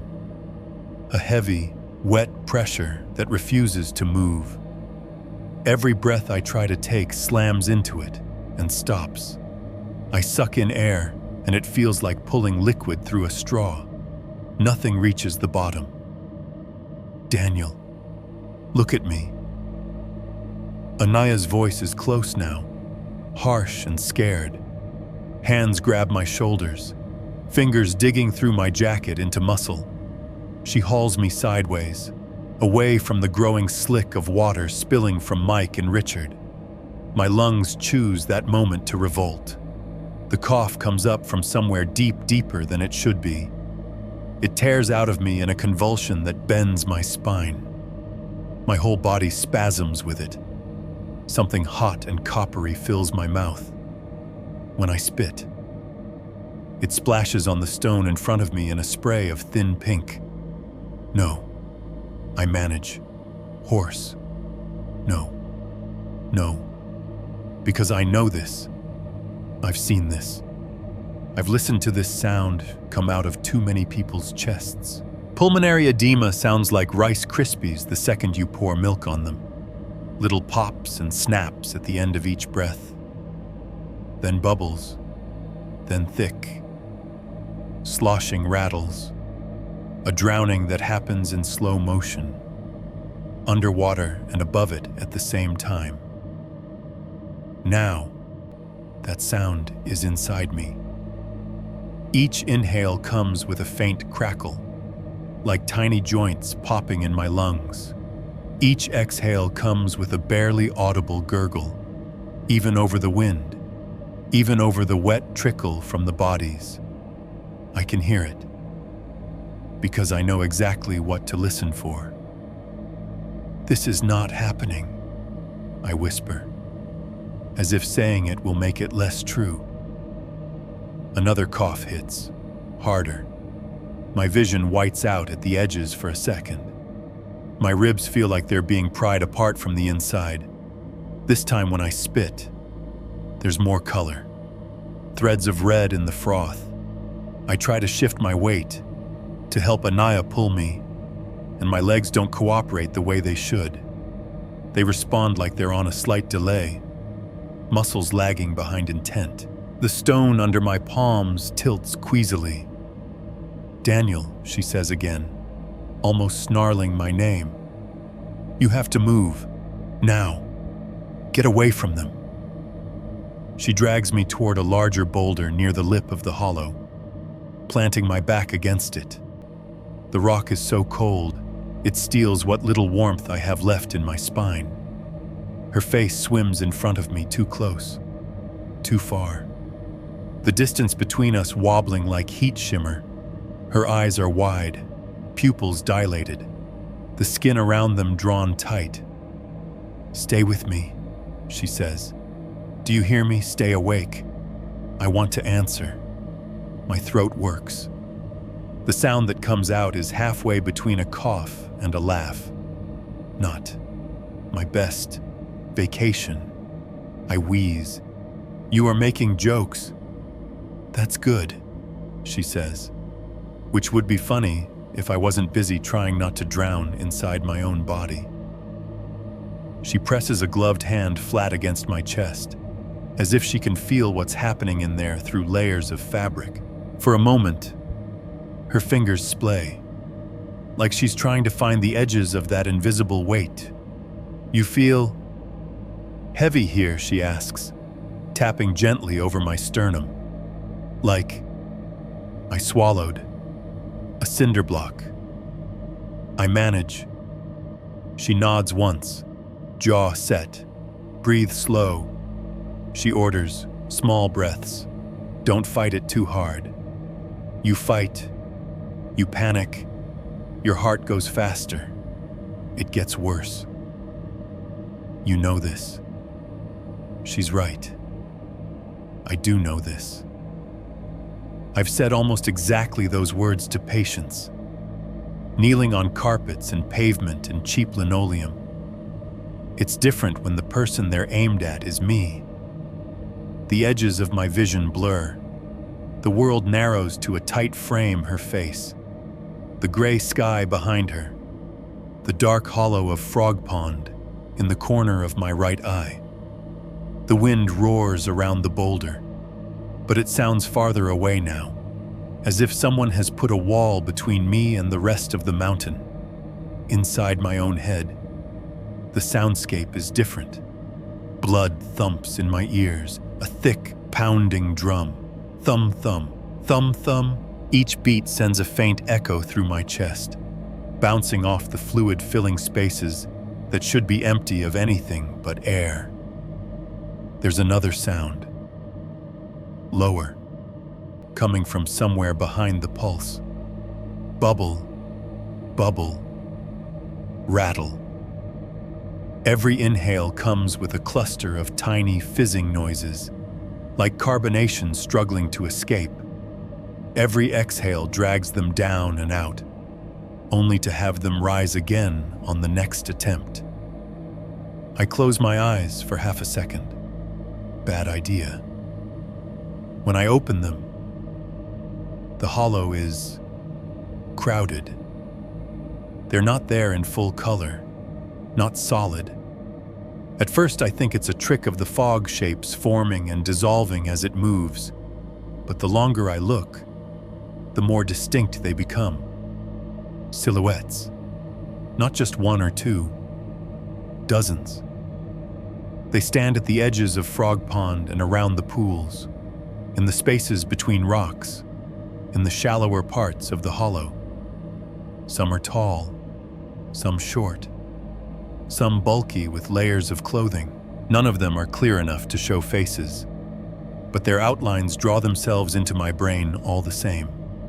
A man in what looks like old-fashioned hiking gear, thick, woolen coat, cap with a brim, boots that stop halfway up his calves. Another in something like a military jacket, stiff and buttoned to the throat. A slimmer figure in what could be 70s-style ski gear. A modern shape in a puffy jacket and streamlined backpack. Reflective strips catching light that isn't there. Hands hanging at their sides, shoulders slumped, or squared, or shivering. Heads tilted just enough that I know, without any doubt, that all of them are looking at me. My breath stutters. The sound that comes out of their collective lungs is a chorus of every bad breath I've ever heard. Coughs, wheezes, rattles, breaths that cut off halfway and never finish. It threads through the actual wind, turning each gust into a layered, sickly harmony. Behind one of the nearer shapes, I can still see the physical bodies on the ground. Mike and Richard, pale and slick with impossible water. The silhouettes stand over them without casting shadows. Daniel. Anaya's voice drags me back a little. Stay with me. Look at me, not at them. You. See them too, I ask. Each word a separate effort. She hesitates for a fraction of a second. No, she says, too quickly. The flask glints in her hand. I hadn't even seen her take it out. But there it is. The small metal shape that had felt like dry ice on my skin in the bar. It sits in her palm, dull silver against the dark fabric of her glove. What are you, I start, then break off in a hacking cough that leaves my chest spasming. In stories, she says tightly, eyes flicking between my face and the hollow. They say the flask is how the mountain chooses. Old women say it is like a ticket, a token. You take it. The mountain sees you. Maybe it lets you go. Maybe it does not. Maybe it wants it back more than it wants you. Her hand trembles. For a second, I think she's going to bring it to my lips. The thought makes my stomach twist. Whatever is in that flask, whatever it represents, I don't want it anywhere near the inside of my body. Instead, she closes her fingers around it, knuckles whitening. If it wants this more than it wants you, she says. Voice almost a growl. Then it can have it. She stands on unsteady legs, walks the few steps back toward the center of the hollow, where the rock is bare and the hum is loudest. The silhouettes shift as she moves, like a crowd in a theater turning to watch someone walk down the aisle. My vision smears in and out, but I can make out her arm as she extends it, can hear the soft clink of metal on stone as she sets the flask down on a flat slab. She backs away fast, as if expecting something to reach up and grab her. For a moment, nothing happens. The wind rattles around the edges of the hollow. Water continues to pour from Mike and Richard, flowing into the cracks like the mountain is filling itself up. Then the hum changes. It deepens. One long, rumbling note that vibrates in my teeth. It feels like someone tuning a massive, unseen instrument. I hear it again then, riding on the back of a gust that seems to come from everywhere at once. 3 is enough. The phrase is clearer than it's ever been. Not a whisper, not a glitch on a recording, a statement. A verdict. The silhouettes draw back, as if something in the center of the hollow has satisfied them. A few turn their indistinct heads toward me, and even without features, I can feel the decision in it. Not you. Not this time. Something presses down on my chest. It's not hands. It's not weight. Exactly. It's more like a change in pressure, a sudden increase in density in the air between my ribs. For a second, it feels worse, like the knot of cold explodes, expanding to fill every empty space. I can't breathe at all. Then it lifts. Not all the way. Not clean, but enough. The crushing, drowning pressure eases, like someone has turned a valve in the opposite direction. The next breath I drag in actually reaches the bottom of my lungs. It hurts, raw and burning, but it's air, not sludge. I cough hard. Thick, stringy fluid comes up, spat onto the rock between my boots. It's pink at first, then clears, then fades to nothing. Each cough wrings something out of me, leaving me lighter and more hollow. Good, Ania says, suddenly right in front of me again, her hands under my arms. Good, again. We move, or rather, she moves, and I do my best to help. She hauls me to my feet, slinging my arm over her shoulders, anchoring her own around my waist. My legs protest, but they hold. The ground tilts as she turns us toward the pass, away from the hollow. Every step feels wrongly long, like my feet are finding footholds half a second after my weight has already committed. Behind us, water continues to trickle. The sound follows, at first as loud as a stream, then fading as we put distance between ourselves and the hollow.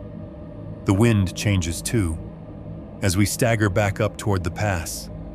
The gusts lose some of their wet, suffocating edge.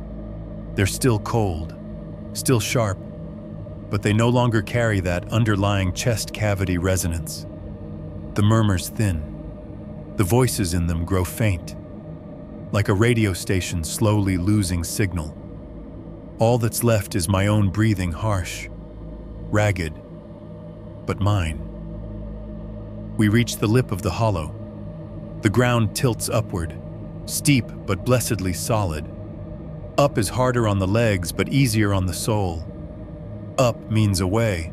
I risk a look back over my shoulder. Frog Pond lies below us, a shallow bowl of stone and dark water veins cutting through it. The body's God. The bodies lie where they fell, though they seem lower, somehow, closer to the rock, on the flat stone where Ania set the flask. There is nothing, just bare, gray surface, slick with a sheen of moisture. Did I see her put it down? Yes. Did I see any hand, human or otherwise, come and take it? No. But the empty space where it should be throbs in my vision like a missing tooth. Maybe she grabbed it again without me noticing. Maybe it slid. Maybe I'm already hypoxic enough that my brain is decorating reality. Or maybe the mountain has its token back. My foot slips. The world lurches. Anaya tightens her grip, swears softly in Polish. Eyes forward, she says, "Do not look at it. We are leaving, leaving." The word tastes like iron and fear, and the first sip of air after you break the surface. We stumble through the pass, into thicker fog. The rocks close in. The wind presses. But it's ordinary now, just weather, not language. My legs give out halfway up a short, steep section. 1 second I'm pushing. The next my knees buckle, and I'm sliding. Anaya catches most of my weight, but she's only one person. We both go down in a tangled half-fall, half-slide, snow and ice scraping my palms through my gloves. "Sorry," I gasp. "Sorry." "I shut up," she says, breathless. "Save your air." She gets us to a relatively flat patch and lowers me onto my side, facing downhill, recovery position. She's not an EMT, but she's seen enough rescues to know the basics. The sky above is an undifferentiated gray smear. My entire field of vision is fog and rock and the occasional dark shape of a shrub. The world starts to tilt and dim at the edges again. Not like before and not with the suffocating pressure, but in the woozy, distant way of someone who's used up too much adrenaline and doesn't have much left in reserve. "Stay awake," Anaya says, kneeling in front of me. Her face is pale with exhaustion, eyes too bright. "Stay awake until we get low enough. Then you can sleep in the helicopter." "Okay, bossy," I mumble. She huffs out a breath that might be a laugh or a sob. The last thing I notice before the darkness rolls in is the sound, not the wind, not the mountain, inside my own chest, past the fading thump of my slowing heart. There's the faintest, most delicate noise. Plip, plip, plip. Not as loud as it was in the dorm, not as aggressive as at Frog Pond. Just a steady, slow drip, somewhere deep behind my sternum, as if something in there is still leaking. Drop by careful drop, the world blurs. The gray closes in. The drip follows me down. 5.1. Waking up under fluorescence. I woke up to the sound of a heart monitor I wasn't responsible for a few seconds. That was the only thing I understood. A steady beep, beep, beep, somewhere near my head. Not the frantic scream of a code, not the lazy, spaced-out rhythm of sedation, just a boring normal. I stared up at a ceiling I didn't recognize. White panels, fluorescent tubes humming faintly behind plastic diffusers. The light too hard, too flat. Tiny flecks in the paint like someone had sprinkled dust and sealed it in. The air smelled like every hospital I've ever been in antiseptic. Plastic. Stale coffee from a nurse's station, just far enough away that you never quite see it. Underneath that, a faint scent of something metallic. Old blood dried and scrubbed away, but not quite gone. I tried to move and the world reminded me I had a chest. Pain flared under my sternum, radiating out along my ribs. Not sharp, not stabbing. More like the ache you get after you've been punched and your muscles are still waiting for the second hit. My lungs felt raw, not drowning anymore, but tender. Like someone had dragged sandpaper along the inside of them and then told them to get back to work. A nasal cannula tugged at my nostrils, plastic tubing snaking down along my cheek to a little green bubble of a flow meter. Oxygen hissed quietly, a domestic little sound against the monitor's beat. I turned my head, slowly, like it weighed more than usual. White walls, a window with blinds half closed, gray light pressing through. A curtain that could be pulled around the bed, but wasn't. An IV pole with a clear bag hanging from it. Tubing looping down to a catheter in my left hand. Taped clumsily to the back of it. The monitor to my right showed my name, or some transliterated attempt at it, and a stack of numbers. Heart rate 86, sat 95% on 2 liters.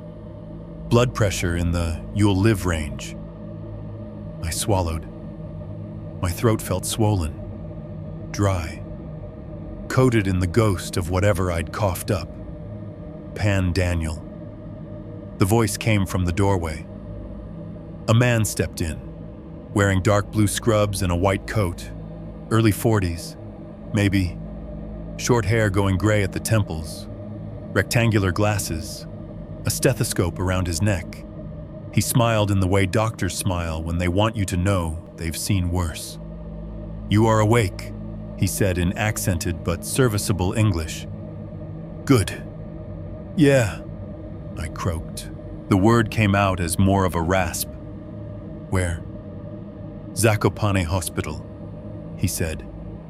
"You were brought from the mountains by TOPR rescue." You remember the last thing I remembered clearly was fog and rock and the world tilting. Then a stretcher bumping over uneven ground, the distant thump of helicopter blades, an oxygen mask pressed too hard against my face, someone shouting in Polish, someone else answering in English. Pulmonary edema, SATs in the 80s, possible HAPE. Some, I said. Not all. What happened? He came closer, picked up my chart from the foot of the bed, flipped through a few pages.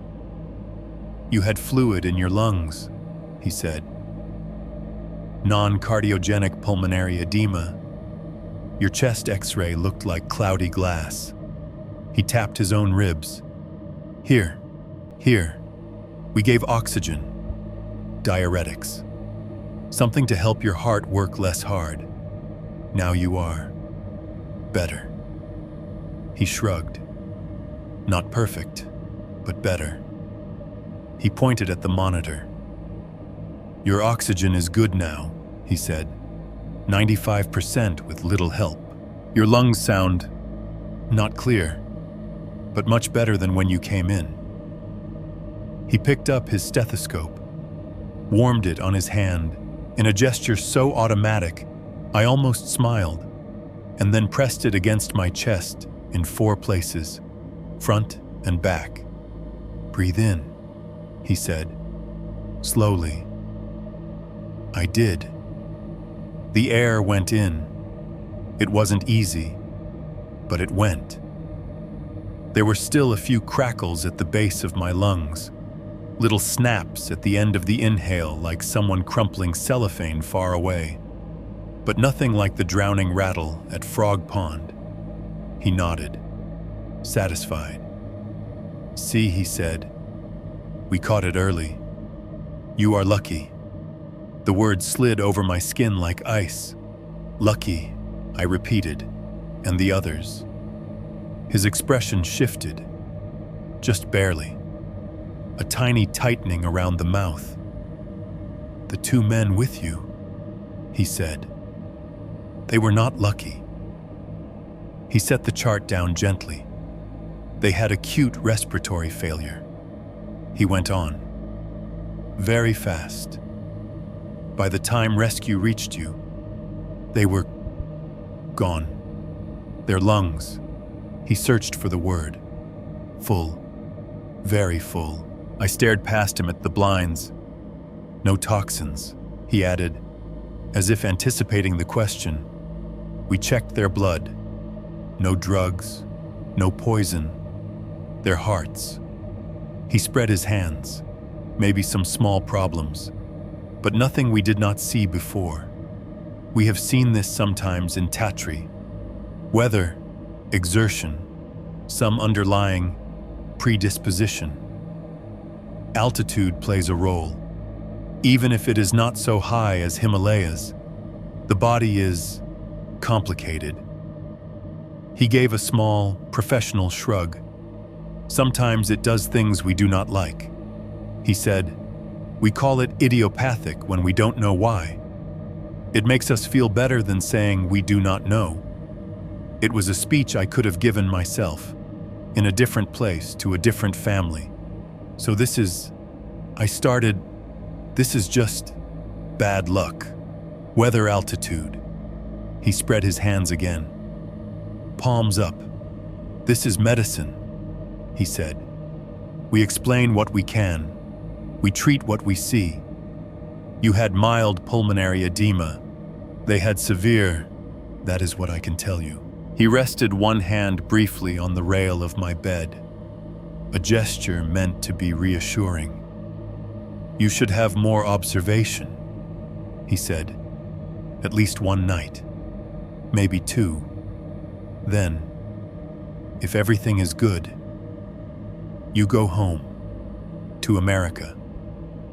Yes, yeah, I said.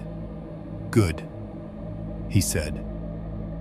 For now, you rest, drink water, breathe. Try not to think too much about mountains. He smiled again, that small Tatra, practiced curve of the lips, then turned toward the door. Doctor, I said, stopping him. He glanced back. In 1925, I said, there was a prosecutor, his family, men who died up there, lungs full of fluid, no toxins. You've heard of that, something flickered in his eyes. Recognition, maybe, or annoyance at a patient who'd been spending too much time on the internet. I have heard stories, he said, old cases. It is a small town. We share stories. He shrugged. Even then, the lungs were full. The heart was confused. Maybe altitude again. Maybe something in the family. Maybe... He frowned faintly. I am a doctor. I like causes I can measure. The rest is for old men in bars. He patted the rail again. Rest, he said. We talk more later, if you like. For now, let your lungs do their job. He left, the soles of his shoes squeaking softly on the polished floor. The room felt bigger when he was gone, the corners farther away. The beeping of the monitor seemed louder. I listened to my own breathing for a long time. In, out, in, out. No gurgle now. No obvious bubbling. Just a faint tightness and a soreness that felt almost honest. Night fell slowly outside the blinds. The gray light turned to blue, then to nothing. The fluorescent tubes above me hummed on, unbothered. Hospitals are louder at night. People always think they're quiet, restful places. Maybe they are in movies. In reality, the dark just makes every sound sharper. Feet in the corridor, rubber soles squeaking, heels clicking, the swish of scrub pants, the rattle of a trolley being pushed, metal against metal over linoleum. The soft beep of medication pumps somewhere beyond my door. From another room, a cough. Dry at first, then wetter, then followed by a nurse's low murmur in Polish. The tone unmistakably, "You're okay. Breathe with me. That's it." Farther away. The irregular sigh of a ventilator. Inhale, hold, exhale. A mechanical lullaby for someone deep under sedation. I should have taken comfort in the familiarity. This was my element, in a way. Monitors, machines, human bodies doing their messy best. But under the normal noise, there was something else. Plip, plip, plip, a drip. Too regular to be random. Too slow to be an IV. Not the rapid patter of a leaky ceiling or a spill. Just a measured drop somewhere out of sight. I craned my neck, looking for it. The ceiling above showed no stains. The IV pole was fine. The drip chamber doing its controlled little burble. The sink in the corner wasn't running. No puddles on the floor. The sound didn't get louder or softer when I turned my head. It just was, as if it lived at the edge of my hearing. Not in the room. I closed my eyes, forcing myself to focus on the monitor instead. Beep, beep, beep. Human rhythm. Electrodes and algorithms reducing my heart's stubborn beating to a simple noise. At some point, boredom or restlessness or habit made my hand reach for the remote. The TV mounted in the upper corner of the wall buzzed to life with a click. For a second, the screen glowed that unnatural blue every hospital TV falls back to between daytime talk shows and late-night infomercials. Then a local channel flickered on.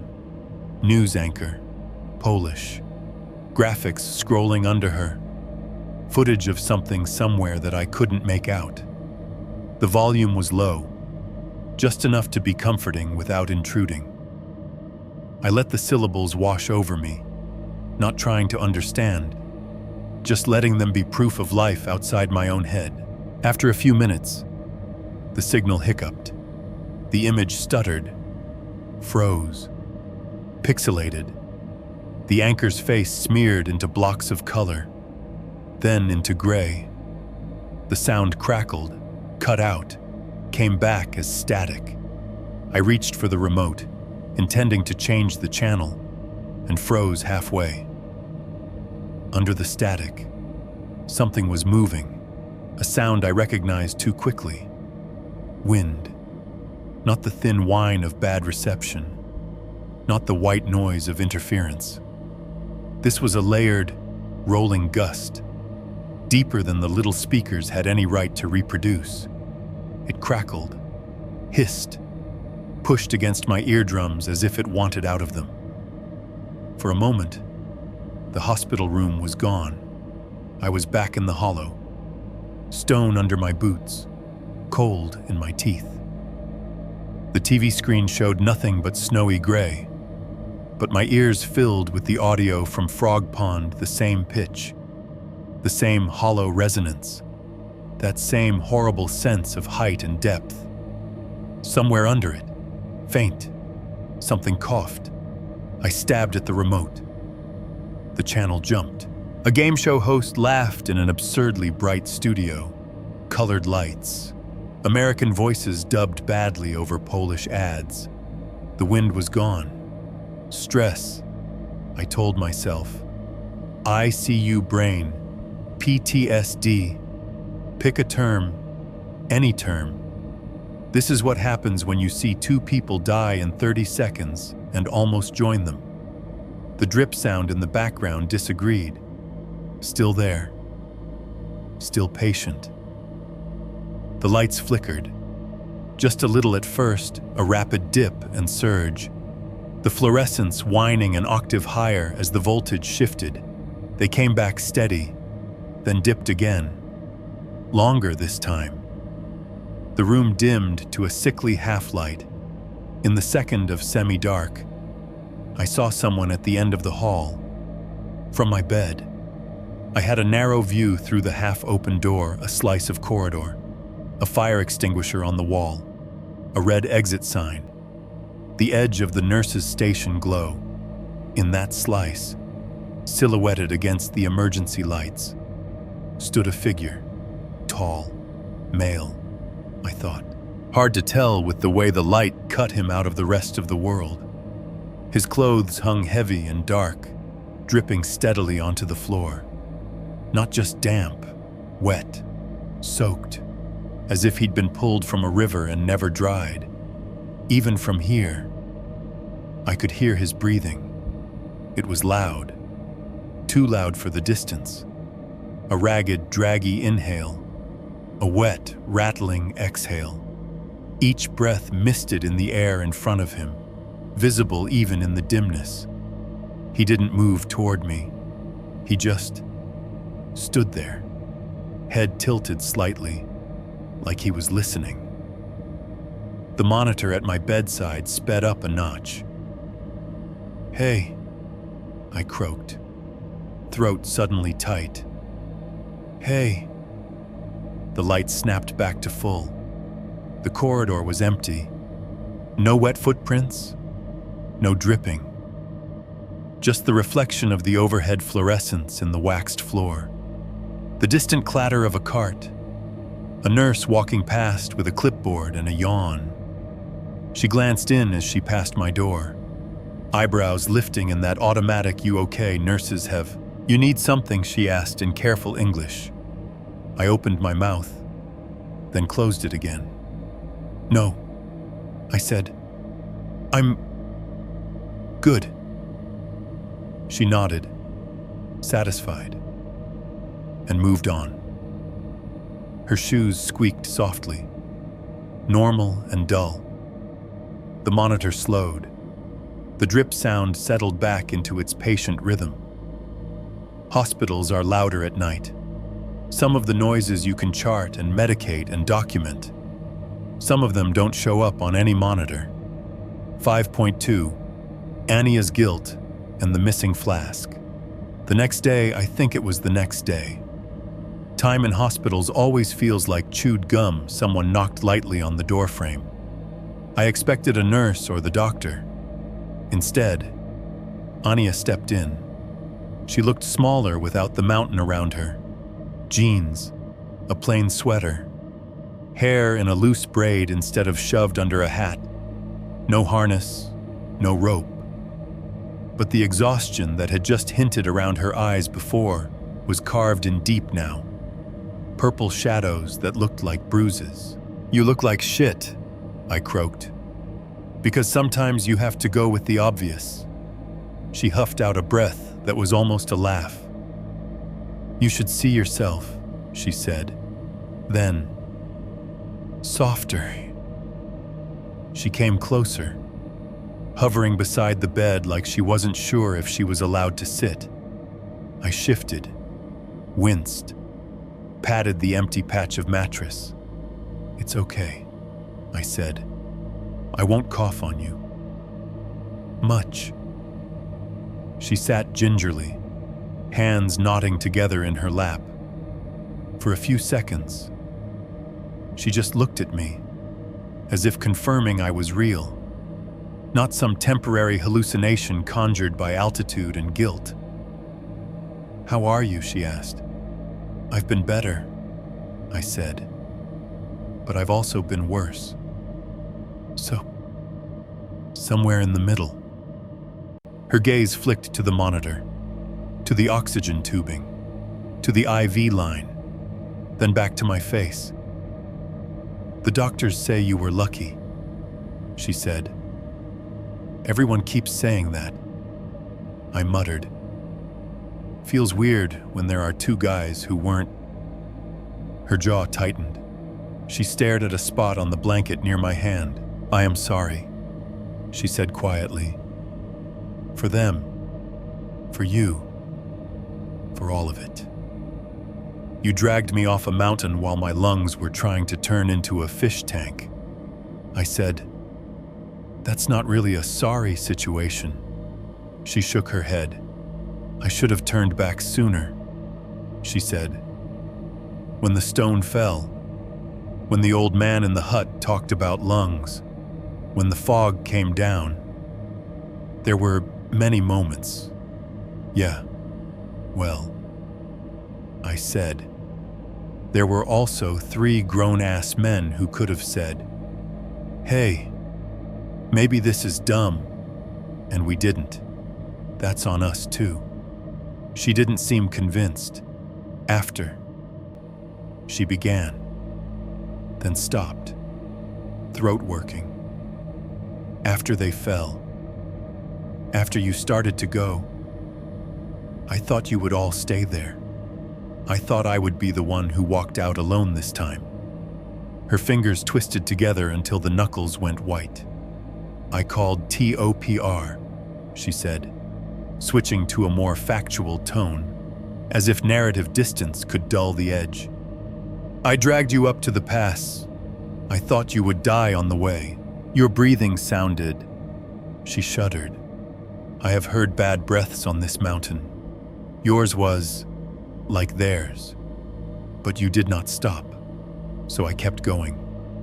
I caught flashes of it as she spoke: the stretcher, the helicopter, hands I didn't know on my chest, heavy boots thudding around me. How long, I asked, up there, before they got us? Too long, she said. Maybe an hour from call to when they reached us. Maybe more. Time was... She made a gesture, fingers spreading, like something dissolving. The fog made everything feel wrong. They had trouble seeing you until they were almost on top of us. Radios were cutting in and out. How'd you explain it, I asked. To them, to the doctors. She stared at the blank TV screen for a beat. Bad weather, she said. Altitude. Maybe underlying heart problems. Maybe something in the air that does not like men from Texas. Her smile was bitter and brief. Mostly, she added. I said I made a mistake going so high when the wind changed. The guilt was thick around her, like a smell. You made a call, I said. You made several calls. And when things went sideways, you didn't freeze. You got me out of there. You did more than most people would have. Anaya. She didn't answer right away. What about you? She asked instead. What do you tell yourself? That it was just bad luck? That your lungs got confused? I glanced at the window. Outside, the sky was a washed-out winter blue. The tops of pine trees just visible beyond the glass. Somewhere beyond them, the mountain sat with its hollow and its pools and its impossible water. I tell myself I know what pulmonary edema sounds like, I said, and that what happened up there started before my lungs decided to join the party. Her eyes met mine. You still hear it, don't you? She asked. The drop, inside. I didn't ask how she knew. Sometimes, I said. We sat with that for a second. Then another thought bubbled up, intrusive and insistent. The flask, I said.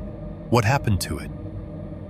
Her fingers clenched again, nails digging into her palms. You remember that, she said. Not quite a question. I remember you putting it on the rock. I said, near. Everything. Then you pulled me away. When I looked back, it was gone. She nodded slowly.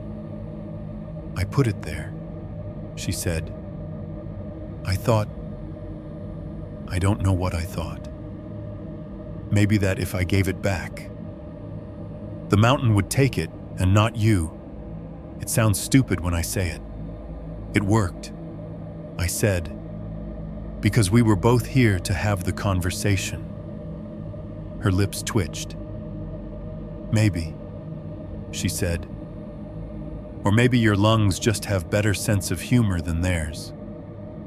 She sobered quickly when I came down with the rescue team later. She said, I looked.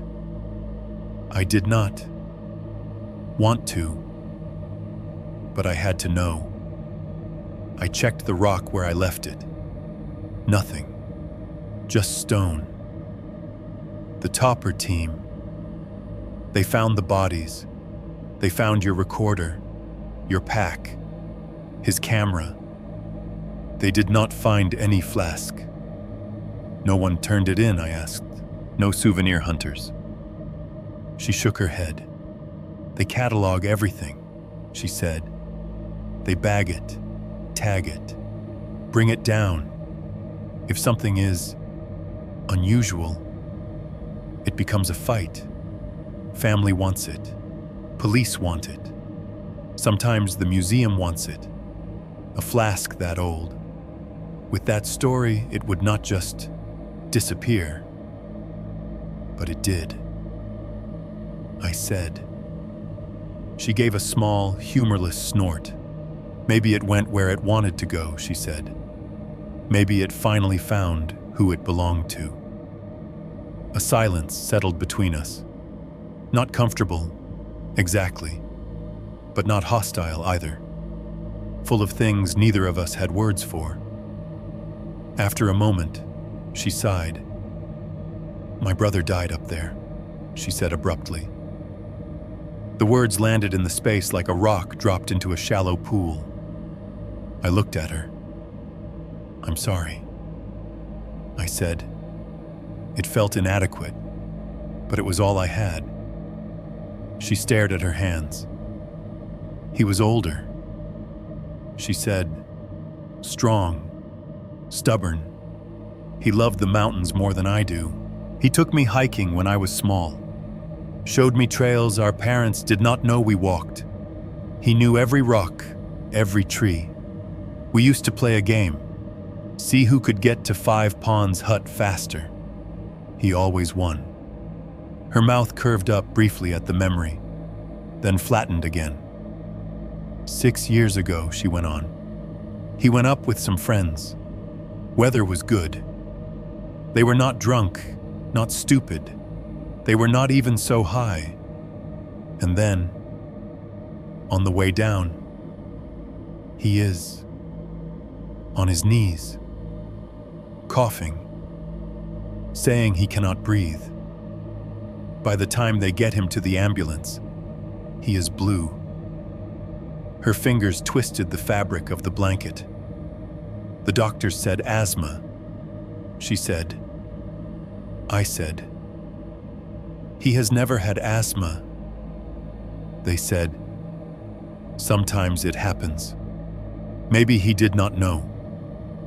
After the autopsy, the report said, "Complication of asthma, fluid accumulation in lungs, no allergen." Same words they use when they don't know why. We buried him. My babcia said the mountain finally noticed that he had been gambling with it. She looked up, eyes glinting. I started guiding after that. She said, "People told me that was crazy, but I thought, if I am there, maybe I can stop someone else from making the wrong call. Maybe I can say, go back soon enough. Maybe I can pay attention in a way my brother did not." Her laugh was short and bitter. "And then I took you up," she said. "And we did not go back. You did." I said, "Eventually, not soon enough." She said. Before I could argue, there was another knock at the door frame. A man stepped in. Older than Ania, younger than my doctor, maybe late 30s. He wore a red fleece with a TOPR logo on it, dark cargo pants, and boots that still had bits of dried mud clinging to them. His hair was cropped short, his jaw rough with stubble. "Przepraszam," he said. "Sorry." I interrupt. Ania stood automatically. "Piotr," she said. "Come in. This is Daniel, the American." He smiled briefly, nodded at me. "I know," he said. His English had that careful, school-taught precision. "I helped carry you. You were heavy. Thanks for that." I said, "Sorry about the wait." He chuckled once, then reached into his pocket and pulled out a small, black device, a digital recorder, scuffed at the edges. "I bring something," he said, "from the rescue. Maybe you can help us understand, or maybe it will make everything worse. We see." He moved closer, setting the recorder on the bedside table. Glancing at Anaya, "This is from our radio," he explained. We record all communications. For training. For legal. He shrugged. We were listening last night. Making report. There was something strange. I thought you should hear. My mouth went dry. Strange how I asked. He didn't answer. Instead, he hit play. At first, it was exactly what I expected. Hiss of wind, the crunch of boots, voices speaking in rapid Polish call signs, coordinates, clipped exchanges about direction and visibility. Zespół 1. Widzimy ich. Piotr's own voice said on the tape. Team 1, we see them, somewhere in the background. I could hear myself, faint, gasping. The wet rasp of a man trying to hold on to air. Then, layered under the present tense noise, another voice slid in. My own. But not the version of me drowning on a rock. This was clearer, less ragged. The words didn't match anything I remembered saying. Don't let them drink, I heard myself say. The sentence was urgent, desperate. Don't let them drink. Piotr hit pause. You do not remember saying this, he asked. I shook my head, throat tight. I was busy trying not to die. I said, and there was nothing to drink up there except bad air. He nodded once, rewound a little, hit play again. The radio crackled. Wind, shouting. Someone Ania. I think calling for them to hurry. Over it. The other me repeated, don't let them drink. Don't let them drink. The words had a strange echo, like they'd traveled a long way to reach the tape. Maybe you were... Ania started. Delirious. Talking nonsense. It happens. Maybe, I said. But part of me couldn't help thinking of the water pouring from Mike and Richard, of the way the mountain had drunk it back in. Piotr let the recording run. A minute later, another voice cut through the chaos. Female, close to the mic, strained. He's not one of them, she shouted. Let him go, the hairs on my arms stood up, on the tape. The voice sounded like it was right next to the radio, in the room. The real Ania flinched. That, I said slowly. That sounds like you. She shook her head, eyes wide. I did not say that, she said. I was shouting for you to breathe, for them to hurry. I did not. I would remember saying that. Piotr frowned. We all thought it was you, he said. But when we asked you, you said no. We thought maybe stress. Memory is strange in situations. He scrubbed a hand over his face, then hit play again. The rescue chatter continued. Coordinates. Breathing. The thud of footsteps. One of the medics cursing softly as he slipped. The buzz of the helicopter's approach. Distant, and then louder. Near the end of the clip, as they were loading me onto the stretcher, the background noise shifted. The wind rose, not in a natural gust, but in a sudden, concentrated rush that made the recorder clip. The static swelled, swallowing the human voices for a second. Under that roar, something spoke. Not one voice, many. They weren't saying different things.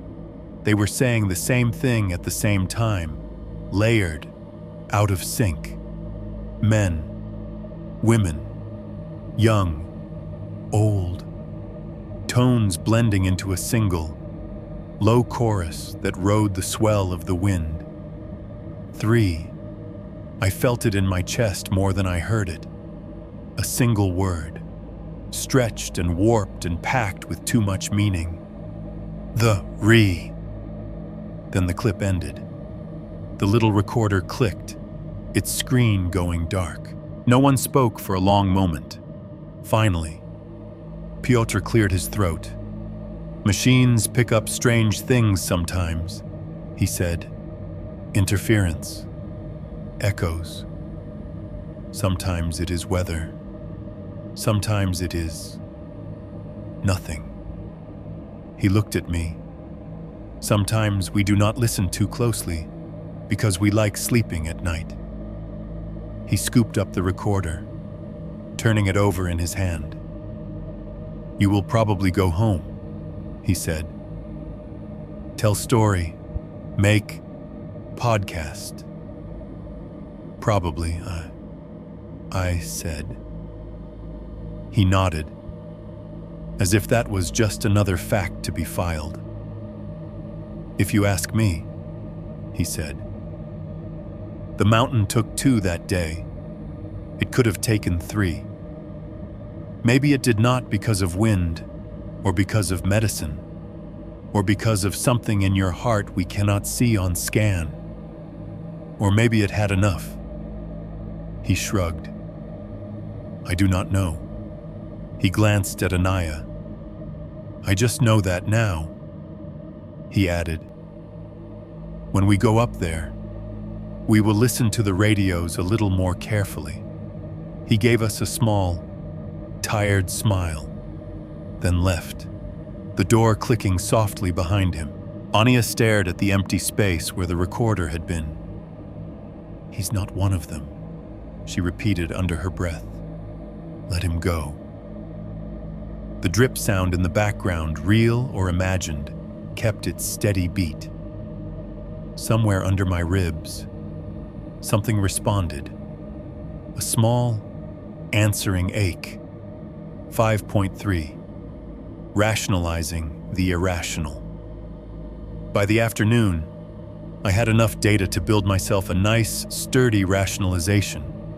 That's what we do in EMS when the night shifts get too weird. Guy swears he saw a demon in his bedroom. You talk about sleep paralysis and bad wiring and the way shadows stack in your peripheral vision.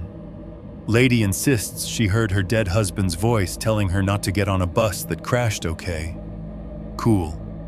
But also grief can make your brain do Dolby surround sound with old memories. We build scaffolding out of Latinized terms and lab values, so the world doesn't spin off its axis every time something fails to make sense. I started with the easy pieces. Microclimate, I said. Anya sat in the chair by the window, legs drawn up, arms wrapped around her knees. The afternoon light washed her face in a flat gray, like the sky over the range. We'd been going back and forth for 20 minutes, circling the same drain, the valley, the pass. Frog Pond, it's its own little weather system up there. I went on. Wind funnels in weird ways. Fog plays tricks on sound. You know that better than I do. She nodded once. Yes. So the voices in the wind, I said. The whispers, that 3 is enough thing. Our brains are wired to recognize patterns. We're survival machines. We hear random noise and we impose meaning. Pareidolia. But for ears, hypoxia, fatigue, cold, all that just pushes pattern recognition into overdrive. Sure, she said. Brains are stupid, sometimes, and hypoxia makes people hallucinate. I pressed. I've seen it. People see things, hear things. They talk nonsense. The radio recording, I was hypoxic. I could have been babbling about anything. You might have been in shock, shouting things you don't remember. The tape distorted it, compressed the audio, layered stuff from different moments together. She frowned. Turning that over. Audio artifacts, I said. Glitches. You've heard my podcast. I clean up recordings all the time. Voices bleed. Frequencies mess with each other. Digital is better than tape, but it's not magic. So the woman saying, "He's not one of them, let him go," she said, eyes fixed on me. That was me, talking nonsense. Could have been, I said. Could have been a fragment of something you said. He's not breathing. Let him go carefully mashed together. Could have been a rescue tech on another channel. Could have been. Nothing. She studied me. You don't believe that. She said, I'm trying to. I said, I'm trying really hard, she sighed, rubbing at her temple. I like science, she said. I like weather forecasts and maps and heart monitors. I like knowing the angle of a slope and how fast snow can move. I don't like saying ghosts every time something is difficult. Same, I said. But, she added, my brother has lungs full of water in a hospital report. Not a lake. Your two friends have lungs full of water. The prosecutor in 1925 has lungs full of water. The old men at the hut tell me stories where the lungs are always full of water and the tests are always confused. She glanced at my chest, rising and falling under the blanket. You have lungs that tried to fill with water, she said, and then stopped. So maybe some of it is wind and altitude, and maybe some of it is something that decides when to stop pouring. I let that sit. The doctor came in later with a sheaf of papers and a determinedly optimistic smile. Good news, he said. Blood work, echocardiogram. All very boring. Boring is good, I said. Yes, he agreed. Your heart is strong. No structural problems. No valve issues. No shunts. Lungs show some residual inflammation, but they are recovering. He mimed a wave flattening. And the others, I asked. He hesitated. I cannot speak very in detail about them, he said. But what I can say, there were differences. Older man had some left ventricular hypertrophy, heart muscle a bit thick, from age, maybe blood pressure. Younger man, small congenital thing, not very serious on its own, but something that maybe made him more vulnerable. And their hearts did not respond as well to stress. They stopped. Yours did not. So my heart's better, I said. That's it. Partly, he said. Many small things, age, stress, maybe hydration, maybe how fast rescue came, maybe how fast your guide pulled you away. He nodded toward Ania. He tapped one of the papers with a finger. Sometimes, he said, we look at all the numbers and we still say you were lucky. There it was again. Lucky. Chosen. Not one of them. Let him go.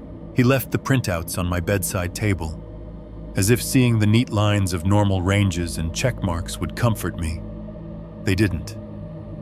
That night was my last in the ward. They moved me from the observation room to a smaller, quieter space down the hall, less machinery, more trust. The oxygen came off. The IV came out. I was downgraded from active problem to guy. We're just hoping doesn't crash before breakfast. The monitor stayed. Beep, beep, beep. I told myself I was staying awake to enjoy the novelty of having my heart noise run by someone else's equipment. In reality, sleep felt like a slope, and I wasn't in a hurry to start sliding. The building settled around me as the hour got later. Staff voices dropped. Footsteps slowed. The overhead lights dimmed to a softer setting, leaving pools of brightness at the nurses' stations and long stretches of gloom in between. That's when the pipes started talking. At first, it was the usual plumbing symphony, a random clang somewhere in the walls, a distant whoosh of a toilet, a gurgle in a sink trap. Hospitals are full of pipes, carrying things you don't want to think about too hard from one place to another. Then the sounds changed. They got arrhythmic. A deep, hollow knock reverberated through the wall behind my head, followed by a long, drawn-out groan, as if metal was being twisted slowly. A high, thin whistle joined in, threading through the lower tones like a bad harmony. Every so often, a rush of water whooshed through a hidden pipe. Not the clean, even flow of a faucet, but a stuttering surge, starting and stopping, starting and stopping. It sounded uncomfortably like a struggling breath inhale, stall, exhale in a rush. The more I listened, the more my brain mapped it onto lungs. Rattle, hush, rattle, hush. Once, there was a noise so much like the crackle of alveoli popping open that I actually checked my own chest with my hand, just to make sure it wasn't coming from me. The drip was back too.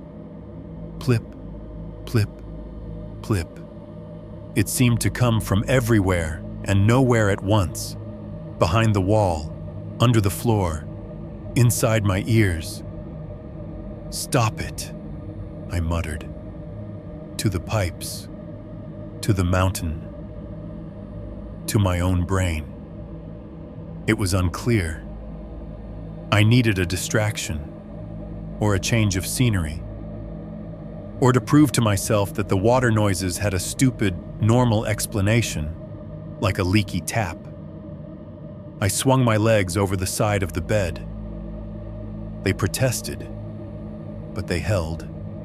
The world shimmered a little as I stood, a woozy wave washing up and receding.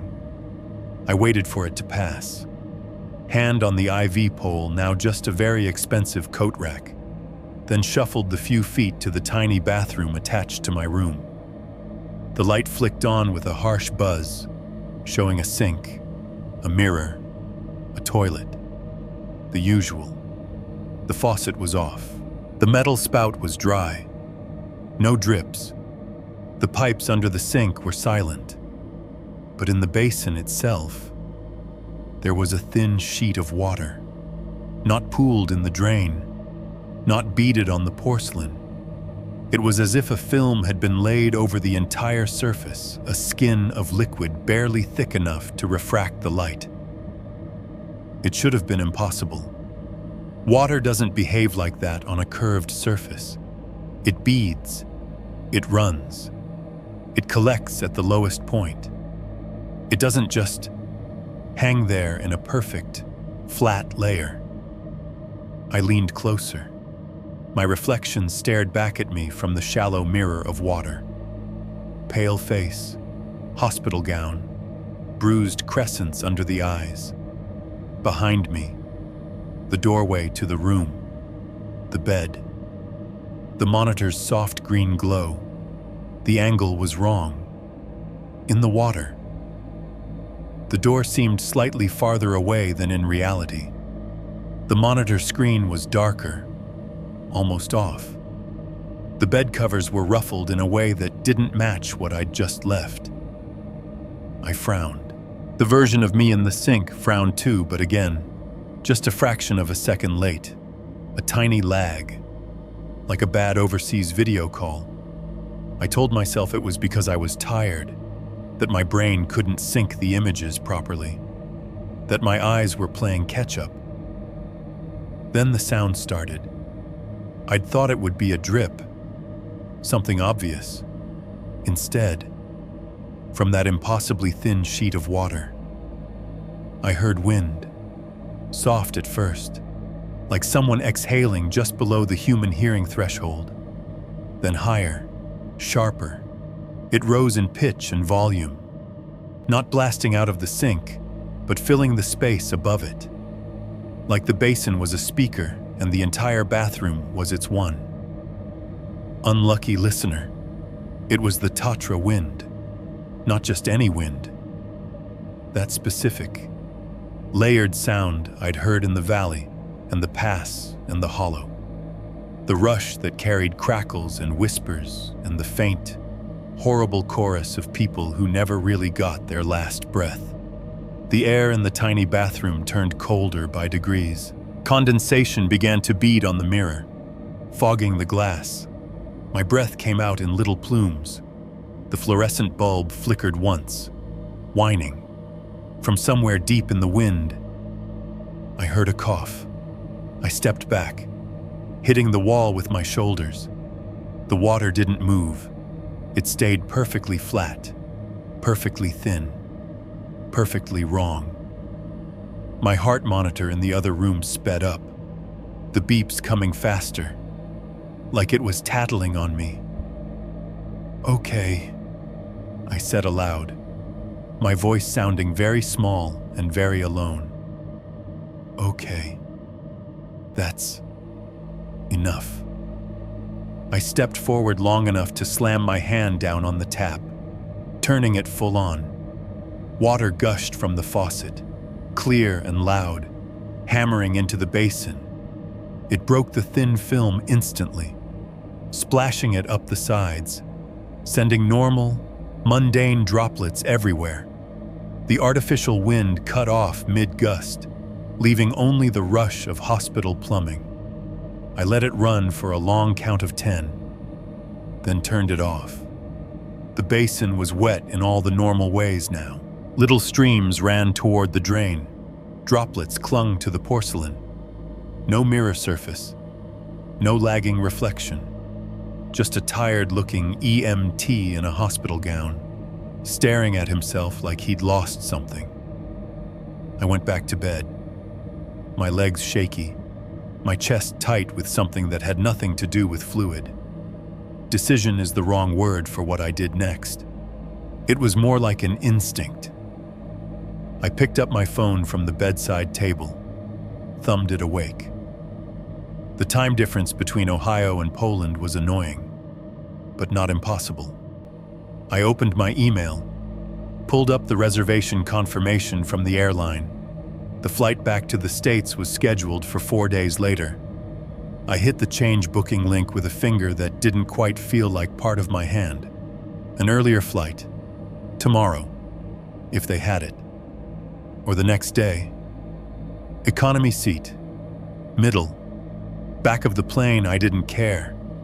I just needed to put sky and distance between me and anything that thought it could speak to me through faucets. The confirmation email came through a minute later. "Your trip has been updated," it said cheerfully. "You were lucky," the doctor had said. "You're not one of them." The radio had echoed. 3 is enough. The wind had decided. I lay back, the monitor counting out my heartbeat. The pipes muttering behind the walls, somewhere in the hospital's guts.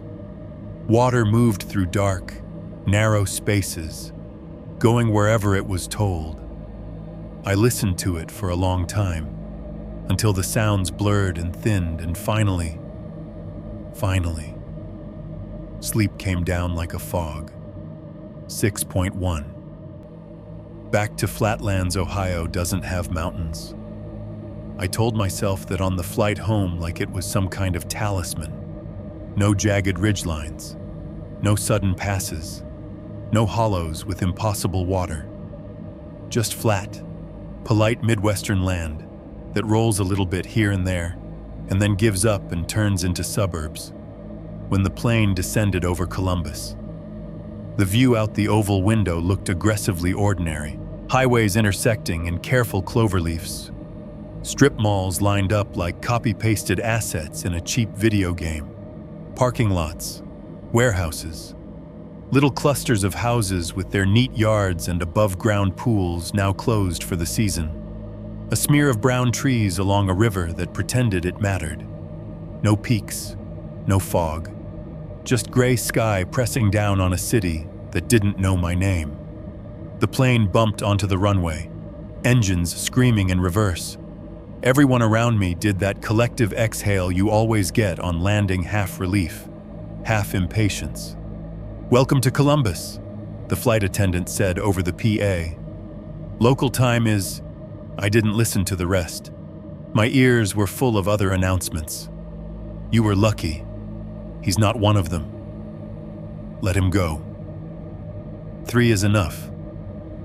By the time I stepped out of the terminal and into the parking structure, air diesel, concrete, stale fryer oil from some fast food stall fighting the wind, I was repeating a new mantra. No mountains. No mountains. No mountains. The Uber ride back to my apartment was a tour of every place I'd hoped a change of scenery would cure. Billboards advertising injury lawyers and mattress stores. Walmarts and Targets and strip malls, each with the same 3 chain restaurants in a different order. A church sign with one of those smug little phrases, "God doesn't give you more than you can handle." I thought about the mountain, about water pouring from dead mouths, and had to look away. When the car pulled up in front of my building, it felt like waking up in a dream I'd had too many times. Same cracked sidewalk, same young tree trying to survive in a little square of dirt. Same dull brick rectangle of the apartment complex. 3 stories of almost but not quite identical units. Somewhere upstairs, a TV was already on loud. Some reality show laughter drifting down like an annoying ghost. I carried my duffel up the stairs, lungs protesting just enough to remind me of where I'd been. By the 2nd floor, the tightness made me pause, one hand on the railing. Jet lag, I told myself. Deconditioning, not enough cardio. You spent days in a bed. Idiot. I made it to my door without falling down or drowning, which felt like a small victory. Inside, everything was exactly where I'd left it. The cold pizza box on the counter fossilized by now. The coffee mug with a ring of dried brown at the bottom. The podcast gear on the coffee table. Cables coiled like sleeping snakes. The interface dark and dusty. My life. Paused mid-frame. For a second, it looked like someone else's apartment. The EMT who'd gone to Poland. Maybe. The version of me who hadn't lain on a rock and watched the world decide whether or not he got to stand up again. I dropped the duffel by the couch and stood there, listening. Refrigerator hum. Heater clicking on. Then off. Distant traffic. Someone pounding up the stairs outside. A dog barking in the next unit. No wind. No hum under the floor. I waited for the familiar drip inside my chest. It was there. Faint but steady. Like rain on a roof 3 floors up. Not as loud as in the dorm. Not as insistent as at Frog Pond. Just a little reminder tick. Plip, plip, plip. No mountains, I thought. But the water came home with you. Going back to work was both the stupidest and the most comforting thing I did. My supervisor greeted me with a clap on the shoulder and a "heard you tried to die on vacation." Man, that was only half joke. "Didn't take," I said. "Sorry to disappoint." "Good," he said. "You're on C shift again. Try to stick to chest pains and drunks this month." "Okay. Leave the weird shit to somebody else." The rig smelled the same. Disinfectant, vinyl, and the faint ghost of every bad decision in the county. The first few calls were almost reassuring in their banality. A guy who'd taken too many pills chasing a high and his own loneliness. A lady whose blood sugar had dipped so low she'd started arguing with invisible people in her living room. A nursing home transfer with a bag of meds and a chart thick enough to choke an elephant. I slipped back into the rhythm gloves on. Vitals. IVS. Small talk that wasn't really small at all. The familiar weight of the monitor strap over my shoulder. The way the siren's wail changed pitch as we moved through traffic. It almost worked. Then we got the drowning. Dispatch called it in as possible unconscious. Breathing unknown. Apartment complex on the edge of town. The kind with paper-thin walls and a pool that's closed 9 months out of the year. We rolled up without lights, no one had said not breathing yet, and hauled our gear upstairs. The bathroom door was open. The guy was in the tub.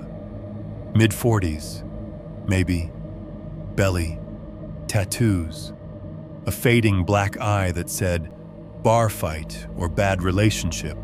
He was slumped in the white porcelain, head against the tile, eyes half-lidded. His skin had that slack, waxy look that never means anything good. There was no water in the tub. The faucet was off. The drain was clear. The porcelain was dry in that way bathtubs are never truly dry unless they haven't been used for days. No puddles on the floor. No wet footprints. No towel thrown down in panic. Neighbor says he heard a bang. Then nothing. The cop in the doorway said, "Came to check. Found him like this. Thought maybe he slipped." I touched the guy's neck. Cold. No pulse. My fingers moved on autopilot. Head tilt. Jaw thrust. Check the airway. No obstruction. Chest. Rose, maybe. Hard to tell. His lips were tinged blue. His fingernails, too. Looks like a sudden cardiac, my partner muttered. Slapping pads on the guy's chest. V-fib in the tub. Maybe he scared himself stupid. I put my stethoscope to his chest, wet. Every movement of air, what little there was, came with a fine crackle. Not the deep, gushing sound of full-on edema, but the first, ugly stage, like the mountain was just getting started. We worked him. Of course, compressions, drugs, shocks. We hauled him to the hospital and handed him off to a team that would add their own efforts to the inevitable. On the way home, my partner said, "Weird thing. When we rolled him, his back was dry, no water in his hair. You'd expect, I don't know, something. Maybe he was getting ready to take a bath and never turned it on," I said. The rational scaffolding practically built itself. "Yeah," he said. "Maybe." Back in my apartment that night, I turned on the bathroom sink without thinking. The tap sputtered, then flowed in a clear stream. The sound should have been harmless, just water smacking porcelain, echoing off tile. Instead, behind the splash, I heard it. A sigh. Soft, almost not there. Like air forced through a narrow space, I turned the handle off. The sound cut. The pipes groaned once, then fell silent. My chest felt tight. I walked back to the living room, pointedly not looking at the podcast gear on the coffee table. The interface sat there, black and inert. No cables plugged in, no computer attached. The little LED by the power switch was dark. As I passed, it blinked. Just once. A tiny green wink. I stopped, went back, stared at it. Nothing. Dead box. No hum. No warmth.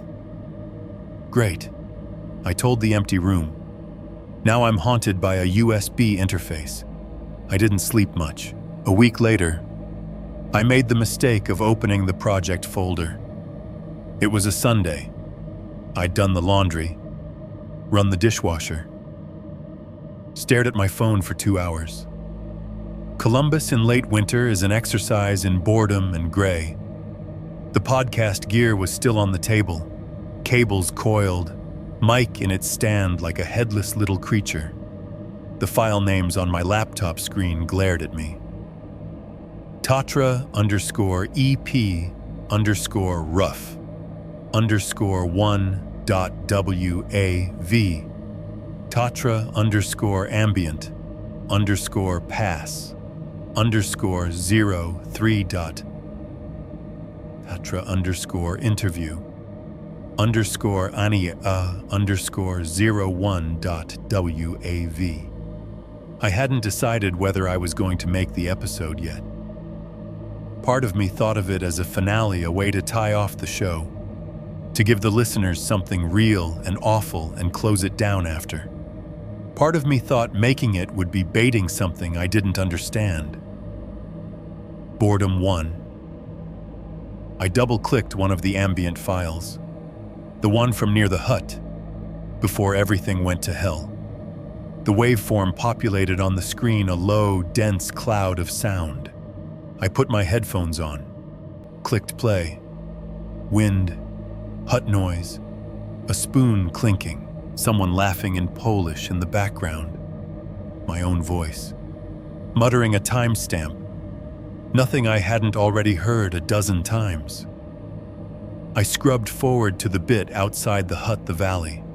The gusts, the wind rose in my ears, filling the space between my skull bones. I watched the waveform as it moved along, the little playhead crawling left to right. You get used to seeing sound when you edit this stuff.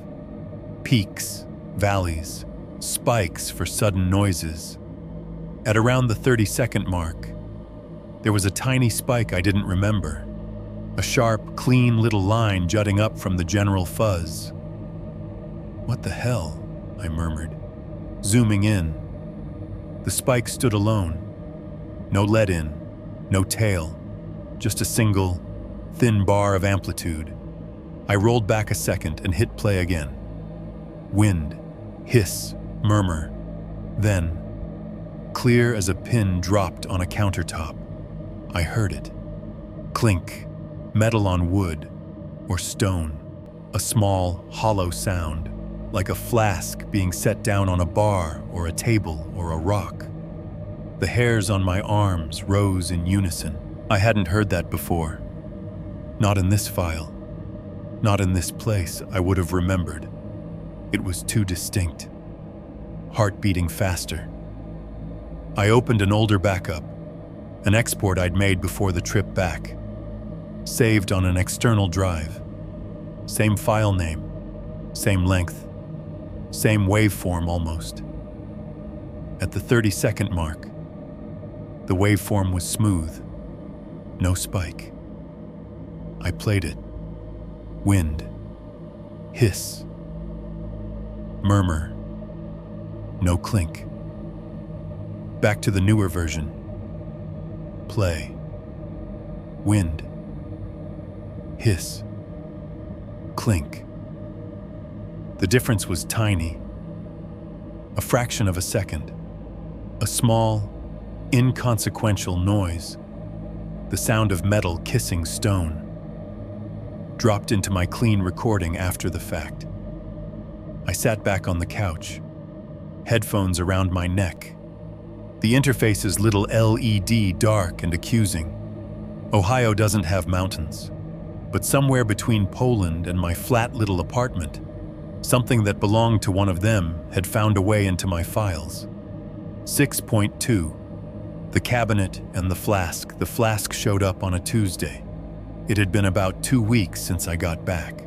I was doing what people who've almost died tend to do once the adrenaline wears off, pretending everything was fine and obsessively cleaning my apartment. There's a particular kind of restless energy that comes after you've watched the line between alive and not go paper thin under you. You either sit very still and stare at walls, or you start reorganizing your entire life, one junk drawer at a time. I picked junk drawer. The cabinet in my living room was a dark, cheap wooden thing I'd gotten off Craigslist. 3 shelves behind a door that never quite closed right. It was where I stuffed anything that didn't have a real place: old manuals, cables, half-burned candles, a stack of takeout menus for restaurants that had probably already failed. I'd gotten to the second shelf, the one with the books. They were mostly paperbacks I'd told myself I'd read someday and never had. Crime novels. EMT exam prep leftover from years ago. A paperback anatomy text swollen from coffee spills. I pulled them out one by one, stacking them on the floor, planning to donate half and pretend that counted as self-improvement. Behind the books, something metal caught the light. It was wedged against the back of the cabinet, half hidden by a curling water stain on the cheap plywood. For a second, I assumed it was some old camping mug or a flask I'd bought at a thrift store and forgotten. I reached in and wrapped my fingers around it. The cold shot up my hand like a live wire. I jerked back on instinct, banging my wrist on the cabinet frame. The object clattered forward onto the shelf. It was a flask, not a flask. The flask, oval, flattened shape, maybe 5 inches tall, a couple across. Dull metal that might once have been shiny, now mottled with patches of tarnish and small, irregular spots of corrosion. A faint engraved pattern ran around the edges, some kind of floral vine, worn down in places where fingers might have worried it over and over again. On one side, a small dent near the bottom. The metal creased in a way I recognized. On the other, a deeper scratch, like it had been dragged against rock. The screw-top lid sat slightly askew, as if it could never quite tighten all the way. The knurling around the cap was smoothed in spots, polished to a dull sheen by repeated use. My heart did a neat little skip. "No," I said aloud, because my brain tends to narrate when it's trying not to panic. "No, that's not possible." I crouched, cabinet door knocking against my shoulder, and stared at it. It looked exactly down to the dent, down to the scratch, down to the ghost of polish where hands had held it like the flask Anaya had shown me in the bar. The one found near Frog Pond, the one she'd set on a rock to bargain with and then lost. It shouldn't have been in my cabinet in Columbus, Ohio. The room felt smaller. The air in front of my face grew subtly colder. "Okay," I said, trying to sound calm even though no one was there to be fooled. "Okay." Rational explanation. Maybe I'd bought a similar flask at a souvenir shop in Krakow. There had been stalls by the main square selling everything from carved wooden saints to shot glasses with cartoon pierogi on them. Maybe one had had old flasks. Maybe I'd liked the look of it. Snatched it up. And then my brain, fried by altitude and trauma, had welded it onto the memory of Ania's. Sure. Fine. Great. My hand knew I was lying. I reached out again, slower this time, and touched it with one finger. The cold wasn't normal. Room temperature metal is cool to the touch. This was deeper, like it had been sitting in snow. It sank through my skin into the bone of my finger, a dense chill that didn't belong in a climate-controlled apartment. I picked it up. The weight was wrong too. Heavier than it looked, like it was filled with more than its size allowed. Something inside shifted with a soft, thick slosh. I held it up to my ear and gave it a cautious shake. Glug, not the high, thin tink of a few lingering drops. A slow, viscous movement. The sound of liquid with weight. I unscrewed the cap. It came off with a soft metallic squeal, threads sticking like they were reluctant to part. A faint hiss brushed my fingertips, like air had been trapped inside for a long time and was finally being let out. A smell rose with it. At first, it was alcohol, old, stale booze, something like cheap brandy left open too long. Under that, threaded through it so faintly, I might have missed it if I didn't know exactly what I was looking for, was another scent. Mud. Wet earth. The sour, mineral tang of standing water that doesn't move enough to stay clean. The smell of the canal in Ohio when we dragged that body out. The edge of Frog Pond. I stood in my dry, third-floor apartment in the middle of the Midwest and inhaled the ghost of a mountain hollow half a world away. My rational scaffolding creaked. Maybe I spilled something in here. I told myself. Maybe I used this flask on a camping trip, filled it with bad liquor, dropped it in a puddle. Maybe the smell just stuck. Except I don't camp, and I would remember owning this thing. I tipped it, just enough for the liquid inside to slide toward the lip. Something pink glistened there, pale, translucent, not clear water, not brown liquor. A faint, cloudy rose, like someone had mixed a drop of blood into a glass of snowmelt. My lungs twinged. Nope. I straightened it quickly, screwed the cap back on, fingers clumsy. The metal against my skin felt colder now, or maybe that was just the realization catching up.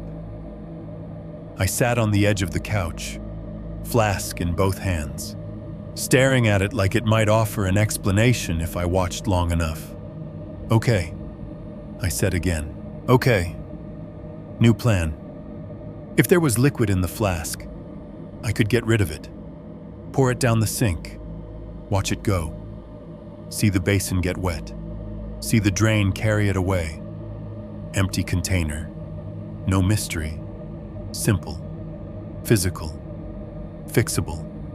I took it into the kitchen.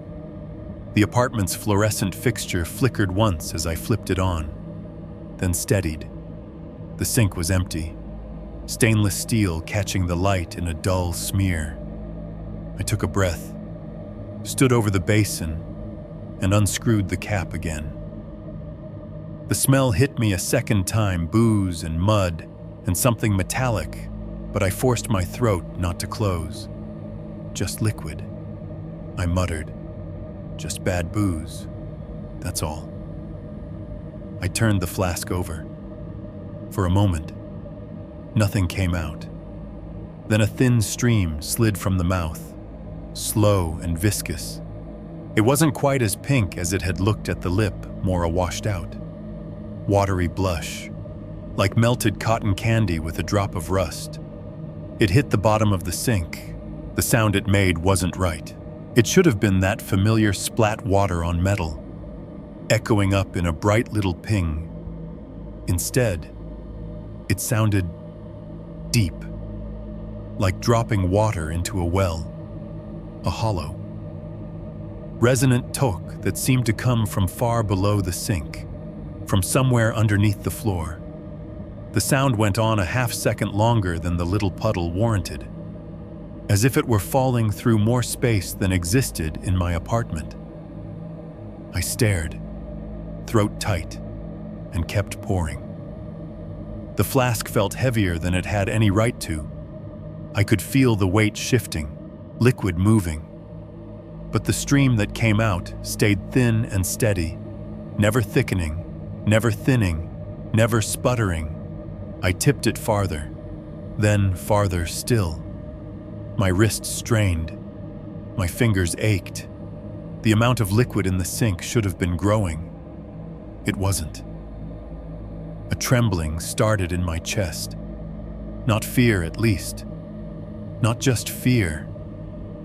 A physical vibration, deep behind my sternum, like someone had plucked a string attached to my heart.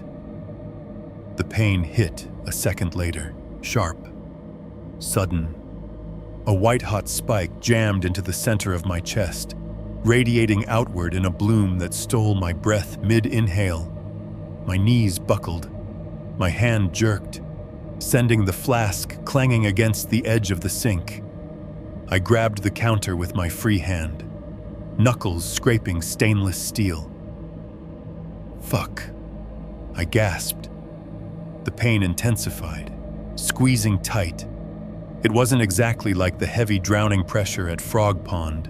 It was sharper, more localized, but it carried the same awful implication. Something is happening in here that you can't control. My vision narrowed. The edges of the world went gray. Instinct kicked in. Fight or flight, but aimed inward. I slammed the flask upright on the counter. The pain eased. Not instantly, but fast enough that I could feel the exact moment the pressure started to release, like someone loosening their grip on my heart. I sagged against the sink, breathing hard. Sweat broke out cold along my spine. The kitchen was silent, except for my ragged breaths and the faint hum of the refrigerator. I looked down at the basin, dry. Not just already drained. Dry like nothing had touched it. No droplets clinging to the metal. No faint pink residue. No dampness around the drain. The sink looked like it hadn't been used all day. My hand shook as I reached for the flask. The cap was screwed on tight. I knew I had unscrewed it. I could still smell the faint echo of brandy and mud in the air. Taste it at the back of my throat. I'd watched pink-tinged liquid leave it. I'd heard it hit something impossibly far below my feet. Now the threads were aligned perfectly. The lid snug. When I shook it gently, the weight inside was unchanged. The same slow, thick slosh. Not a drop lighter. The cold bled through my palm, up my arm, into my chest, finding the spot that had just been stabbed. "Okay," I whispered, voice hoarse. Message received. Whatever was in the flask didn't belong in my sink. It didn't belong in Ohio. It didn't belong in me. I set it down very carefully on the counter, as if sudden movement might make it spill without opening. The metal clinked softly against the laminate ordinary. Dull. No echoing well noise. No impossible depth. My lungs ached on the next breath, but air still went in, still came out. I backed away from the counter, each step measured, never taking my eyes off the little oval of metal. The rational explanation I'd worked so hard to build over the last weeks was hanging by one very thin thread. There was a mountain's heart in my cabinet, and for some reason, it wasn't done with me yet. 6.3. Content. Coughing. And crossed wires. At some point, I'll never talk about this turned into, I'll only tell a few people. Which inevitably turned into maybe if I record it, it'll make sense. I told myself it was therapy. That sounded better than I don't know how to process something unless I turn it into content. The gear was already there, gathering dust on the coffee table like an accusation. Interface, mic, XLR cable, headphones, my little black confessional booth. I wiped them down, more to give my hands something to do than because they needed it. The interface's power light came on with a soft green glow when I plugged it in normal. This time, mundane in a way that felt almost disappointing. The room was as controlled as I could make it.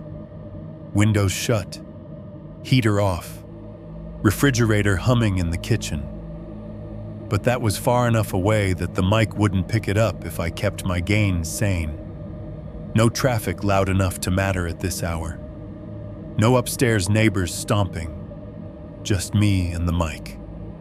I settled into the dented couch cushion, adjusted the stand so the microphone sat just below my mouth, tilted slightly up. Old habit. Pop filter in place, headphones on, waveform window open on the laptop. For a moment, I just sat there, listening to the silence. You'd be amazed how loud nothing is when you're about to fill it. I hit record. "Okay," I said softly. My voice sounded strange in my own ears, bouncing back through the headphones, closer than it should be.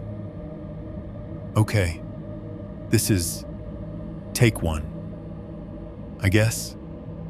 I cleared my throat, which was already a mistake. "Hey listeners," I began, the old intro muscle memory kicking in. "It's Daniel. Usually when you hear me, it's because I'm about to tell you a story about someone else's worst night, someone who's not me. Tonight's story isn't like that." I paused, the words hanging there, heavier than they'd sounded in my head. "Tonight's story," I said slowly, "is not about someone else. It's about me." The sentence sat on the timeline like a marker. I took a breath.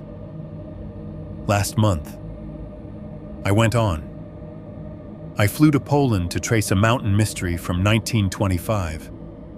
You've never heard of it. Probably. Most people haven't. 3 men died on a hike, all of them with lungs full of water. No toxins. No clear explanation. The only survivor was the wife. I thought it would make a good episode. I thought I'd walk the same path, record some wind, talk to a guide, then come home and tell you a neat, contained story about old tragedies." My throat tickled. "Instead," I said, The cough hit mid-sentence. Not a dramatic fit at first, just a sudden, sharp hack that cut the word in half. I pulled back from the mic, coughing into my elbow like I was on an airplane being polite. "Okay," I muttered. "Try that again." I rolled back a few seconds, hit record again, punched in. "Instead," I said. Almost another cough, harder this time. It rattled in my chest, higher than the deep drowning I'd had on the mountain, but still wrong. A dry crackle, quickly followed by a wet edge. I sat there for a moment, breathing carefully. "Come on," I told my lungs. "We're at sea level. Get it together."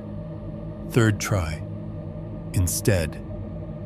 I got the word out, but my voice rasped on the second syllable. I almost died up there. I kept going, fighting my own body for each sentence. Every time I got to the part where we approached Frog Pond, the tickle in my throat sharpened. Every time I said the name, something in my chest squeezed. Frog Pond. I managed, which isn't really a pond. It's more like a hollow. No trees, just rock and these little pockets of water that never quite freeze. I broke off in a fit that had me doubled over. Headphones askew, eyes watering. The coughs came in rapid succession, ha, ha, ha, each one sending a jab through my ribs. When it finally eased, my head spun. Cool. I wheezed. That's cool, very on brand. I took a break, drank water, checked my temperature just in case. Even though I knew this wasn't a cold, this was something else. A memory lodged where biology couldn't quite evict it. Eventually, stubbornness won. I went back to the mic. I recorded in short bursts, stitching the story together like a patchwork.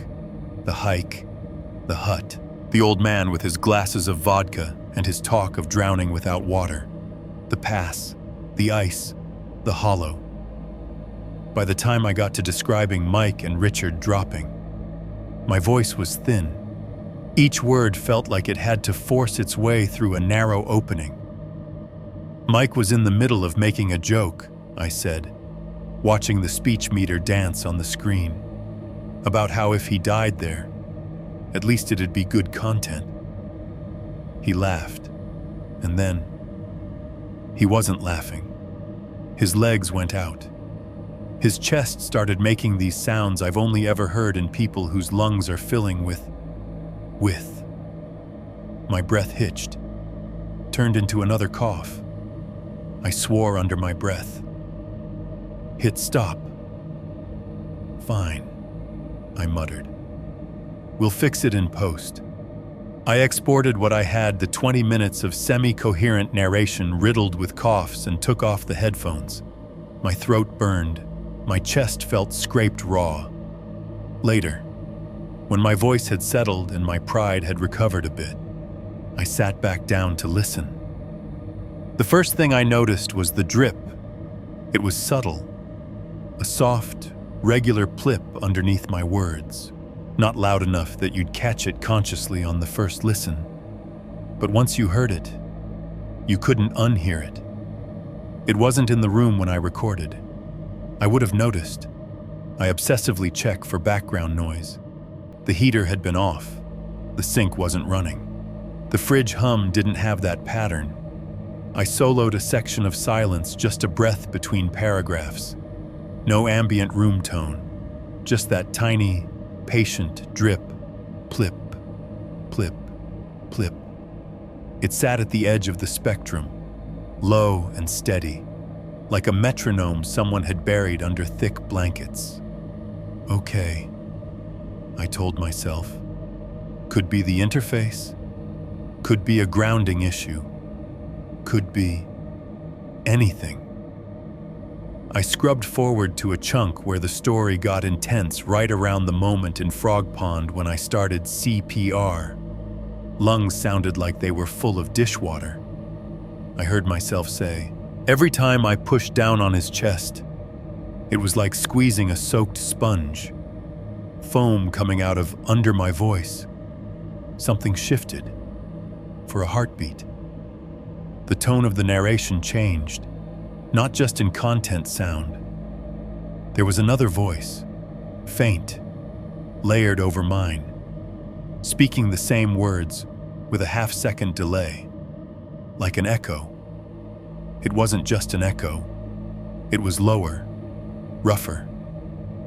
The vowels stretched differently. Consonants clipped in a way I recognize now from hearing Polish and English negotiate space in the same sentence. As I said, every time I pushed down. The layered voice repeated it in unison, but with that accent, those rhythms. Every time I pushed down, my skin crawled. I rolled back and listened again, this time paying attention not to the words, but to the timbre. My voice, higher, nasal, Midwestern, underneath it. A shadow voice mine, but not like a future or past version of me with a different tongue, on another line, describing the water pouring from their mouths. The effect was worse. It just kept coming, I said, like a valve had been opened. The second voice said the same sentence, dragging on the last word, curling it into something that sounded more like opened with an extra syllable. The two tracks bled into each other until it was impossible to tell where one ended and the other began.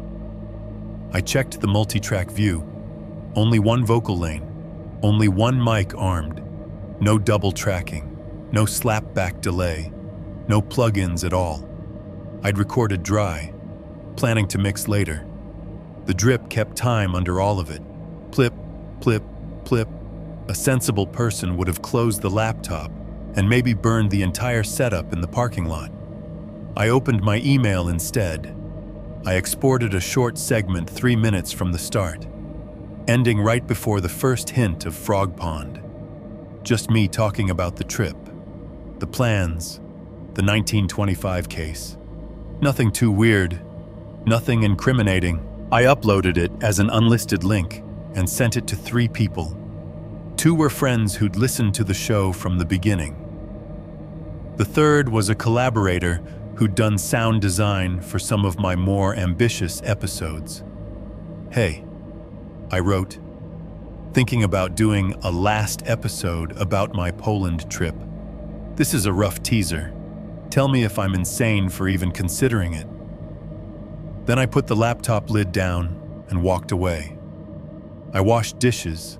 The water sounded normal. I took a shower. The pipes grumbled the way they always had. I went to bed. My phone buzzed just after midnight. I squinted at the screen in the dark. Friend number 1, dude. That opening is brutal in a good way. Tonight's story isn't about someone else gave me chills. Friend number 2, a minute later. Nice touch with the drowning sound in the background. Man, it's subtle but freaky as hell. How'd you do that plug-in field recording? I sat up. The room suddenly too small. I typed back, "What drowning sound?" The typing bubble appeared, disappeared, reappeared. Finally, like the water thing. You can hear it under your voice. Sloshy, bubbly. At first I thought it was just room tone, but then I was like, oh, he's doing a bit, foreshadowing his own near-death. Very meta. My chest tightened in a very familiar way. Friend number 3, the sound designer, chimed in. The low rumble in the back half is wild. 2, had my sub freaking out, listening in my car. I legit thought my back seat was filling with water at one point. 10 out of 10 do not listen to this driving over a bridge. I stared at the screen. I hadn't added anything. No reverb, no drone, no layered SFX. It had just been my voice. The drip, the whatever else had decided to come along for the ride.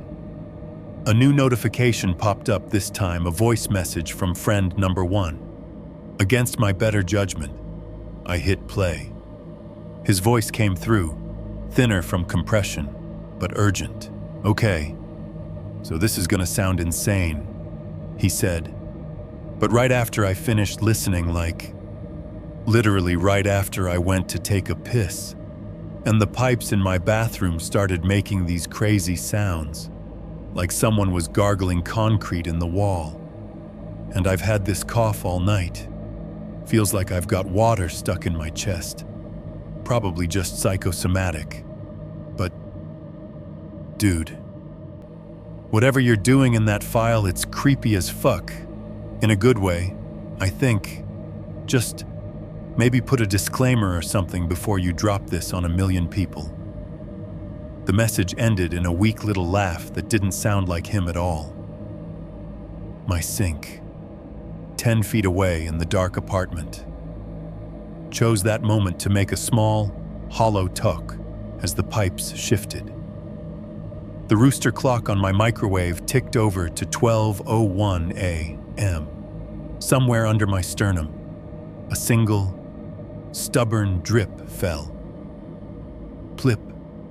7.1. The night of the recording. If you're hearing this, something went wrong. That's not a hook. That's a technical problem. I'm sitting on my couch in Columbus, Ohio, in an apartment that smells like burnt coffee and old takeout, staring at a blinking red light that says I'm recording. It's 2:14 a.m. The complex parking lot outside my window is half empty. Sodium lamps turning the cars into colorless lumps of metal. Somewhere, far off on the highway, a semi's engine drones like white noise. Inside, it's quiet. Or it's supposed to be. I've done this 100 times. Same gear, the mic on its battered stand. The audio interface humming gently. The laptop screen glowing with the familiar waveforms waiting to happen. same couch, same crooked picture on the wall, same cheap lamp throwing a small circle of yellow light over my notes. Except tonight, the air feels thicker. I can hear the refrigerator in the kitchen cycling on and off, a low mechanical sigh. The baseboard heater ticks occasionally as it cools. Above me, my upstairs neighbor's TV is mercifully off for once. No footsteps, no muffled arguments, just the hum of a building trying to be still. The file name on the screen reads Tatra_final_take.wav. I don't have an outline this time. No bullet points. No clever cold open carefully workshopped. I'm past scripting. I'm past fixing this in post. Okay, I say, more to myself than the hypothetical you at the other end. My voice comes back into my ears through the headphones.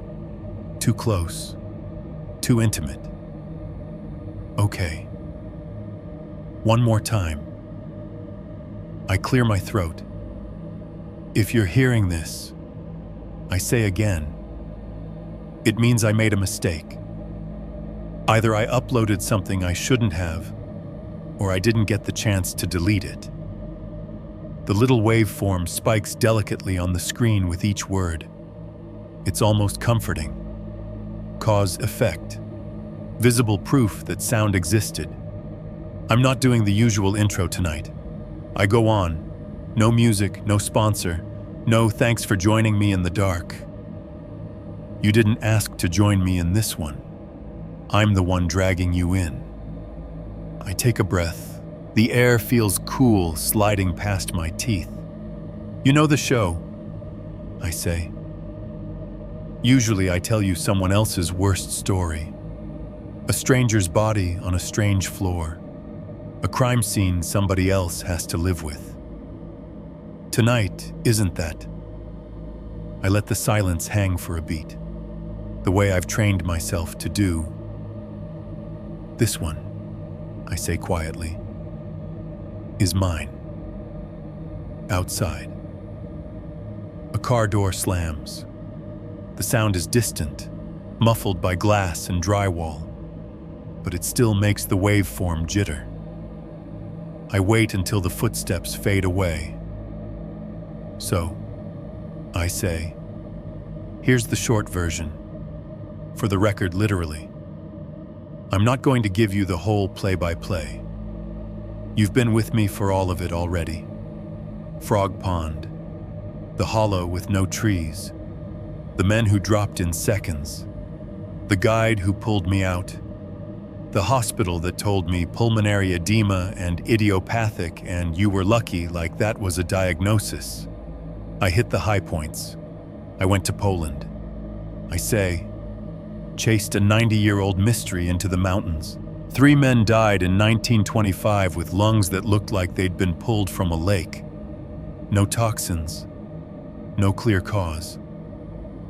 I thought I was going to walk their trail and come back with a story about how random the world is. My throat tightens on the word random, but this time I ride it out. I met a guide, Ania. I met a flask that shouldn't rust. We hiked into fog that sounded like people breathing. At a place called Frog Pond, 3 men died in front of a woman and 1 survived. 90 years later, history did its best impression of an encore. The pipes in the wall behind my head groan softly. A long, low complaint. I pause, glancing at the wall. Nothing leaks. No obvious rattling. 2 guys went down. I say. 1 old, 1 young. Their lungs filled with water that came from nowhere. I went down after them.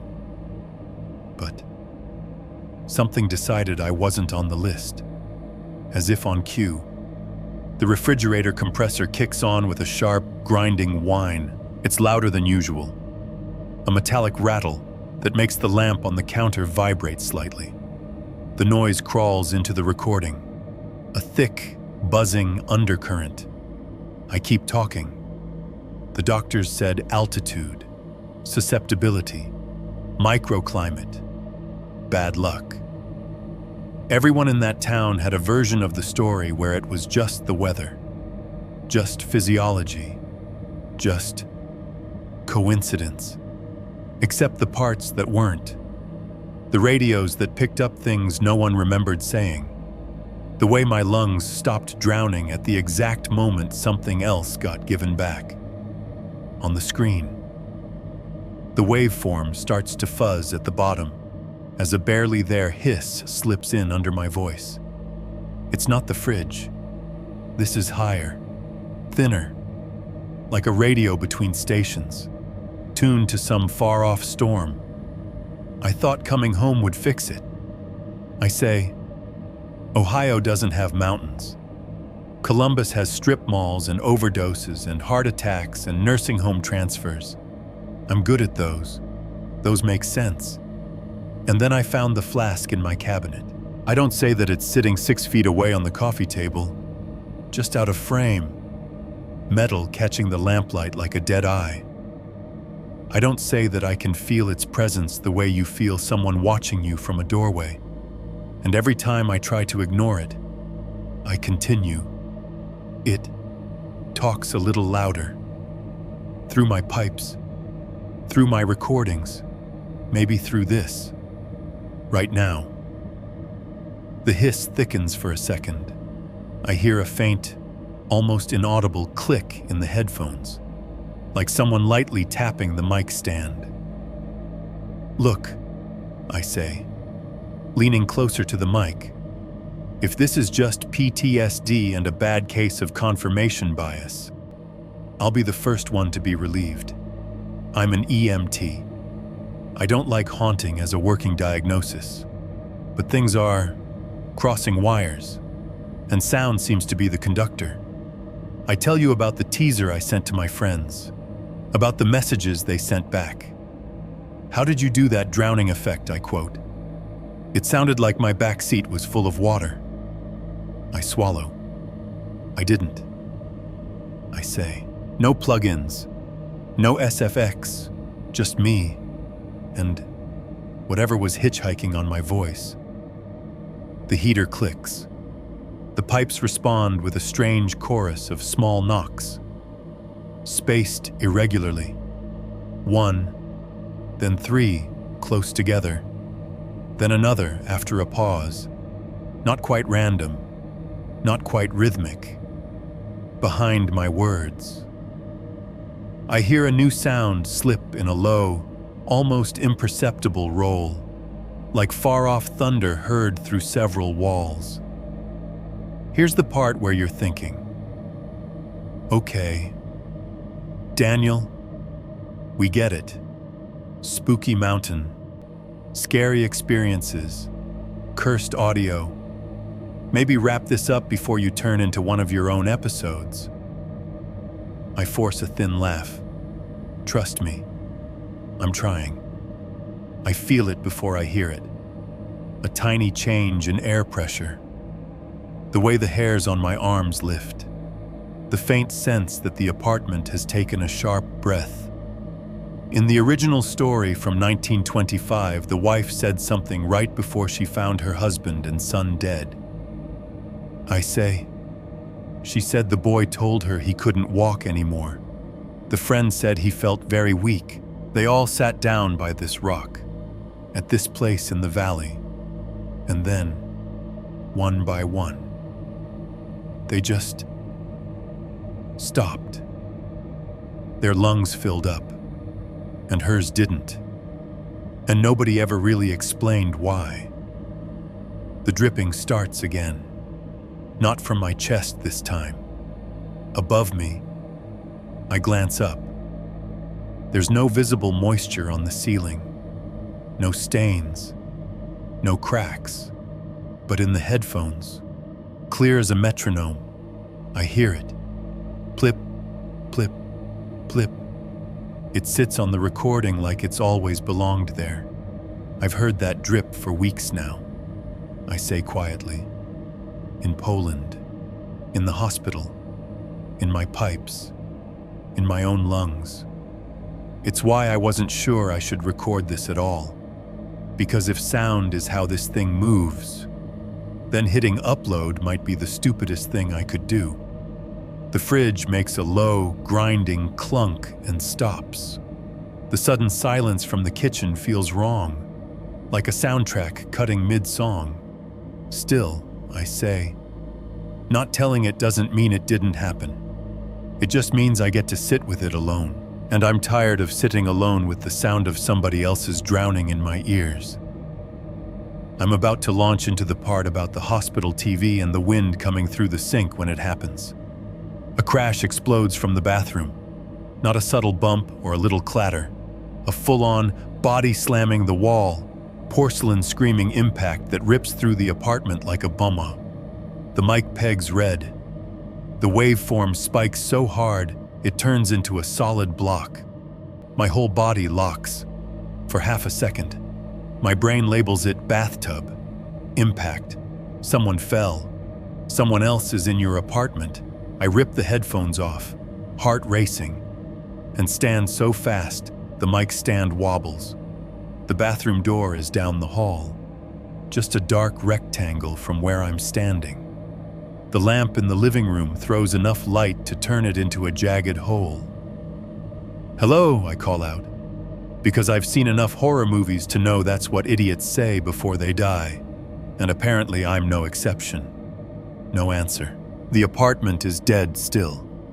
Adrenaline pushes me forward. I grab the flashlight I keep on the side table, old EMS habit, and thumb it on. The beam cuts a sharp cone through the dark as I move down the hallway. Socks whispering on the cheap carpet. The bathroom door is half open. I push it the rest of the way with my foot. The light sweeps the room. Toilet, sink, tub, dry. The bathtub is exactly where it's supposed to be. White porcelain undisturbed. No cracks, no chunks missing. The shower curtain hangs still. The bath mat is in place. No water on the floor. No signs of anything hitting anything. But the mirror, the oval over the sink, is fogged. Not fully. Not like after a long, hot shower. Just a hazy bloom around the glass, as if someone had leaned in close and breathed on it slowly for a long time. I hadn't run the shower. I hadn't used hot water in hours. My breath ghosts in the flashlight beam as I step closer. Words take shape in the condensation. At first, they're just smudges, streaks in the fog that look like random trails where moisture thinned. But as I watch, they thicken, darken, lines pulling together into letters. 3 of them, N-O-T. Then, below Y-O-U, not you. The letters are shaky, uneven, as if written with a weak hand. But they're there, undeniable, captured in a medium that should have evaporated minutes ago. My throat closes. The plane. The first glitch. Me, half asleep in a cramped seat, listening to a recording that shouldn't have had any extra audio, hearing a hoarse voice whisper, "Not you," over the sound of engines. I got the message. I whisper to the empty bathroom. My voice sounds thin and childish. "You made your point. You didn't pick me. You got your 3. So what the hell do you want from me now?" The mirror doesn't answer. The fog starts to fade at the edges, the letters softening, losing their definition. In another minute, they'll be gone. No proof, just my memory and whatever the mic picked up from my shout, from the crash, from the pounding in my chest, from the living room, still recording without me. I hear my own faint voice coming through the headphones, muffled by distance.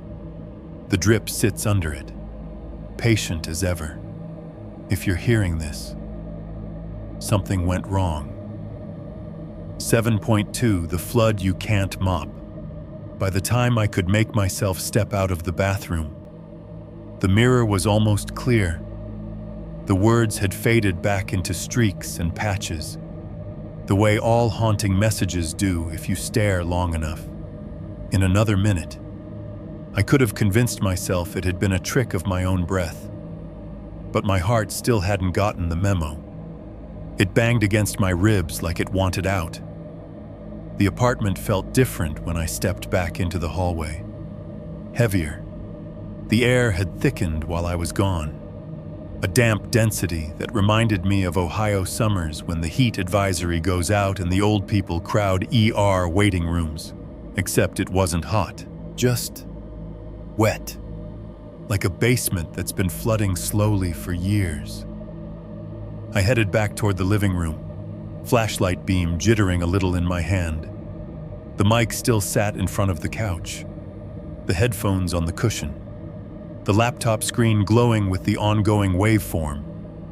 The recording timer in the corner had marched on without me, oblivious to bathroom mirror revelations. The coffee table was wrong.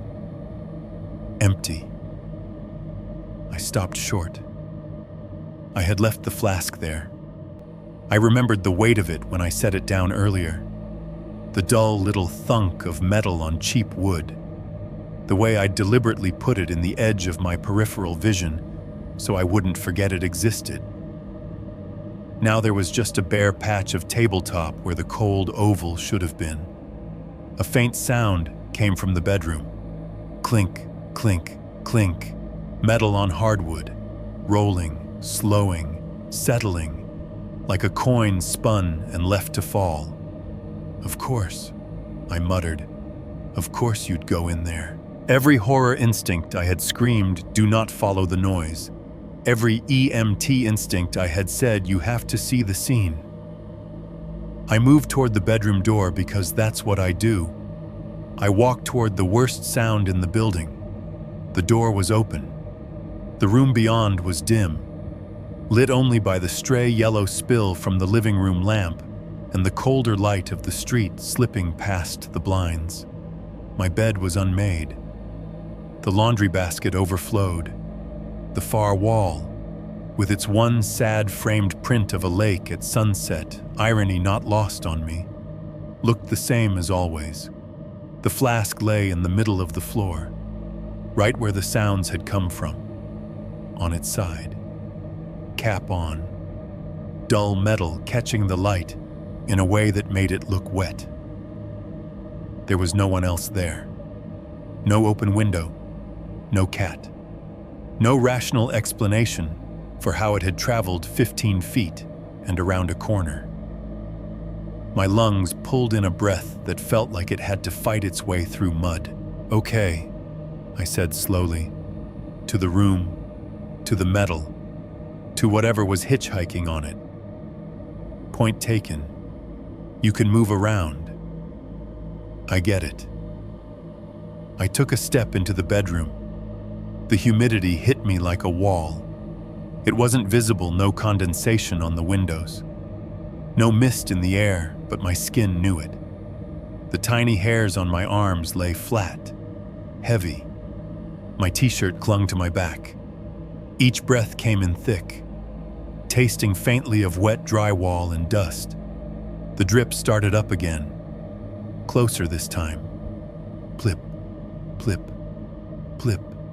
It came from everywhere at once, from the corner where the ceiling met the walls, from the baseboard behind the dresser, from a spot above the closet door. Each drip landed in a place my eyes couldn't quite see, but my ears painted them in anyway. Inside my chest, a matching rhythm answered, a little bubbly catch on every inhale, a faint, wet pop on every exhale.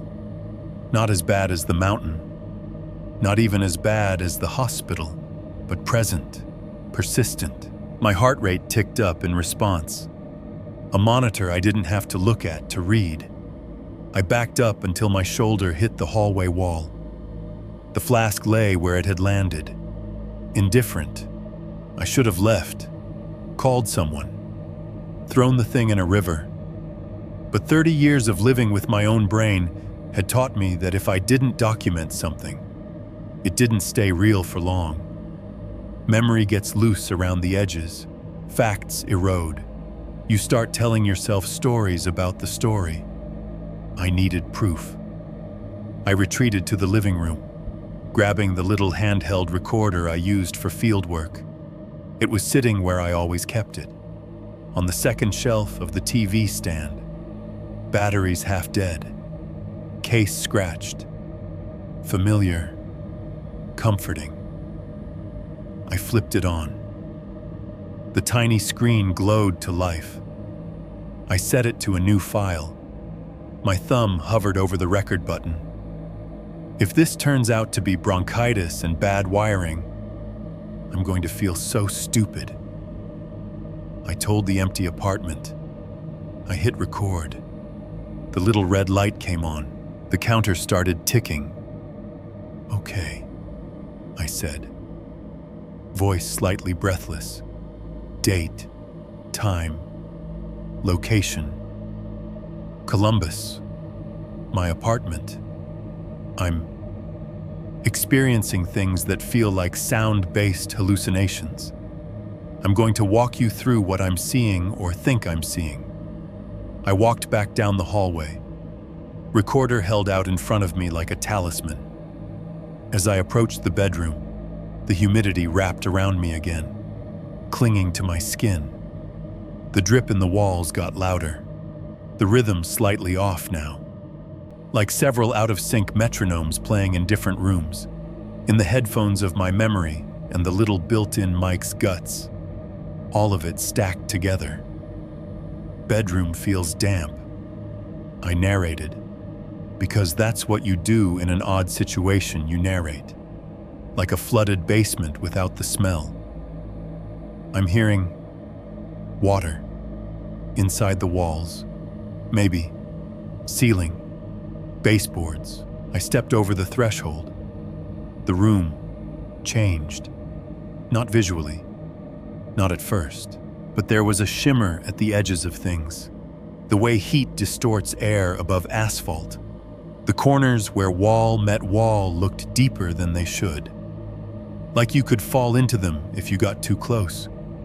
And the walls themselves, water began to bead along the seam where ceiling met plaster. Tiny, perfect droplets, appearing one by one in a neat row. They swelled, trembled, and then, impossibly slowly, began to crawl down the wall. Down. Not in random streaks like a leak, but in thin, straight lines, as if someone had drawn them with a ruler. The same thing happened around the electrical outlet by the bed. Moisture gathered around the edges of the plastic, like sweat on skin. A single drop swelled at the bottom screw, hung there for a second that felt much longer, then let go. It fell in a perfect arc. I tensed, waiting for the impact sound, already anticipating the sharp little plip on the hardwood. Nothing. The drop reached the floor and didn't. It flickered, vanished a millimeter above the boards, like someone had edited out the frame where contact would have happened. The wood was dry, no darkening, no damp spot. When I bent and touched it with my fingertips, it felt dusty, the way neglected floors always do. My own breath sounded louder, wrong. As I listened, the borderline between inside and outside blurred. The bubbling in my chest synced with the phantom falls from the walls. Each inhale pulled both in. Each exhale pushed both out. I could no longer tell if the noise was in my ears or in my ribcage. The recorder's little levels flickered, happily logging every impossible sound. On the other side of the bedroom wall, my neighbor's radio crackled to life. They'd been quiet all night. No TV, no music. Now, suddenly, their cheap clock radio decided 3 a.m. was a great time for some static. I heard the soft click as it tuned itself, then a wash of white noise. The station landed on something with voices muffled, tinny through the drywall, but intelligible if you listened hard. Polish. I knew that cadence now. The roll of certain consonants, the way the vowels stretched. The announcer's tone was brisk, newsy. A few words made it through the barrier. Tatry, Schmirch, Trek. Even if you don't speak the language, some words are easy to translate. Tatra, death. 3. The hairs rose on the back of my neck. "You have got to be kidding me," I whispered. The radio on the other side of the wall hissed. Then the signal wobbled. The announcer's voice distorted, slowed, like a tape being dragged. Another frequency bled in a crackle, a rush, a low, rolling rumble that sounded eerily like wind funneled through stone. The drip in my walls kept time. The flask lay where it had fallen, in the center of the room. For the first time, it looked wrong. Not just cold, not just out of place. Big. It was the same size physically, but my brain kept insisting it took up more space than that. Like it was a small mouth to a very large throat. Like if I stepped too close, I might fall into it. The pressure in my chest spiked. I dropped to one knee, not by choice. My breath sawed in and out, shallow and fast. Each inhale had to fight through syrup. Each exhale ripped something loose that couldn't quite get out. "Okay," I heard myself say on the recording, my voice strange and echoey in my own ears. "Okay, this is getting..." The whisper cut me off. It didn't come from the recorder's tiny speaker. It didn't bleed through the headphones dangling around my neck. It didn't sneak under the door from the neighbor's radio. It came from right next to my ear, audibly, tangibly. The way a real person's breath sounds when they lean in too close. 3 is enough. The sentence I'd heard in the hut, on the pass, in the wind. The air next to my face moved with it. A faint, cold exhale that smelled like metal and old snow. For now. The last 2 words were new. They slid in at the end like an afterthought, almost casual, not shouted, not growled, just added. A note penciled in the margin of a verdict. My whole body went rigid. For now, it was a timeline, a clause, an open door instead of a closed one. Suddenly, the pattern snapped into focus in a way that made me feel sick. It was never just about Frog Pond, or 1925, or that particular hollow with its impossible pools. If it had only wanted that place, it could have stayed there. It had, for decades. If the old autopsy reports and campfire stories were anything to go by. But then someone brought a microphone. Someone recorded the wind. Someone dragged the sound back down the mountain, into huts and shelters and helicopters and hospitals, onto planes, into apartments, into podcast feeds. Every time we captured it, every time we played it back, we gave it a new shape to pour itself into. Air is just thinner water. Sound rides it either way. I understood, in that moment, that whatever had looked at me in the hollow and said, not you hadn't been doing me a favor, it had been making a choice, a strategic one. 3 is enough. For now, enough to satisfy the old story. Enough to keep the pattern intact. Enough to make me believe I'd escaped. For now. The next time the wind found a recording device, the next time somebody hit upload, the conditions might change. I stared at the flask, the outlet, the wet streaks on the walls that never quite reached the floor. I thought of my friend's messages. How'd you do that drowning effect? My back seat felt full of water. I've had this cough all night. It wasn't just my lungs on the line anymore. The recorder's little red light burned steadily, faithfully capturing every one of my ragged breaths, every drip, every whisper. If you're hearing this, something went wrong. 7.3. Leaving the mic on, the whisper still hung in the air. For now. My lungs chose that moment to remind me that now was not necessarily a long time. The tightness in my chest, which had been hovering at bad anxiety attack, ratcheted up to you are breathing through a straw someone kinked in the middle.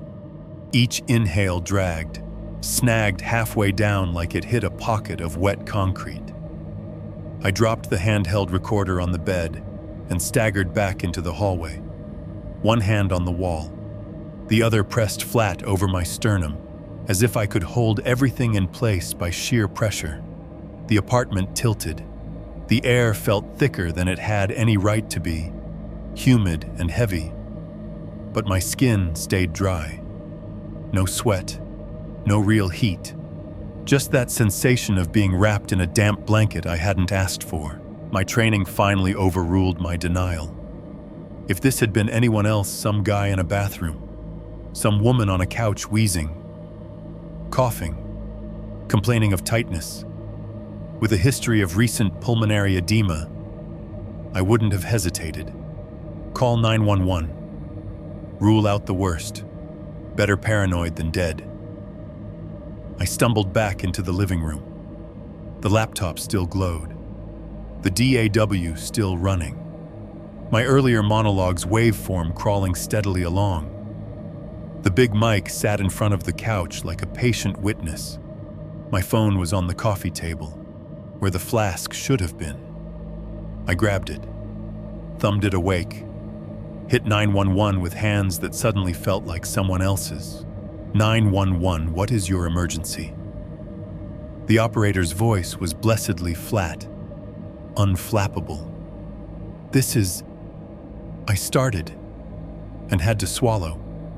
My throat felt thick, my tongue heavy. This is Daniel Cole. I'm an EMT. I think I'm having a respiratory thing. History of pulmonary edema. Short of breath. Chest tight. Coughing up. A little blood. Are you alone right now? Daniel calm. Professional. Fingers typing somewhere far away. Yes, I said. Apartment on. I rattled off the address from memory, the way I've done for countless patients. 3rd floor, no elevator, 1 flight of stairs. Can you speak in full sentences? Mostly, I said, forcing the words out in one breath. Feels like early edema, not as bad as before, yet.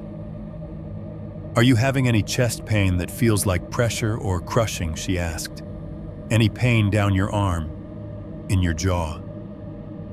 Yes, I thought. No, I said. What I was feeling wasn't the radiating, squeezing vice of a myocardial infarction. It was something wetter, lower, more, like drowning, inside. Okay. We're sending a unit, she said. Stay on the line with me if you can. I nodded, then remembered she couldn't see that. Yeah, I said. My voice came out thinner. I'll stay. I set the phone on the coffee table, speaker on. The operator's breathing now another layer in the room's growing soundscape. The main mic, still armed, still listening, stared at me. I sat down on the couch, lungs hitching, and leaned toward it. If you're hearing this recording, I said, I need you to understand something. The sentence came out broken, breath catching halfway through. It didn't matter. I kept going. This isn't a story I made up. I rasped. Not one of those creepy pastas you listen to in the dark and then forget. This is something that happened. Is happening. My chest gave a small, ugly crackle on the last word. The mic caught it. Of course it did. Somewhere between the mountain and here, I said, between Frog Pond and my shitty couch in Ohio. Something figured out that sound is a good way to travel. Wind through rock, radio waves, the hiss of a TV, the hum in hospital pipes. My files. This file. My head swam. The room blurred at the edges. Every time we recorded it, I went on. Every time we played it back, we gave it new speakers, new lungs. Every person who listened to that teaser heard something I didn't put there. They felt water where there wasn't any, coughed when they shouldn't have. The drip in the ceiling kept time. Plip, plip, plip. If you're listening to this, I said, it might be in there too, in the noise under my voice, in the places your headphones don't usually reach. You might think that's cool, a good effect. You might want to share it with a friend. Don't. The operator's voice floated up from the table. Daniel, I've dispatched medics. She said, they're on their way. Are you feeling any worse? Yes. I thought, I'm holding, I said. My lips tingled. The edges of my fingers felt far away and a little numb. Okay, she said. Try to stay seated. Unlock your door if you can. If you feel like you're going to pass out, lie on your side. I reached for the flask without really deciding to. It was on the floor, 3 feet away, where it had been in the bedroom a moment ago. I hadn't seen it move. I hadn't heard it roll. It was just there now, close enough to pick up without standing. I dragged it closer and set it gently on the coffee table in front of the mic. Here, I whispered to no one in particular. You want a voice, use your own. The metal was freezing. The cold went through my palm and into my bones. The weight of it on the cheap wood made a faint, hollow sound that the mic ate up hungrily. The apartment's walls croaked and groaned. Somewhere above, a pipe rattled like an old smoker's lungs. The air in the room felt heavy enough to chew. From the hallway outside came the faint squawk of a radio, copy, 3rd floor walk-up, respiratory, history of pulmonary, boots on the stairs, fast, practiced thuds, the sound of my world arriving. Help's here, the operator reassured from the table. They're almost there.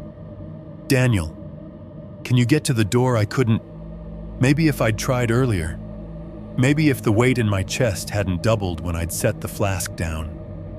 Right now, my legs were more suggestion than reality. My vision tunneled, the edges dimming, the center sharpening weirdly around the dull metal oval and the mic. I leaned in closer. If you're hearing this, I whispered again, turn it off. The effort made the room tilt. Or don't, I added. Because I'm not as noble as you might like. Maybe you want to know what it's like. To have something in your lungs that doesn't show up on X-rays. To hear water where there isn't any. To feel a drip behind your heart every time you try to sleep. The knock on the door jolted through the apartment. Hard, repetitive, the kind that doesn't wait long before becoming a shoulder. Columbus Fire. A deep voice shouted, "Daniel, you in there? Come in." I tried to yell, but it came out as a croak. The operator heard it anyway. "They're at your door," she said. "If it's locked, they're going to force entry." The handle rattled. Something heavy hit the wood once, twice. On the third hit, the frame splintered. The door swung inward with a sharp crack. Boots, gear, the clatter of a bag hitting the floor, the buzz of a radio, men breathing hard from the stairs, then shifting into professional focus. Daniel, my partner's voice, familiar and strange all at once. "Hey, man, you picked a hell of a way to call in sick." I tried to turn my head toward him, but my eyes wouldn't quite cooperate. The edges of the room smudged. Someone knelt beside me, fingers on my wrist, my neck, the prick of a pulse oximeter on my finger. "Sat 91 on room air," a voice said.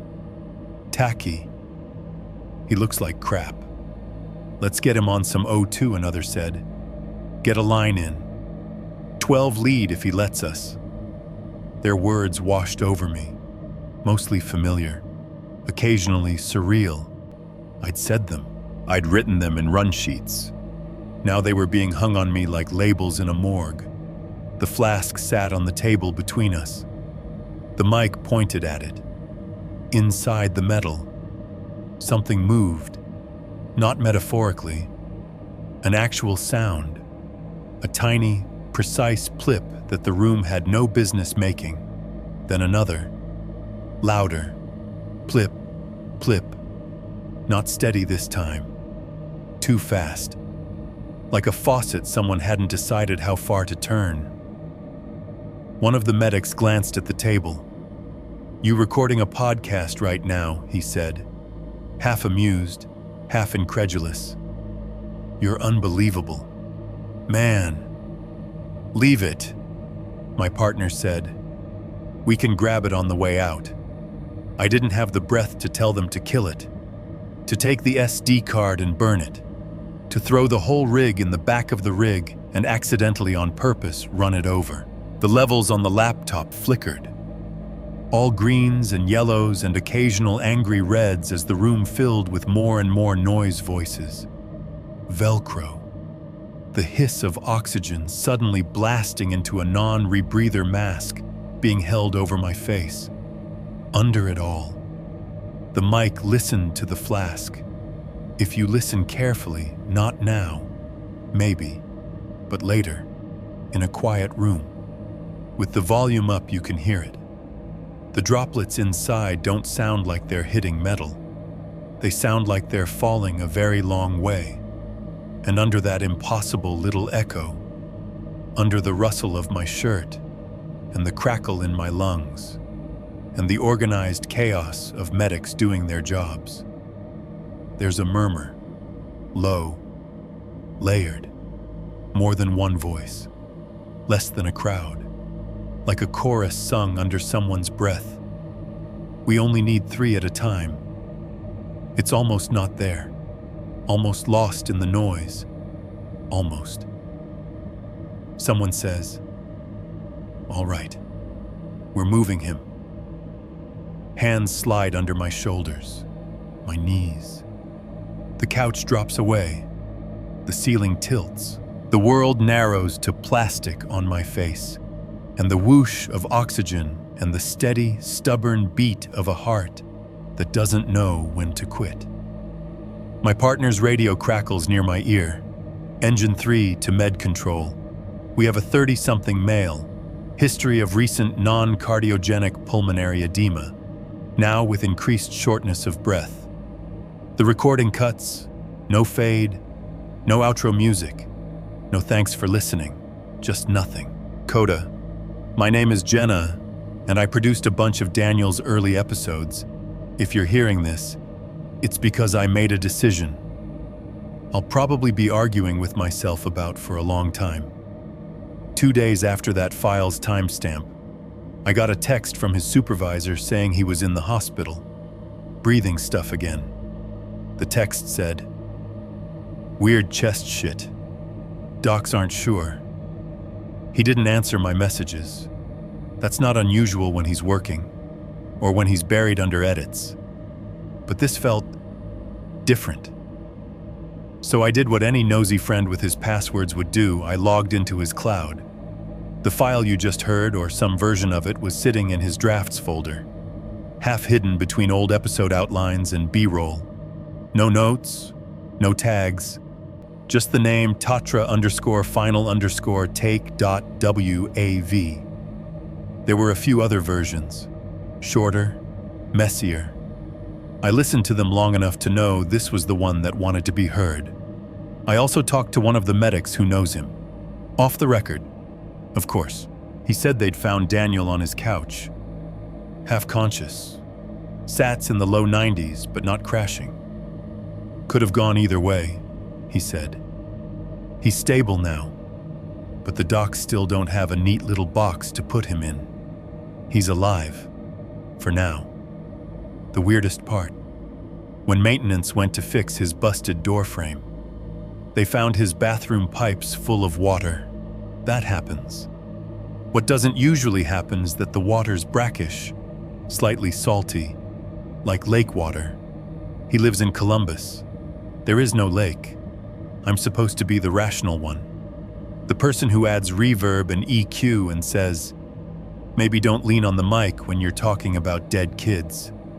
I'm also the one who watched his teaser and thought, yeah, listeners are going to eat this up. So here's where we are. I cleaned this file up as little as possible. I didn't add any sound effects. I didn't sweeten the lows. I didn't cut the part where he tells you to turn it off. If you're still listening, you've made your own choice. Maybe nothing happens. Maybe you shut this down and go to work, and the only thing that lingers is a vague unease and a new respect for high-altitude weather patterns. Or maybe tonight your pipes make a noise you haven't heard before. Maybe your sink sounds a little deeper. Maybe, just once, as you're drifting off, you think you hear a drop of water fall somewhere inside your chest. If that happens, if you're still listening, maybe turn this off now, or don't. It's not my lungs. Oh,